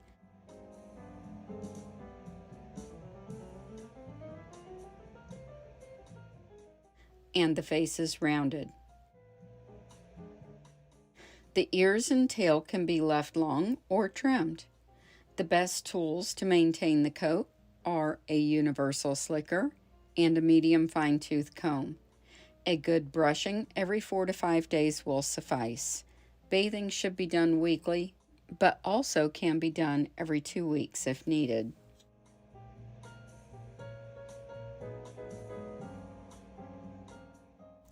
Busy professionals may choose a fun, fashionable style for their Shih Tzu that is easier to maintain than full coat. Each length of coat will require a different set of tools and routines to maintain the hair.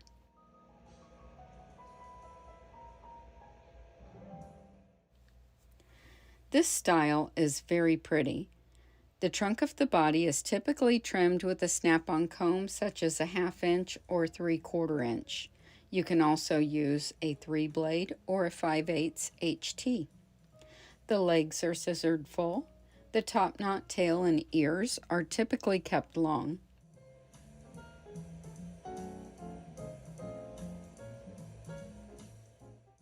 The fuller coat requires daily brushing. The best tools to maintain this style are a universal slicker brush, a long pin slicker brush, and a medium wide tooth comb. You will also need a rat tail comb and bands for the top knot.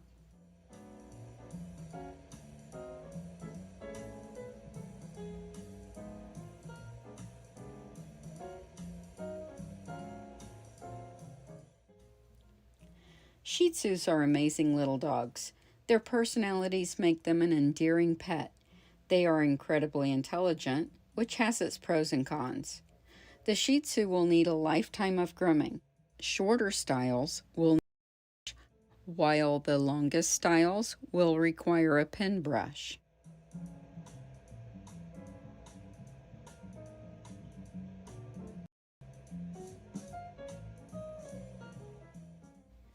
Top knot pillows are a must-have if you plan to keep a ponytail on your Shih Tzu. Keeping a Shih Tzu in full coat is a labor of love. People who choose to keep a full coat are very dedicated pet parents who protect their dog's coat with every ounce of their being. These coats are easiest for me to keep if I do a light brushing daily, along with tying up the top knot, and then a full bath, conditioning, blow dry, and complete comb through every 5 days. Yes, you heard me right, every 5 days. The Freestyle Fusion trims are very fun. While they are easier to maintain than full coat, they still require daily maintenance. The chin hair is completely removed and trimmed. The characteristic oval mustache defines this style. The tools needed to maintain this style are a pin brush, a long pin slicker, a medium wide tooth comb, a rat tail comb, and bands for the top knot. These styles are trimmed very short on the entire trunk of the body, using a 4 or 5 blade, while the legs, top knot, and ears are very long. The grooming should begin at the breeders long before the dog goes to its forever home. The first bath time experiences can make or break the dog's attitude about grooming, especially when it comes to having its face washed and cleaned. I cannot stress enough that you must plan a way to never get water in this breed's nose. Finding the right setup for washing the Shih Tzu is crucial. Some choose to keep their Shih Tzu in a body contour style. Basically clip down all over with short round faces. While these styles are easy to maintain, the dog still needs to be brushed and washed regularly. Be sure to like this video, subscribe to my channel, and don't forget to tap the notification bell so that you don't miss my next video. I want to talk about trimming and clipping a dog's ears. Clipping a dog's ears can be very risky, and certain safety protocols should be followed to accomplish this task. Dogs have a blood vessel that runs along the entire edge of the ear. If the ear is nicked, it bleeds profusely. Dogs also have many nerves and cartilage in the ears, so a thoughtful approach to clipping should be considered. Extreme caution should be taken if the dog has severe matting on the ears. Dogs such as Doodles are prone to hematomas once the mats are shaved off. I prefer to brush out matted ears to prevent hematomas if at all possible. If dematting is not possible, I partially clip and partially brush out the ear. If neither is possible, I refer out to a veterinary practice that offers grooming due to the high-risk nature of the groom. When choosing which blade to use, consider the coat of the dog. Many double coats require a slightly longer blade, while other styles require a very fine blade. Now let's discuss safety. There are several hazardous areas that you must be aware of while clipping the dog's ears. Dogs with pricked ears and cropped ears have a well-developed cartilage at the front of the ear. This is called the spine of helix. This area will have a significant fold of skin and create a dip right behind the fold of skin. Care must be taken in this area to prevent injury to the dog. I will demonstrate this further in the video.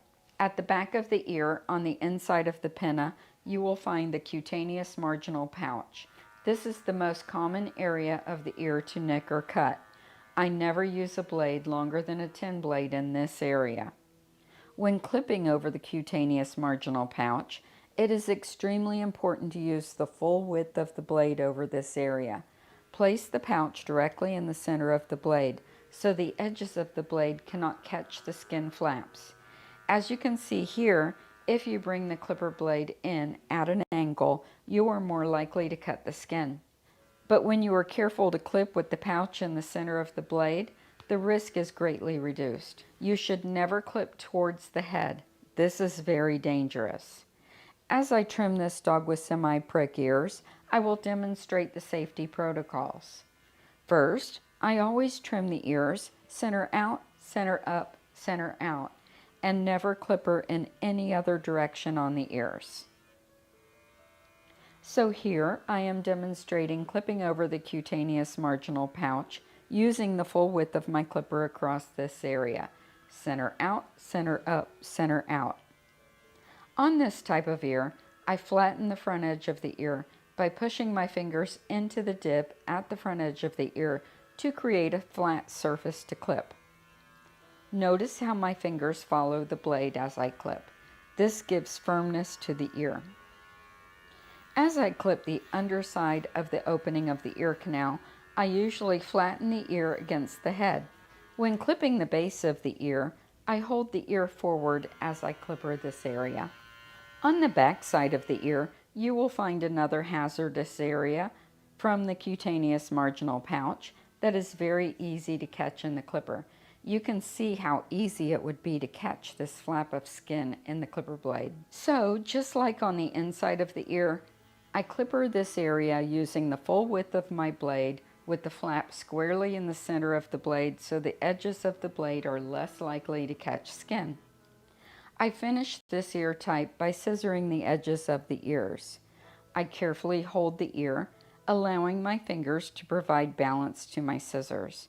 Notice how my fingers follow the scissor up the ear as I go. Next, let's talk about cropped ears. Like it or not, they exist, and as groomers, we must clip them. When clipping the inside of cropped ears, I flatten the ear against the head like this. Using the edge of the blade, I use a pick action to clean up the uneven surface at the opening of the ear canal, as I do not pluck ears. I clip the front edge of the ear using my index finger to fill the dip behind the area where the ear folds back. This helps me to have a firm surface to clip. Notice how my hand resembles a claw, keeping the head still with the ability to feel and direct movement from the dog. As I clip the back of the ear, I gently pull the ear forward and have my fingers inside the ear pinna to give some stability. Clipping the outside front edge of the ear, I am using my fingers to steady the ear. Because the ears are cropped, there is no longer a cutaneous marginal pouch, thereby removing this hazardous area on the back side of the ear. I roll the ear over my fingers to flatten it as I work and slide my fingers up the edge of the ear along with the clipper. Cropped ears have thicker skin than natural ears. I use a 10, 15, and 40 blade on cropped ears. The 10 or 15 is used at the base of the ear and for the first clipping of the entire ear. The 40 is used to clean up the edges. I finish cropped ears by scissoring the edges. While scissoring, I maintain control of the ears, allowing the scissors to rest on my fingers, sliding my fingers along the edge of the ear as I scissor.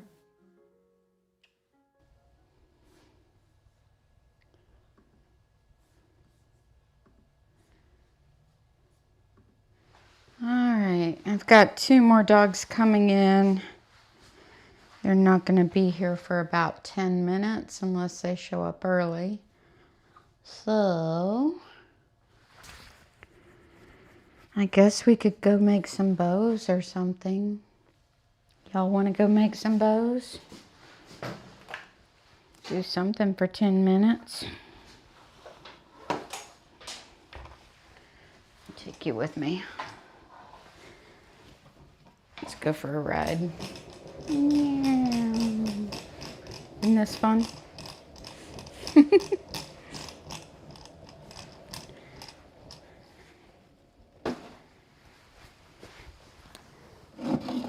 guys didn't know you were going to get to go for a ride, did you? All right. Here we go.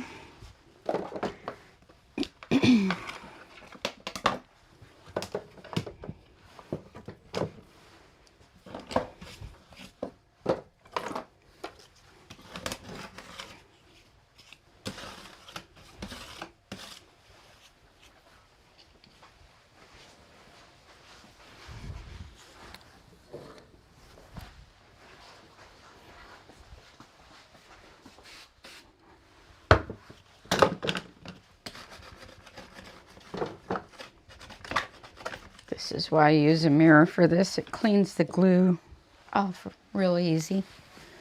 Just use a razor blade scraper and some Windex. It gets so clean.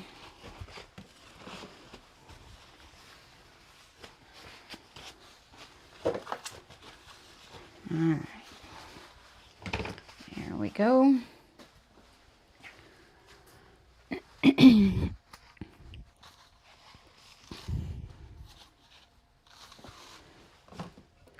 There's always something to do around here, huh?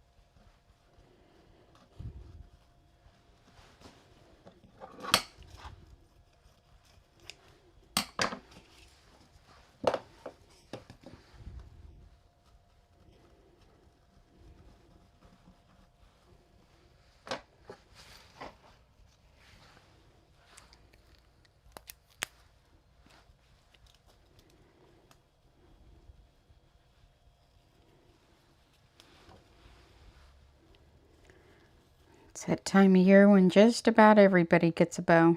I didn't even think about putting a bow on Sissy. Oh well.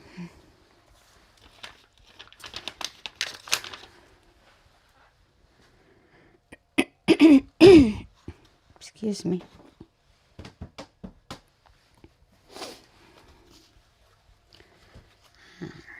This one can be a size 13.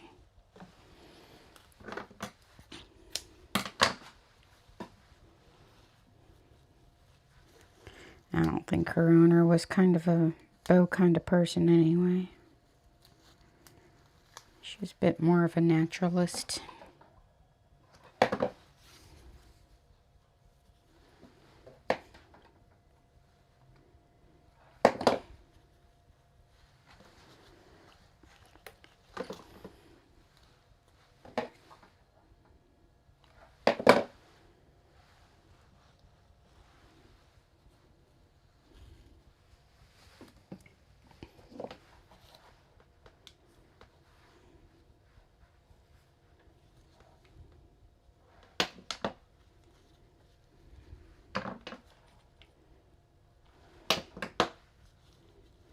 There we go. We need bandanas. Lots and lots and lots of bandanas.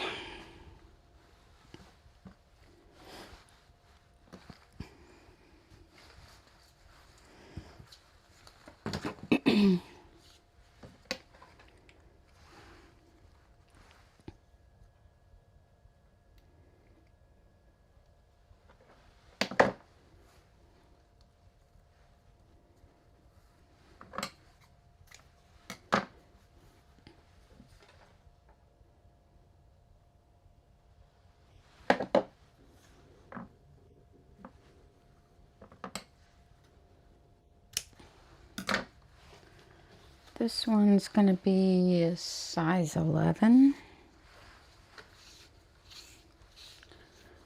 So when we make them ahead, we make a couple of each different size. So as we're working, we can just grab and go, instead of having to stop and make something while we're trying to get dogs finished. And if I'm being really particular, then I will get the next day's list out and make them specifically for the dogs, especially if I'm in a hurry and I don't want to make something I don't need. I added up how many we need, especially going through the holidays, because most dogs do get one during the holidays. And typically we do 80 bandanas, 80 neck bows, and about 20 top knot bows a month. I think that's what it was. So typically we run 14 to 15 dogs a day. And then we split the top knot bows and the bandanas, because we do a pretty equal amount of dogs, girls and boys. So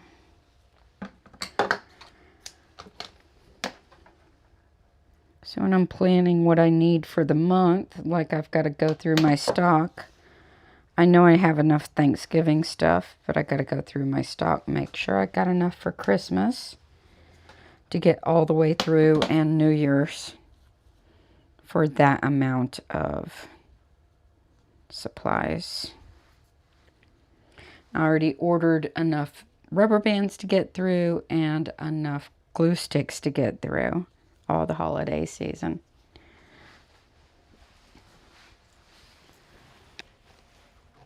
But yeah, we make a lot of these. A whole lot of these. And I make almost all of them in-house. I know I could buy them.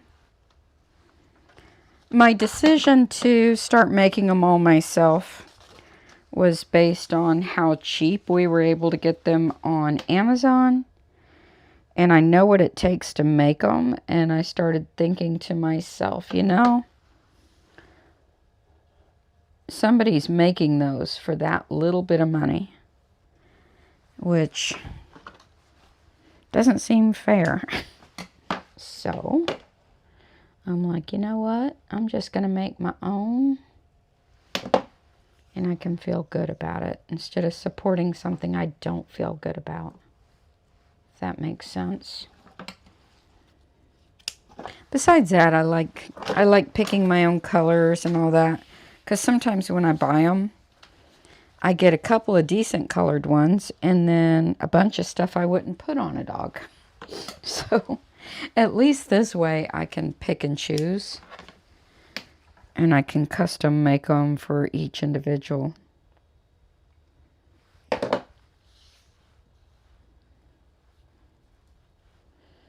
So there's a bunch of reasons why I like doing it myself.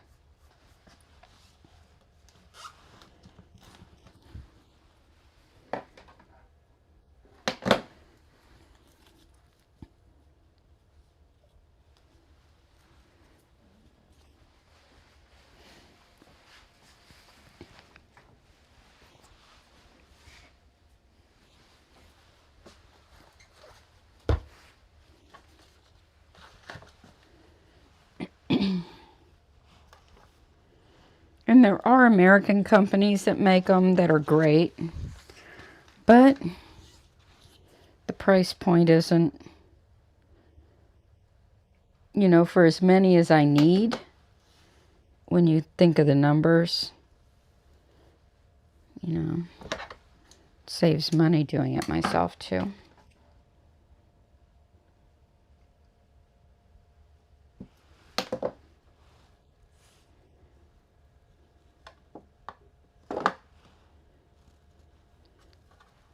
So the cheaper option is not something I want, and the more expensive option is not something I want. Picky, picky, picky. This is a 15-inch.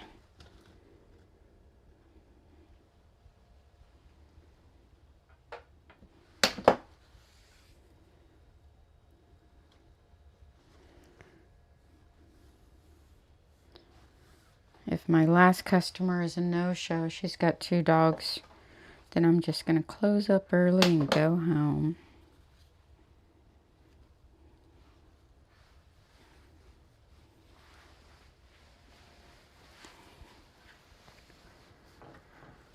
Alright, I need some 13s. I use, the most popular size I use is size 13. Size 13 necks.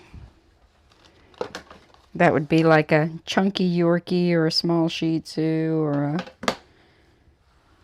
a small miniature poodle. Bunch of dogs wear a 13-inch.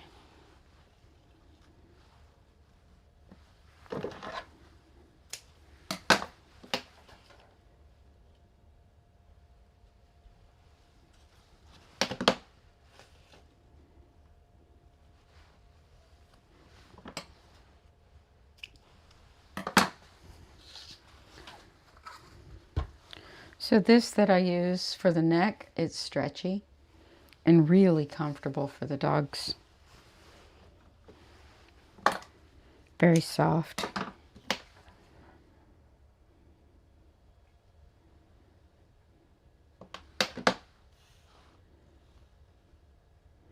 Stretch elastic, like headband elastic.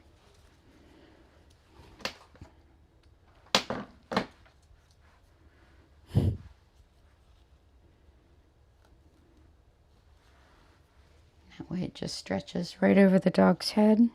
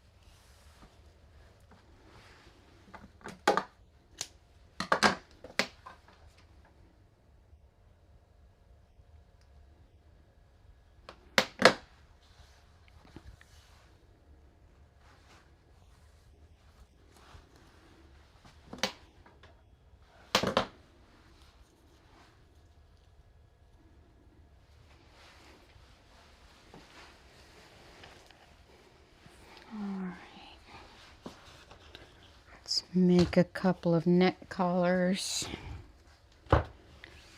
We need 14-inch, 15-inch, and 11-inch. Start with the 14.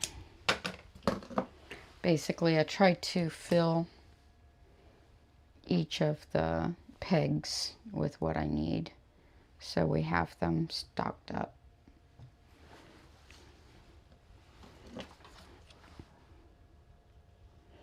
Poor cat was sick today, so hopefully she'll feel well enough to work tomorrow. I was appreciative that she came in and fulfilled her appointments today. She didn't have to. I always understand, you know, if you're not feeling good. But I was glad she did.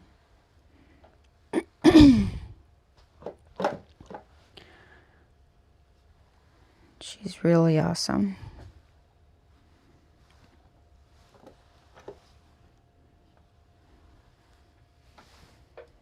She is so good to the dogs. So gentle. It's my favorite thing. And her work's basically just like mine.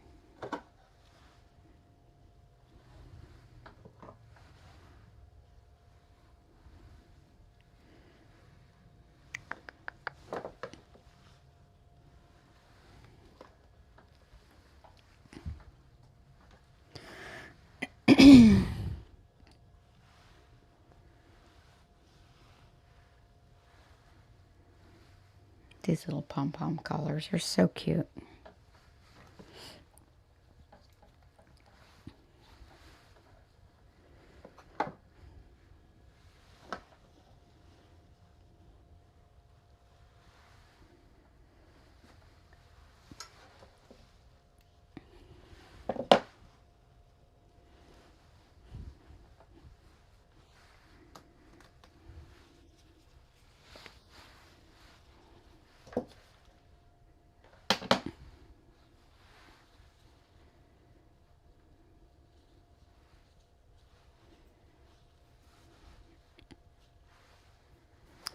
Well, it's 4 p.m. traffic. It's understandable that they're late.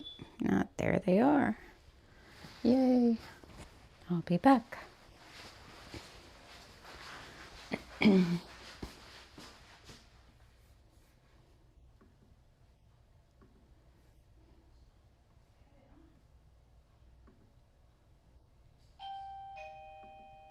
The long-haired dachshund is a flat-coated dog.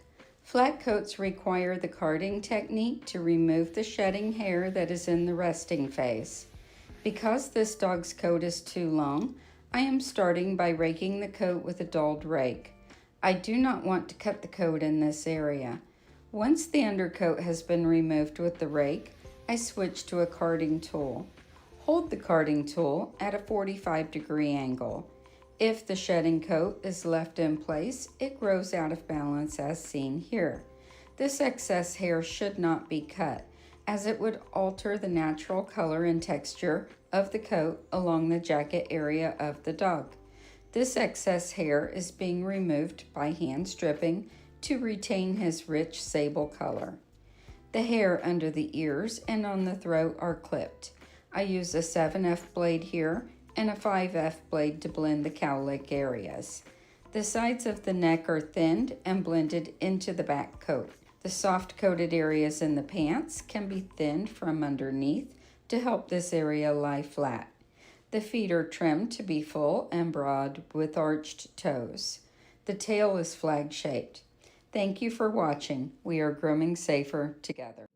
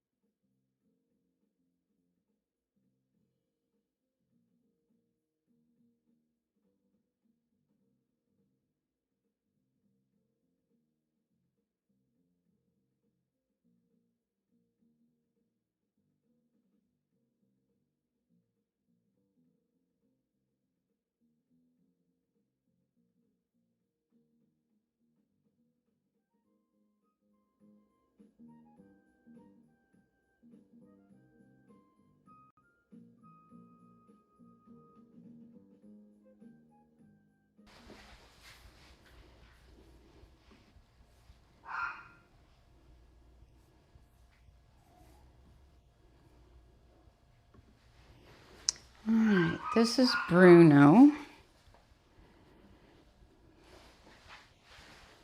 Say hi, Bruno. It's okay.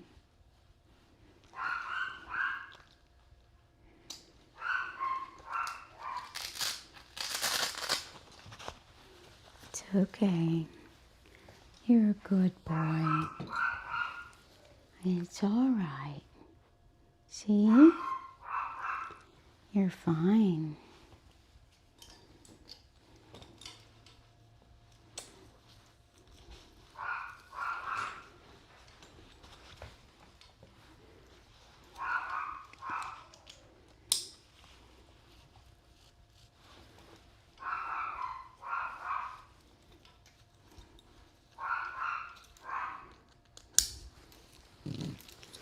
I think this is his second ever haircut.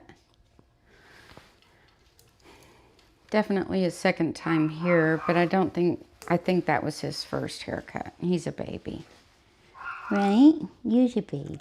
You're a good boy. So we're gonna do short ears, but kind of fuzzy.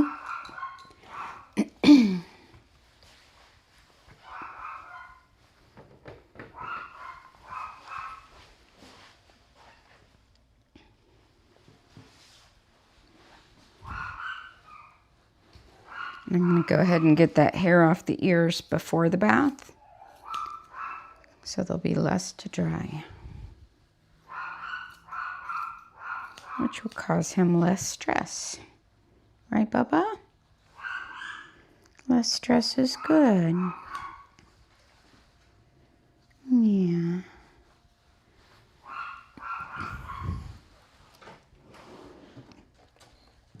What's in there? What is it?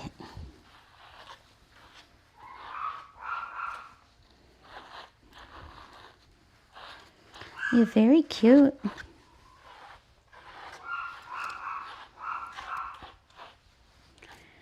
I think I'm going to start with a 5/8 HT blade on the trunk of the body.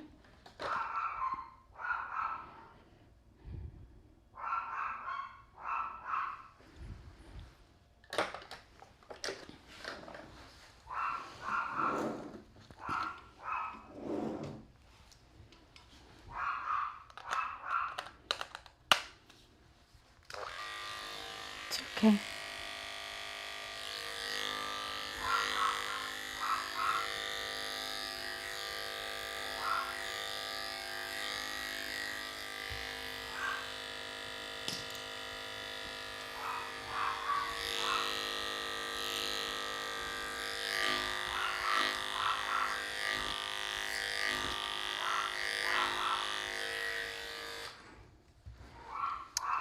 He's pretty matted up under his harness area.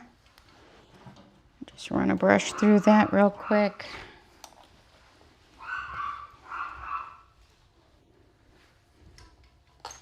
It's important if your dog wears a harness a lot to take it off in between use. And if you're like housebreaking a dog or whatever and it's easier to keep it on, then be sure to take it off like overnight and brush under it.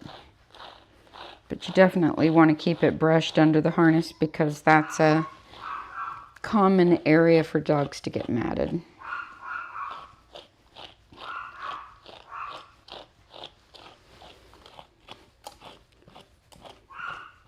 I understand though, when like you live in an apartment complex and you're, say, potty training a dog, you really want to get them out that door pretty quick. And stopping to put your harness on sometimes is not helpful.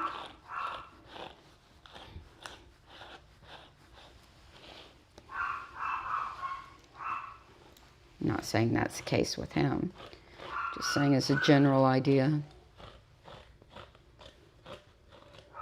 but the more they wear a harness, the more they need to be brushed under it.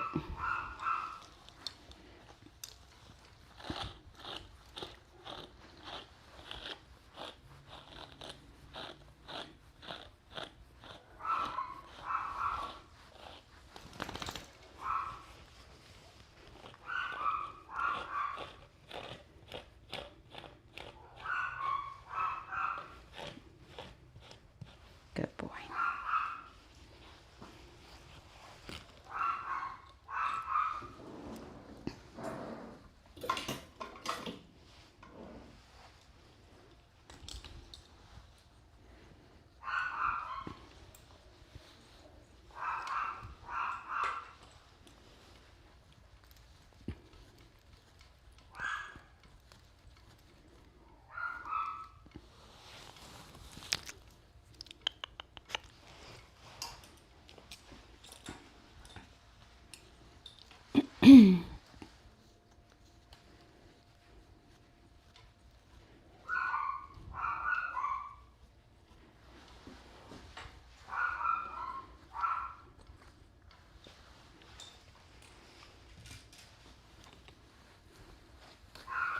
Stay.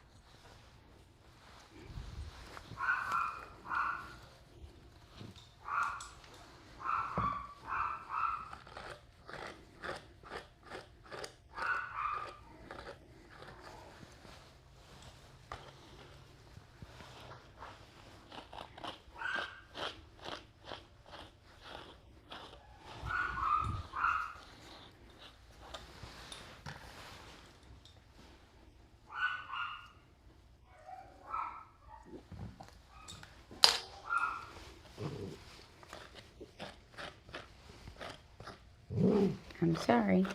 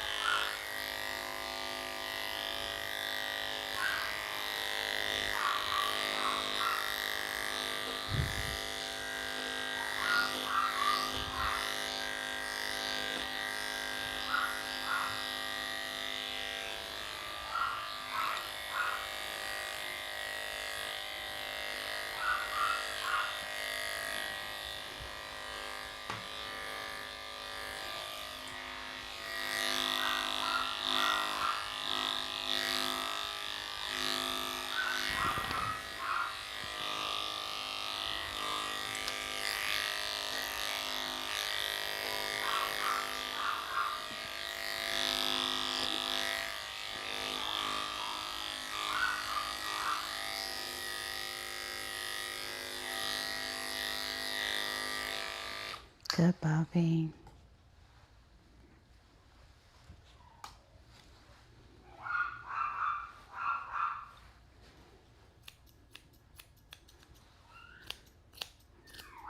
All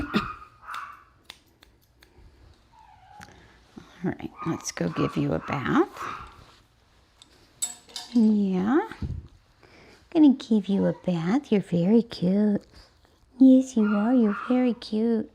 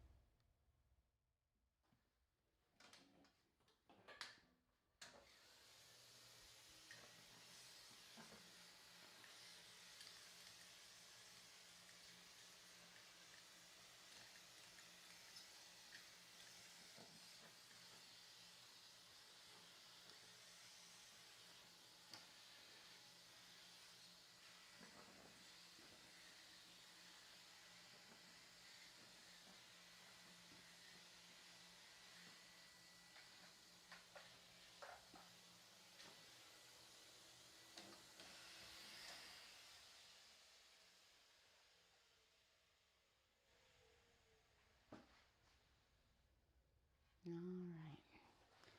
To the tub, mister.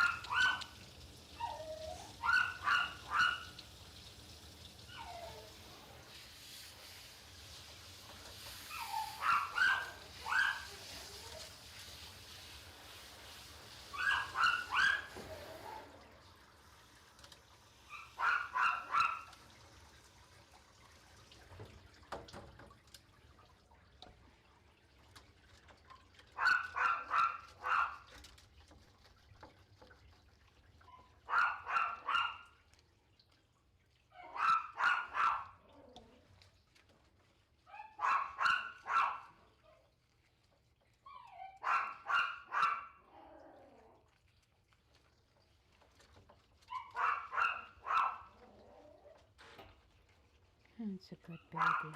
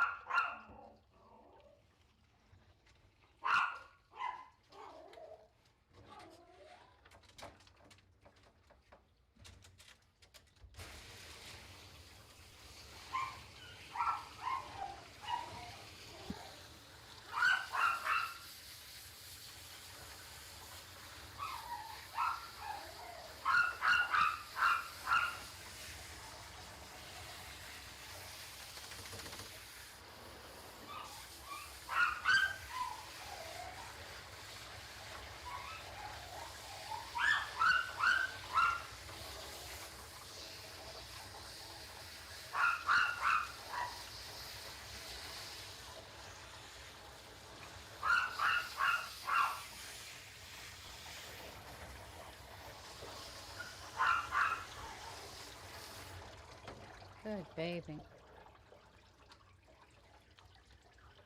Yes, you're a good baby.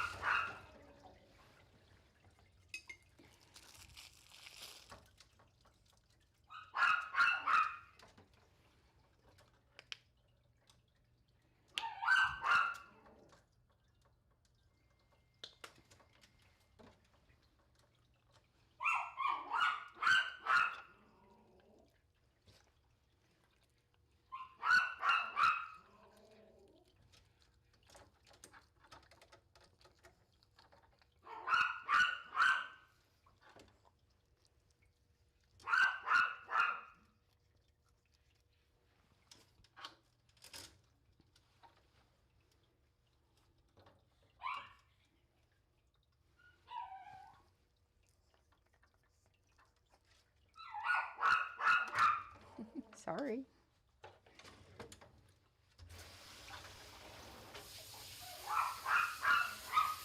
It's okay. You're a good boy.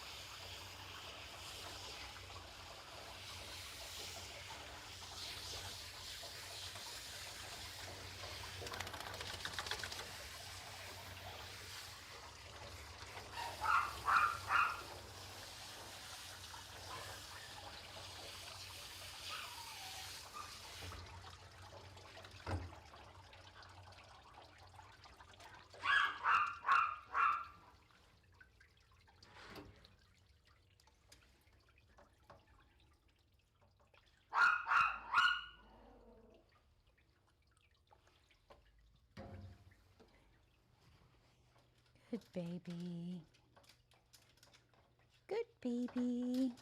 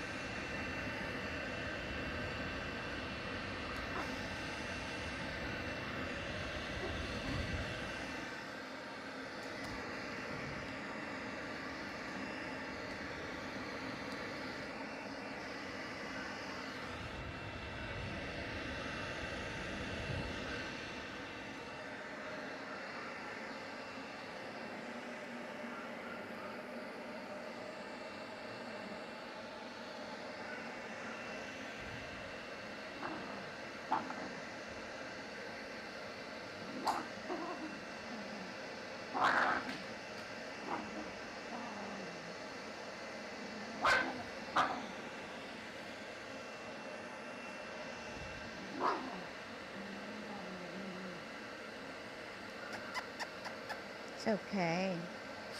It's okay.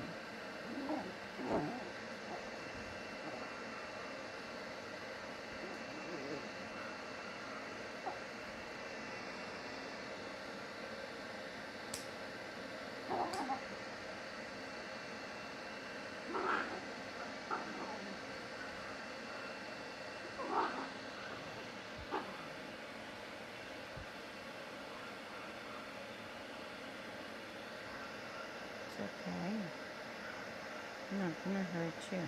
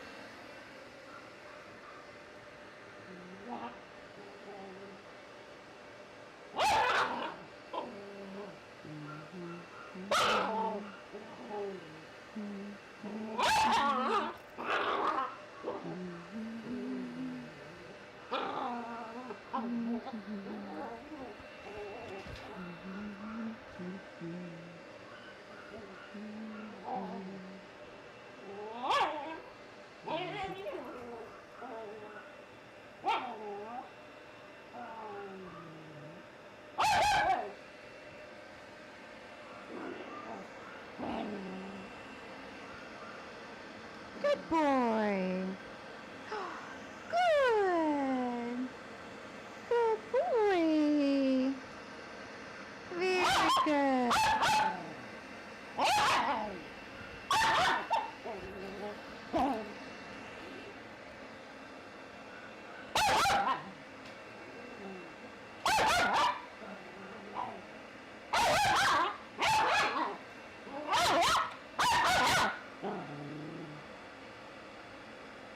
What do you think? What do you think about that?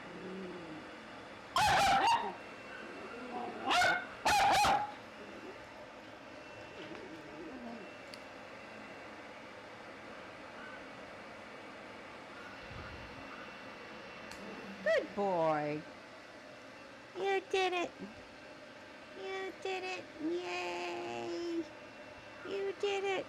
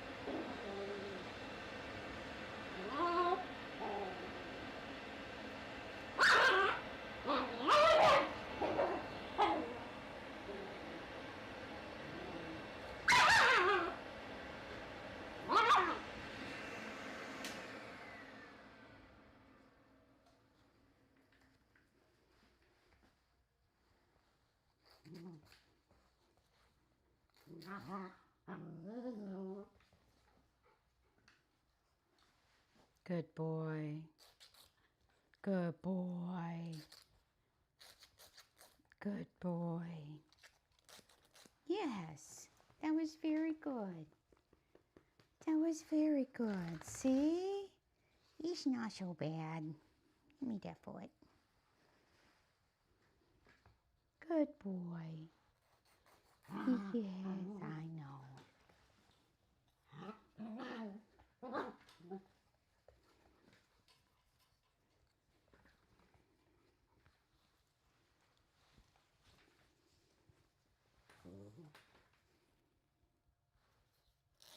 Good.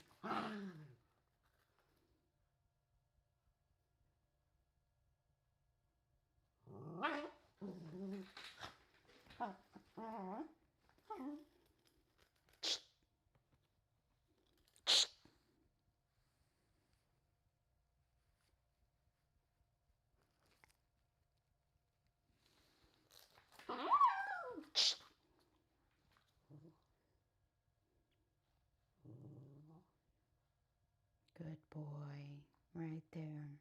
Good puppy.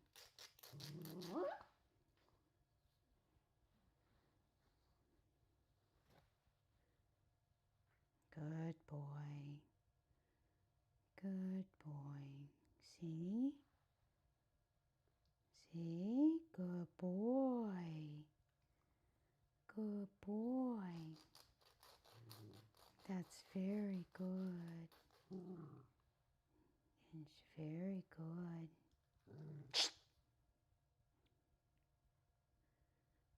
Good boy. Good puppy. Good puppy. You're all right. Good.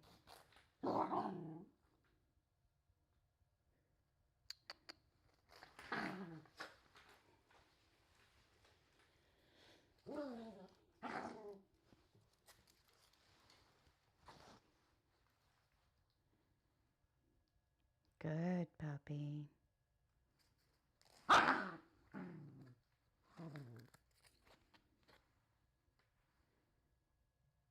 Good.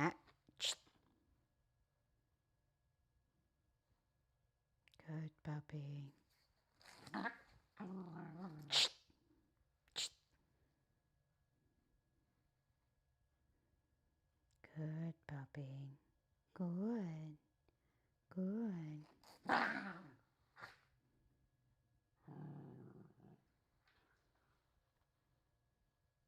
Good puppy.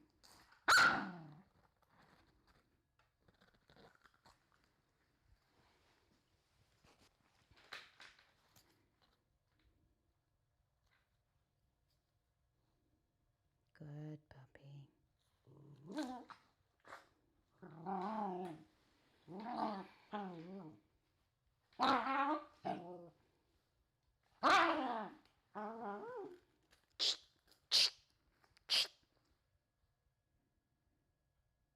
Good puppy.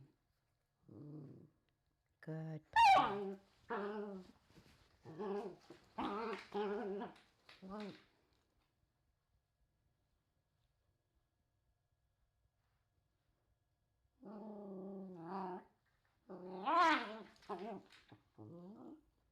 Good puppy.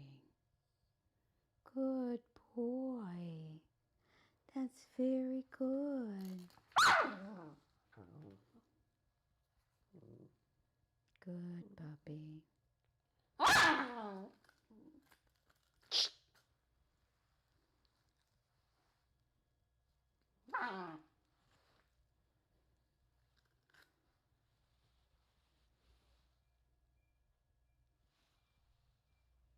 Good puppy.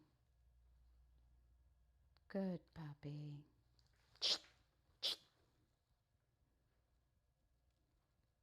Good puppy. Good puppy.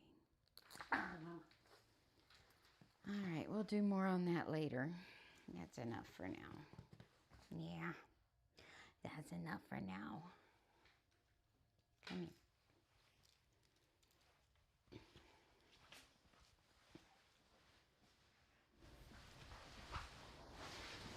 All right.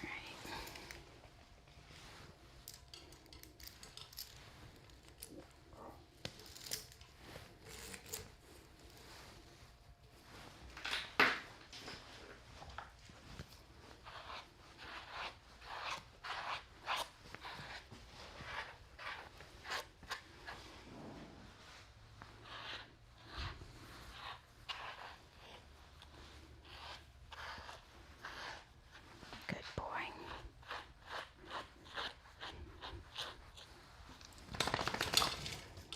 Tickle baby.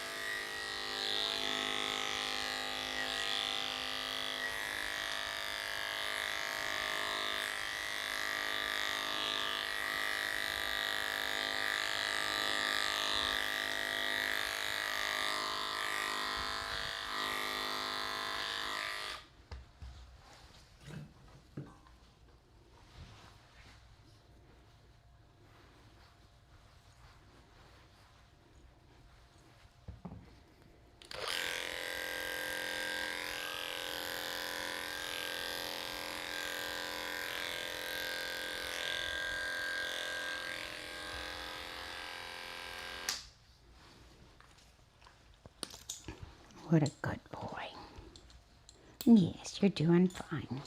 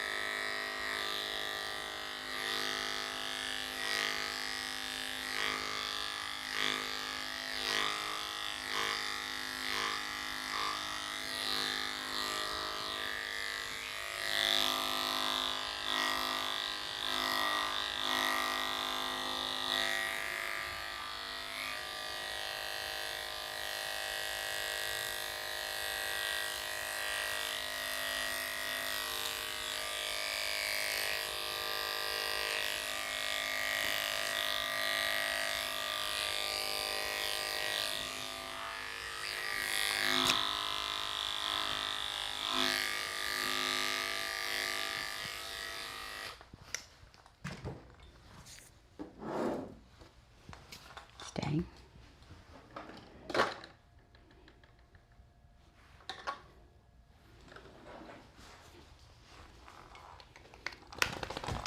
Good puppy.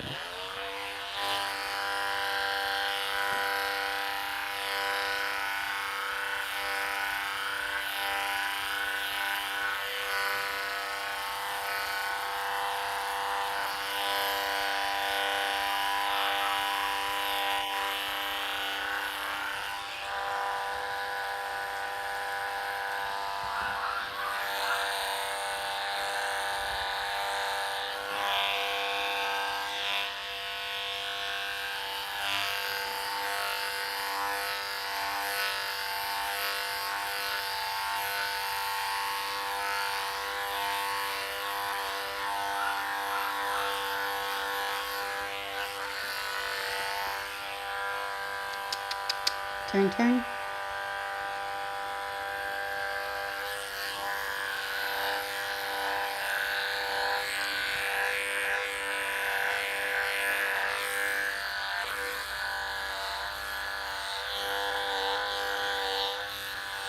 That's a good boy.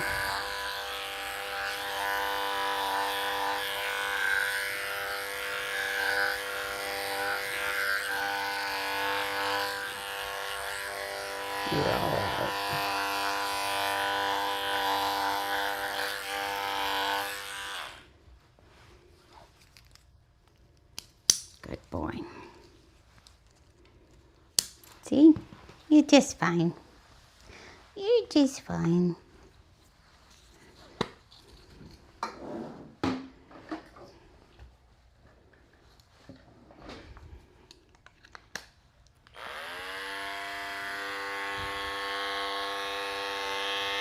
Good boy.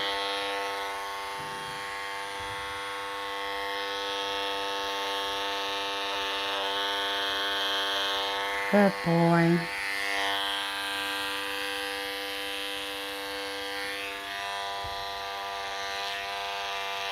Very nice. Good boy. Very good. I'm proud of you. Come here. It's okay. I got you. I got you. Good boy.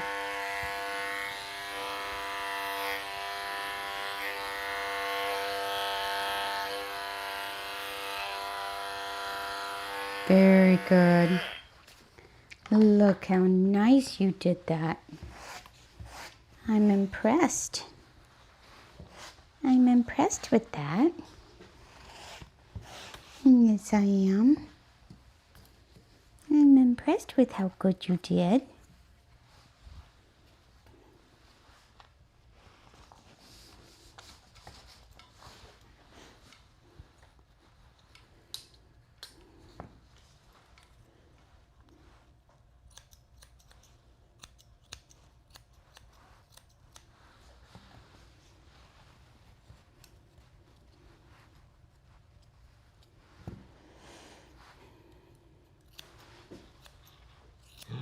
I don't want to hear it.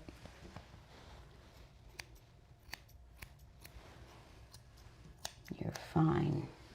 Turn around here.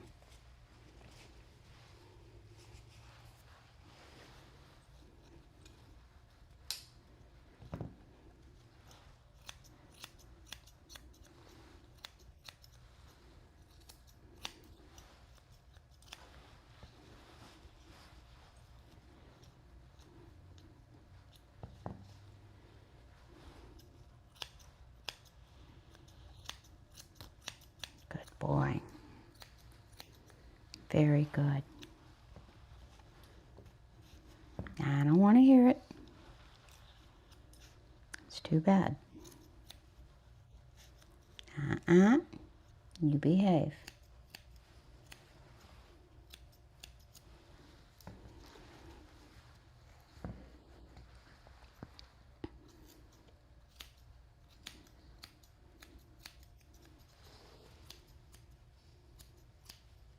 Good boy.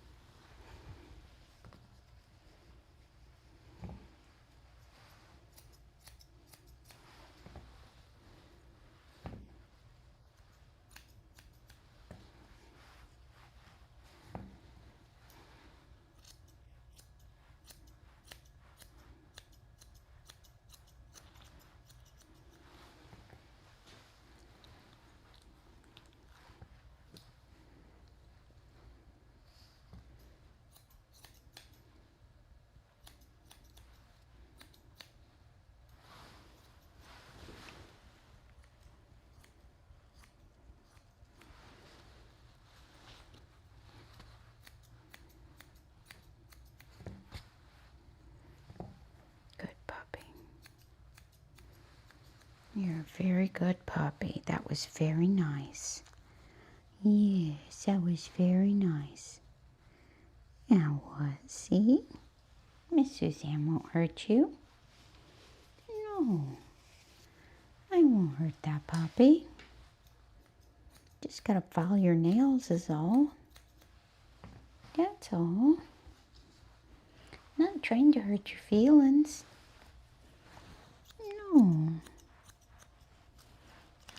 it's hard for you to understand. Yeah.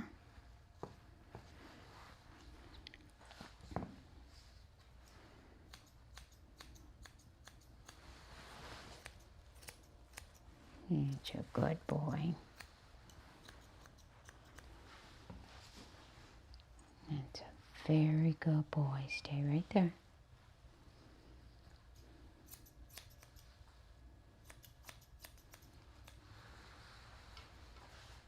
Or not.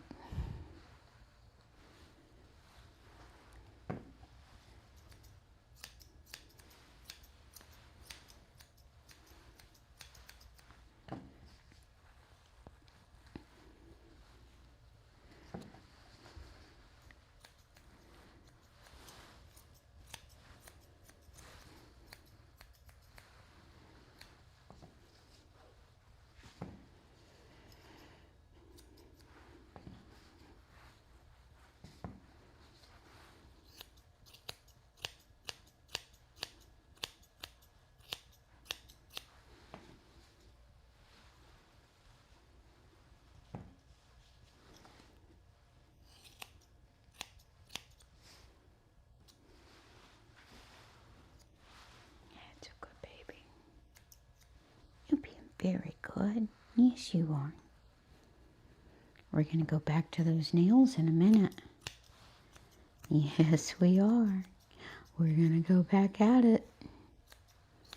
Because I don't want to send you home with sharp nails. No. I don't. Don't want you scratching up everybody. That wouldn't be good. Mm-mm. It wouldn't be good to go home and scratch everybody up. No. Besides that, you're a big boy. You can handle it. Yes, you can. You just being stubborn's all. Yeah. You just being stubborn. You'll be just fine. Mm-hmm. Good boy.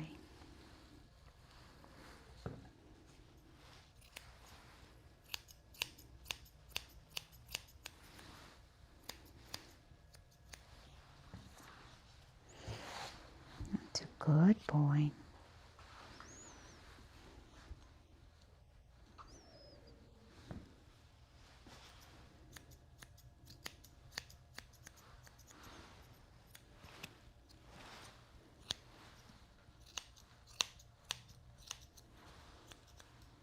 Good puppy.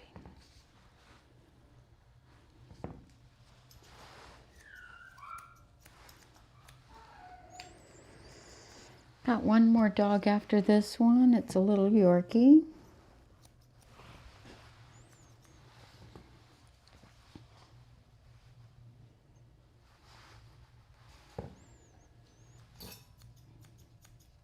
And then I'm done for the day. Turn.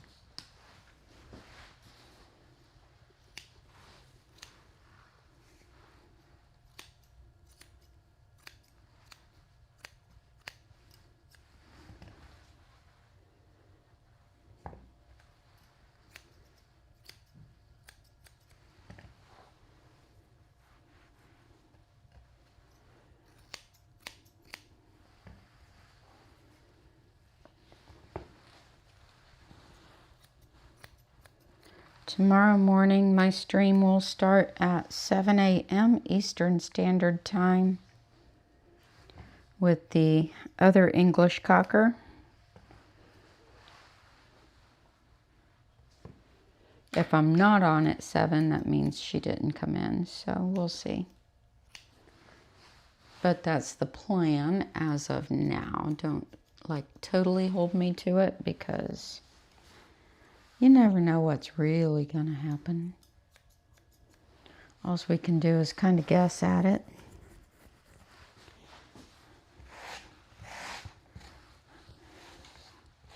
All right, little man.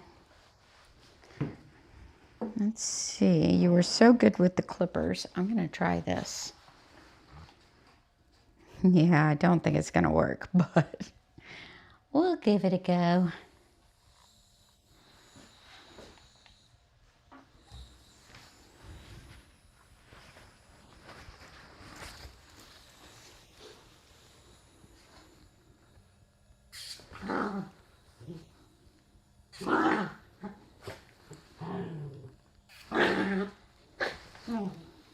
Yeah, I didn't think so. It's worth a shot.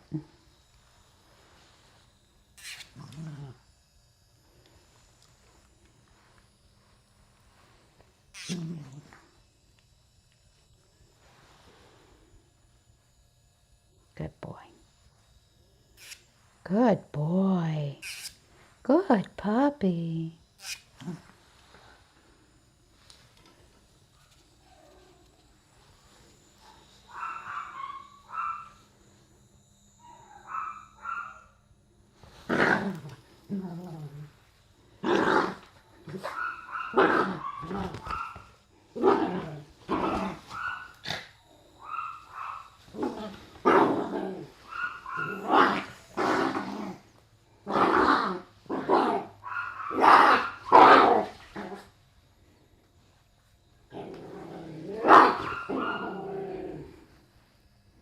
Good boy. Good boy. Good puppy. Good boy. Good boy. See? See, that wasn't so bad. It didn't hurt you. No. It didn't hurt our puppies. You want to see it? Look. Look. It's a nice thing. See? See? It's okay.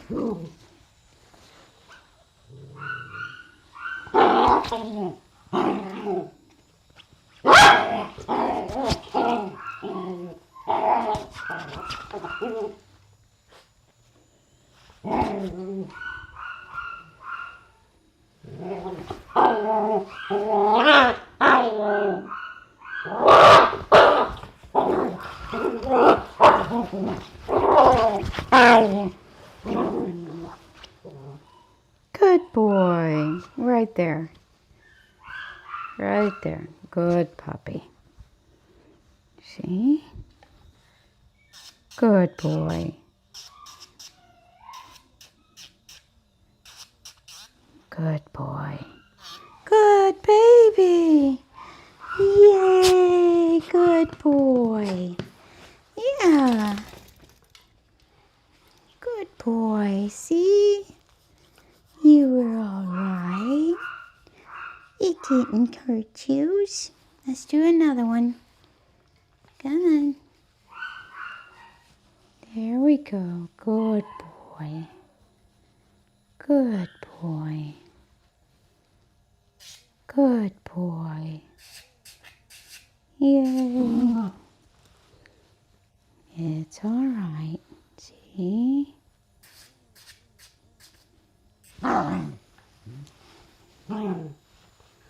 It's all right. I just want to get off the sharp edges. I know. I know. It's all right. Good. There. All done. You did it. You did it. You survived in everything. Yeah. You survived in everything. Yes, you did.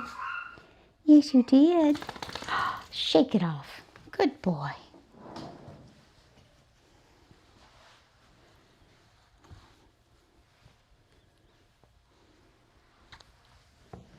That was a good boy. Yeah, you did it. is a good baby. Yeah. I'm so proud of you. Yes, I am. Oh, junk scissors. Let's do these.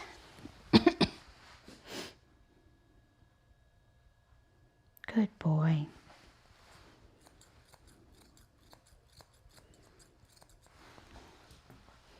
So how can I tell that that's not too much for him? That I'm not pushing him too far? So number one, his tongue's not hanging to his knees. Sometimes if you watch groomers working on dogs and the dog's tongue's like down to here. I mean, I have a couple of dogs that I groom who are just natural stress dogs who do that, like, oh, what's his name? Jasper the Maltese, who gets cut real short. He's like a natural stress kind of dog, and his pet parent knows it. And, you know, she understands that that's his personality when she watches him. But overall, you know, some of these puppies especially, they just need to understand. And yes, pet grooming can be rude. It can be, in a dog's eyes, threatening. Some of the holds, they're, you know, like when we hold the head, it's like a bite to them, you know, or this is a very dominant action for a dominant dog because you're coming across the shoulder and you're over the dog. But sometimes I want to present as dominant. I don't want to present as the weaker one, you know, so in a very dominant dog's mind, that's rude, but that's okay because sometimes pet grooming is rude. You know, that's just the fact of it. But I know how far to take it with a dog. If I thought I was actually causing him stress, I would stop. But he's got to learn that all his growling and mouthing and all that stuff isn't going to get him out of it.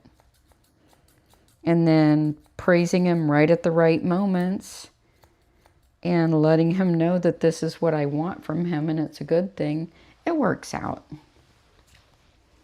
And if it didn't, we'd come up with another plan. But I think he's going to do just fine.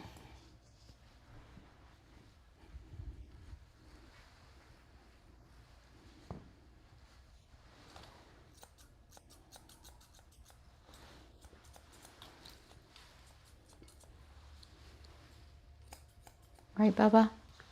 Gonna do just fine. Yes, you are.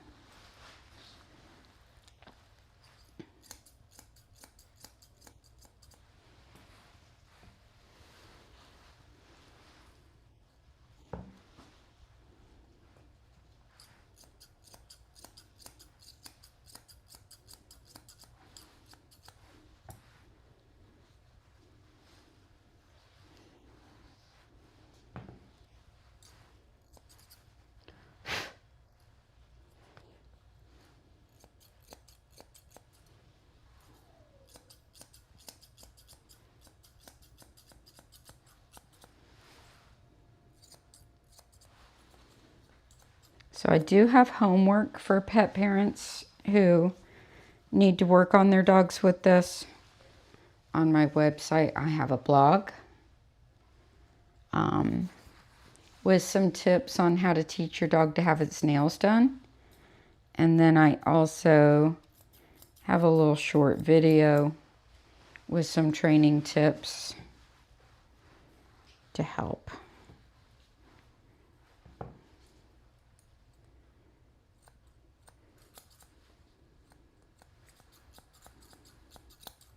Right? Yeah. All right, let's go get your bandana. Check you under the harness. Make sure you look good under here.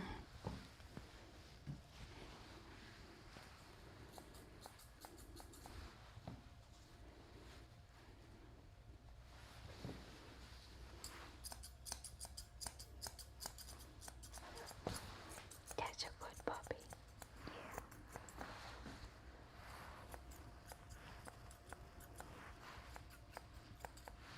All right, come here.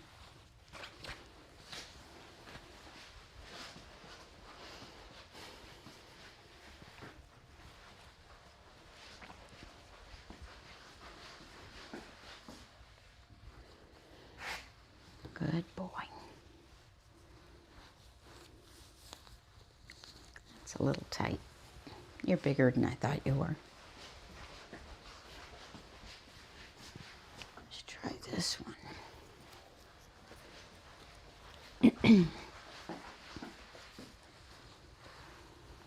Come here. Good boy. No, you're not leaving.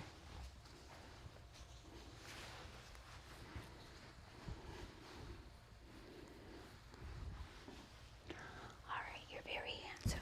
You did very good. Yes, you did very good.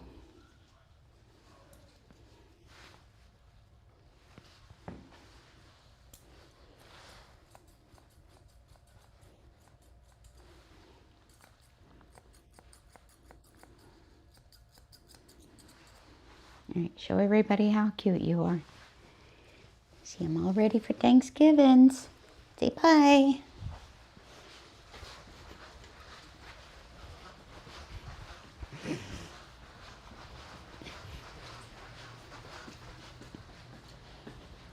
I think I'm going to give you an extra pee pad, just in case. Just in case. There you go. Good baby.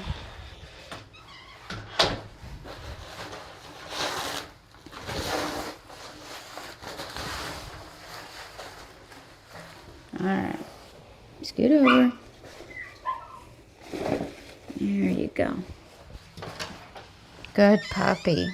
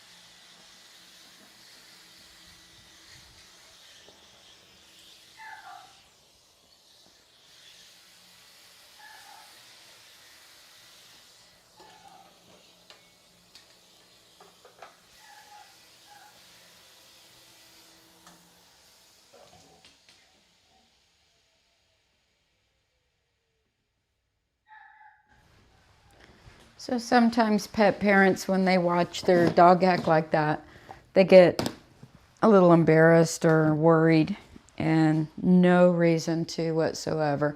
You saw how unflapped I was by it. It's like par for the course for some dogs, and it's just completely normal, and this too shall pass, you know. Doesn't bother me at all.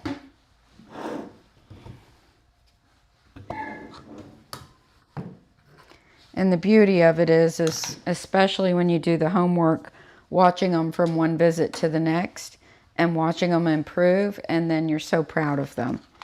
So don't worry about it at all if his pet parent's watching. I'm not worried. Kind of like a 3-year-old child having a temper tantrum, you know? When you see another parent in the store and their kid's having a temper tantrum, you're like, it's a 3-year-old. And you don't even think about it, you know? It's like, yeah, that's just what they do.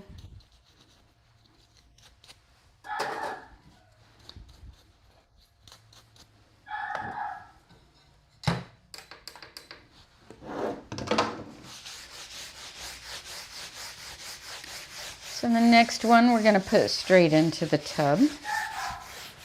Get her washed up.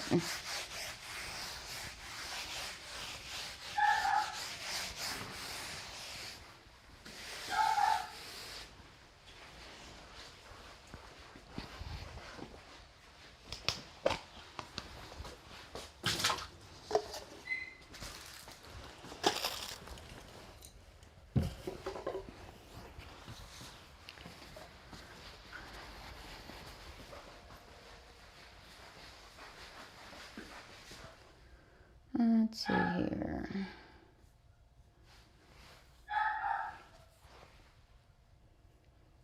So the next one's name is Nina. I need to look at her file. So she's going to get bangs, a rounded face, and trimmed up. All right. Let's do it.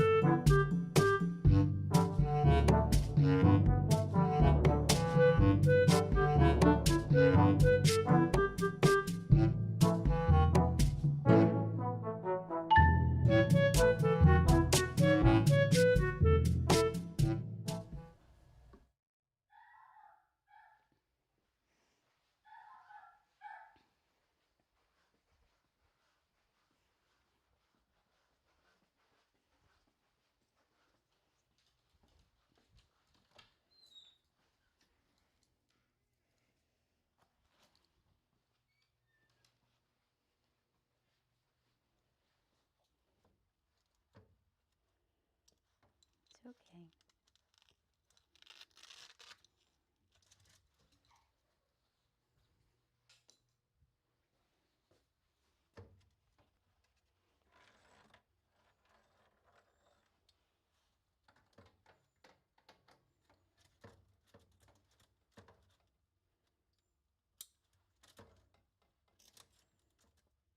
It's okay.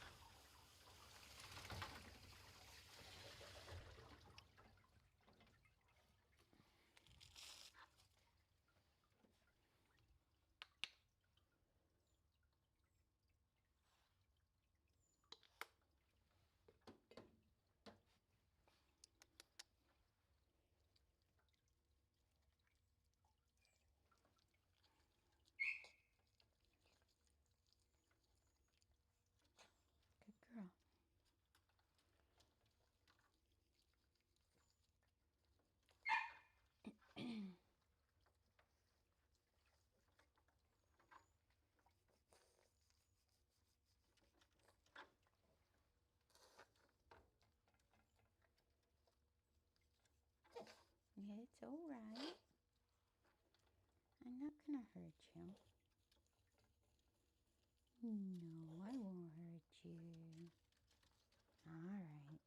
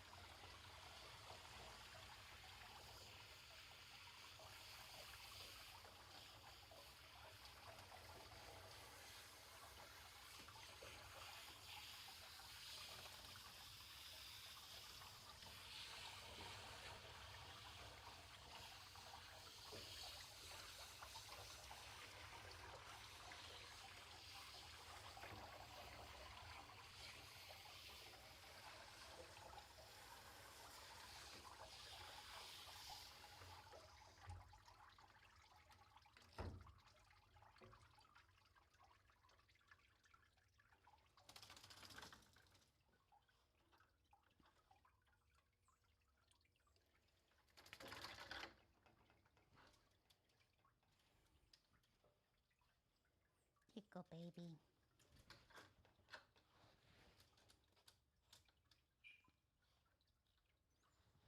Come on.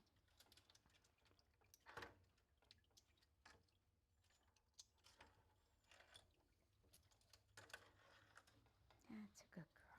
Come on.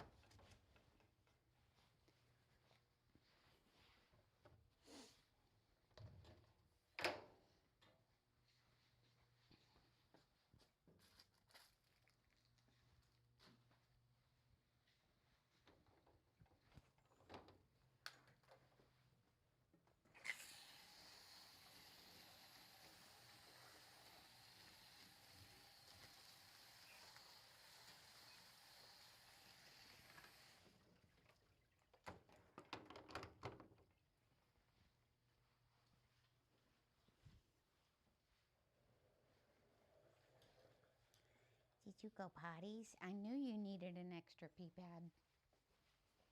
Yes, I did. I knew you needed an extra one. Yeah. All right, back up. Back.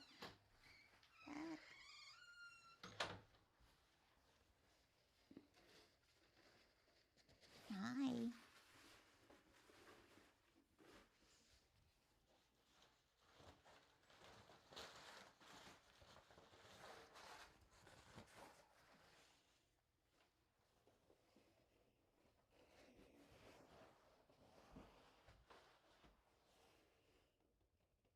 Good boy. Good boy.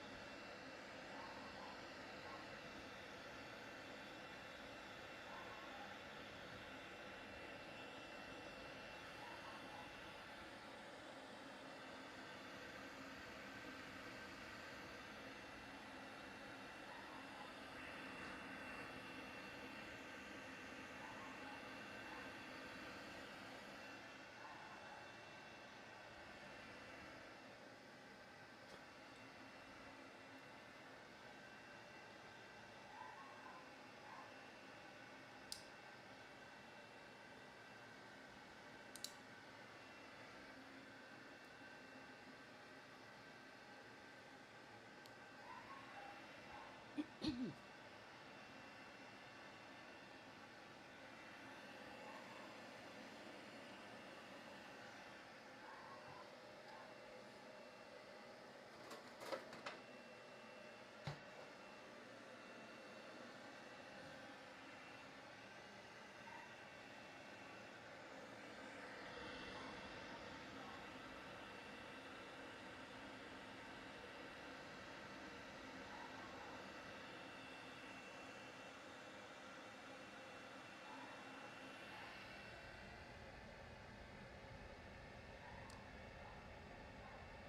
girl.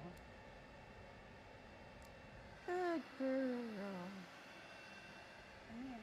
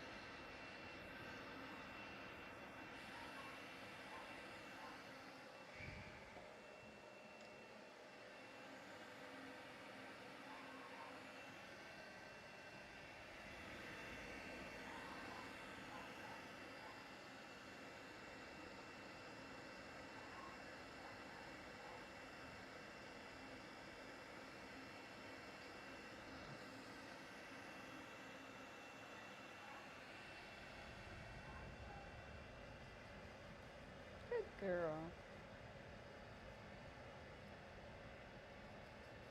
Good girl.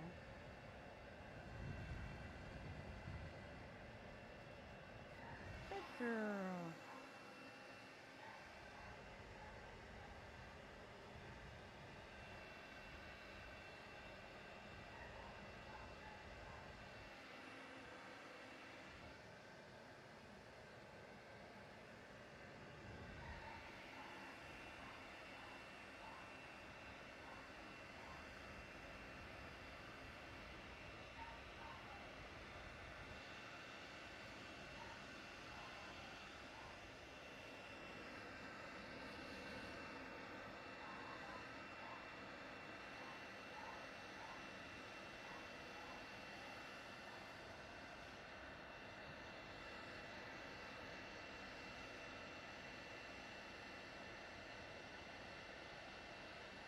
Good girl.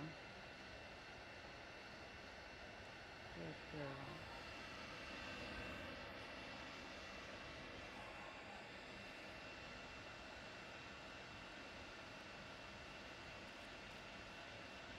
Good girl.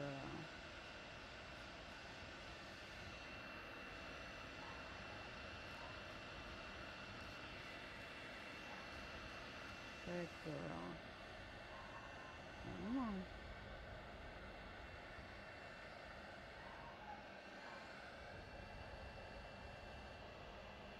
It's okay.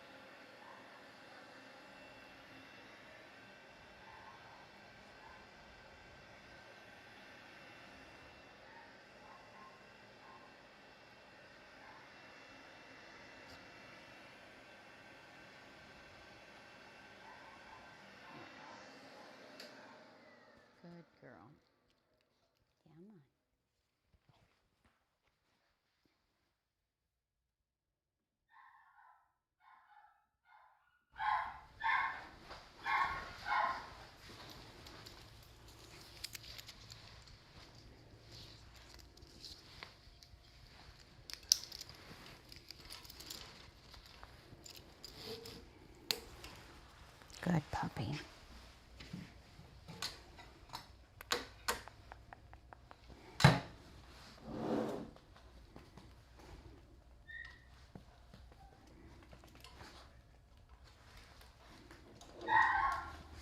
Good girl.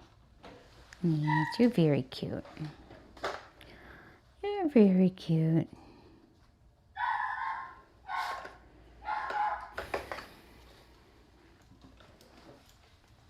You're not leaving.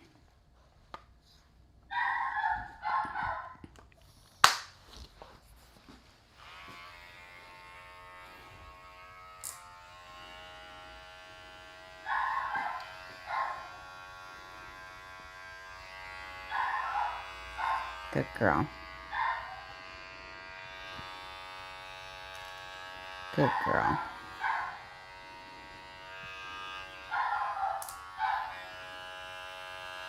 Good puppy. Good puppy.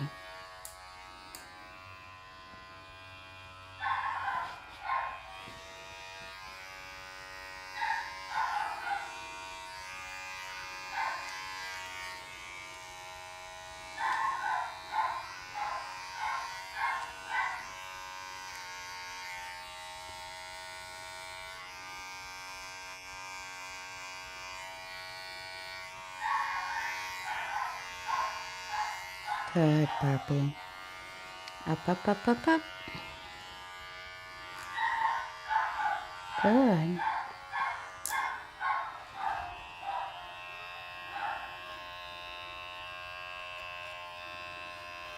That's very nice.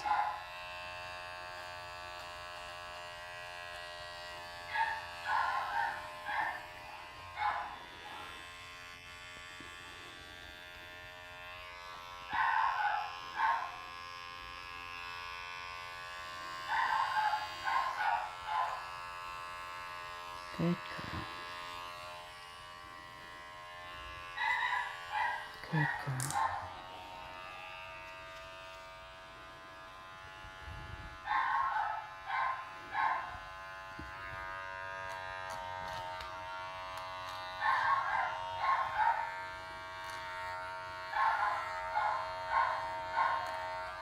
Good baby. This mic keeps turning in. I hope it doesn't sound funny. Yes, I do. I hope it doesn't sound funny, because that would be funny. Huh? Yeah, we gotta find a new plan for these mics. Yes, we do. We gotta find a new plan. Yes, a new plan. Yeah, a new plan. A plan, a plan. All right. You're a good girl. Yes, you're a good girl. You ready?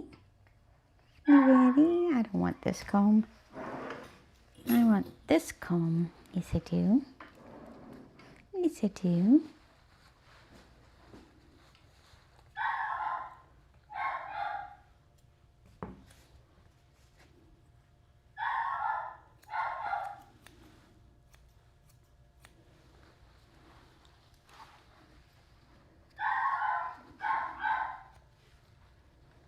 Good girl.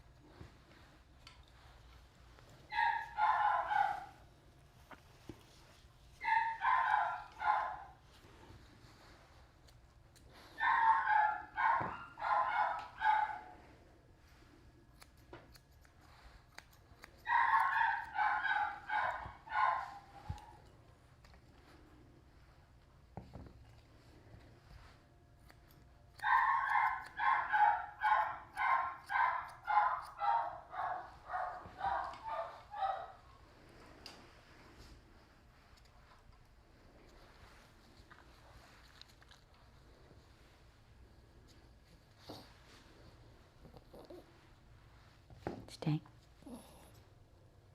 Good girl.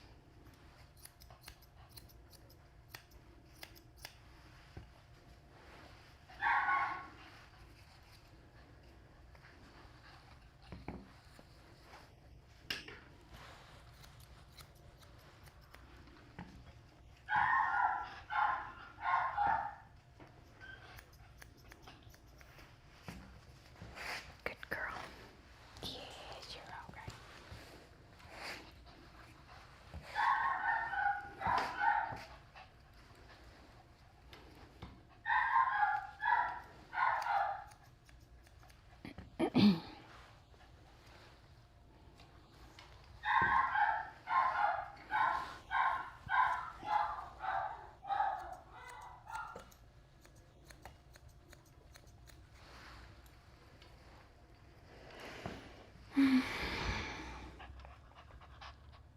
busy. Yes, you are. You're very busy. Come here.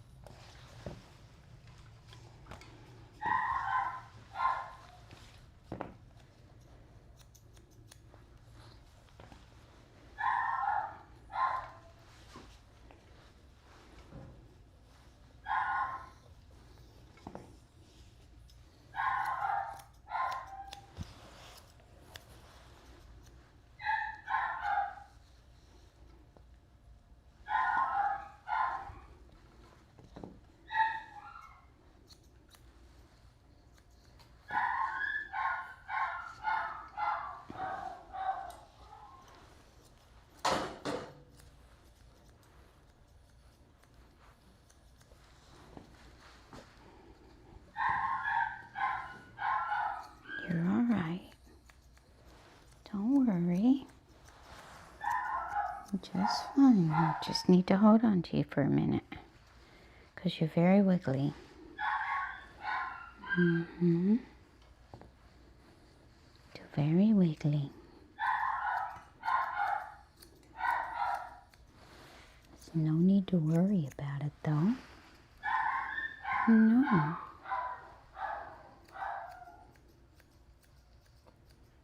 No need to worry.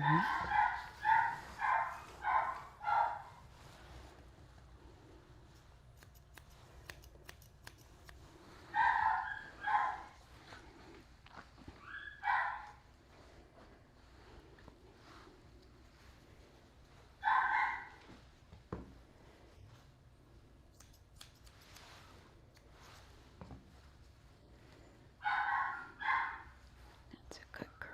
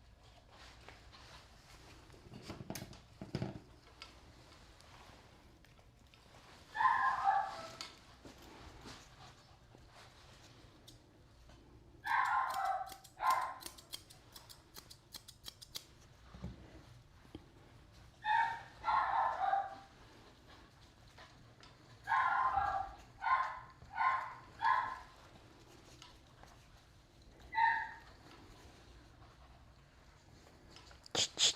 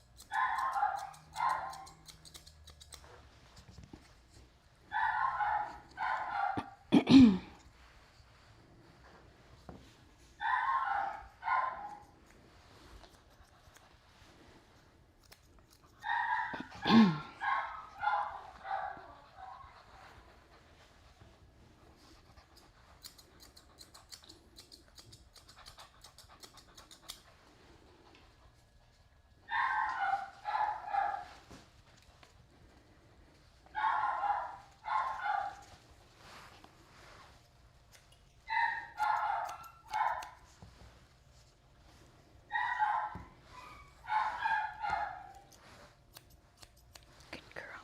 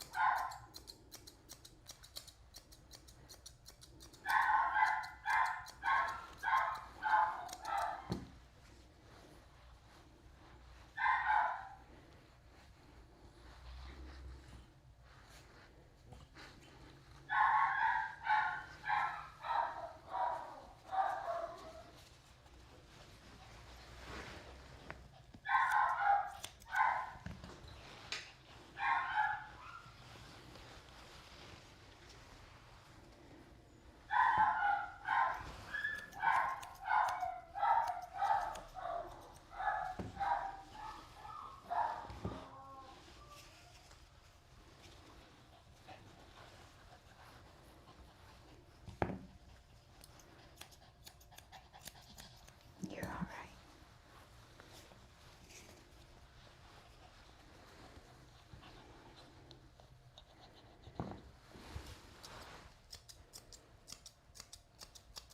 It's all right. It's a good girl. Just fine.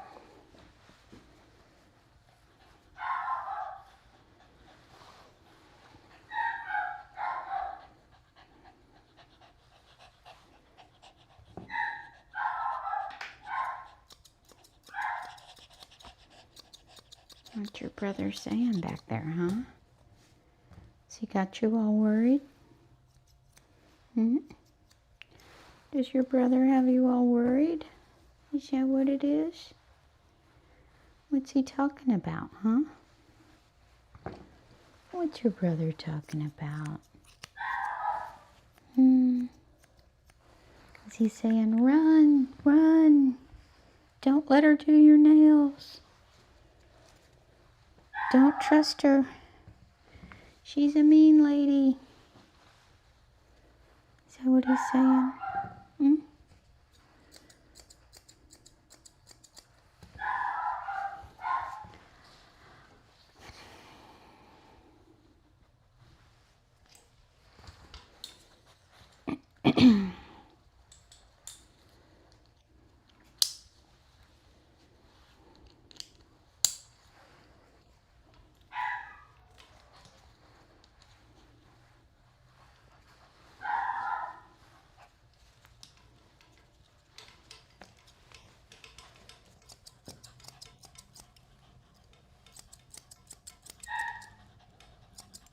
Good girl.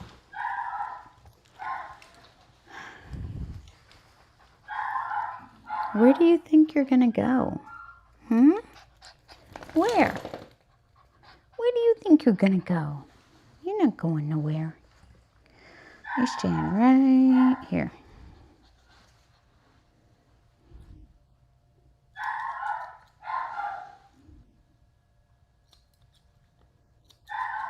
Good girl. Good girl.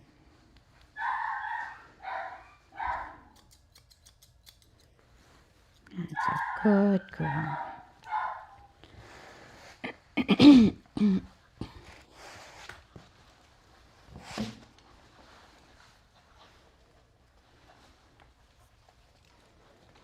What? What do you want? She says, I want to go home. What do you think? What do you think, you crazy lady? She's a crazy lady.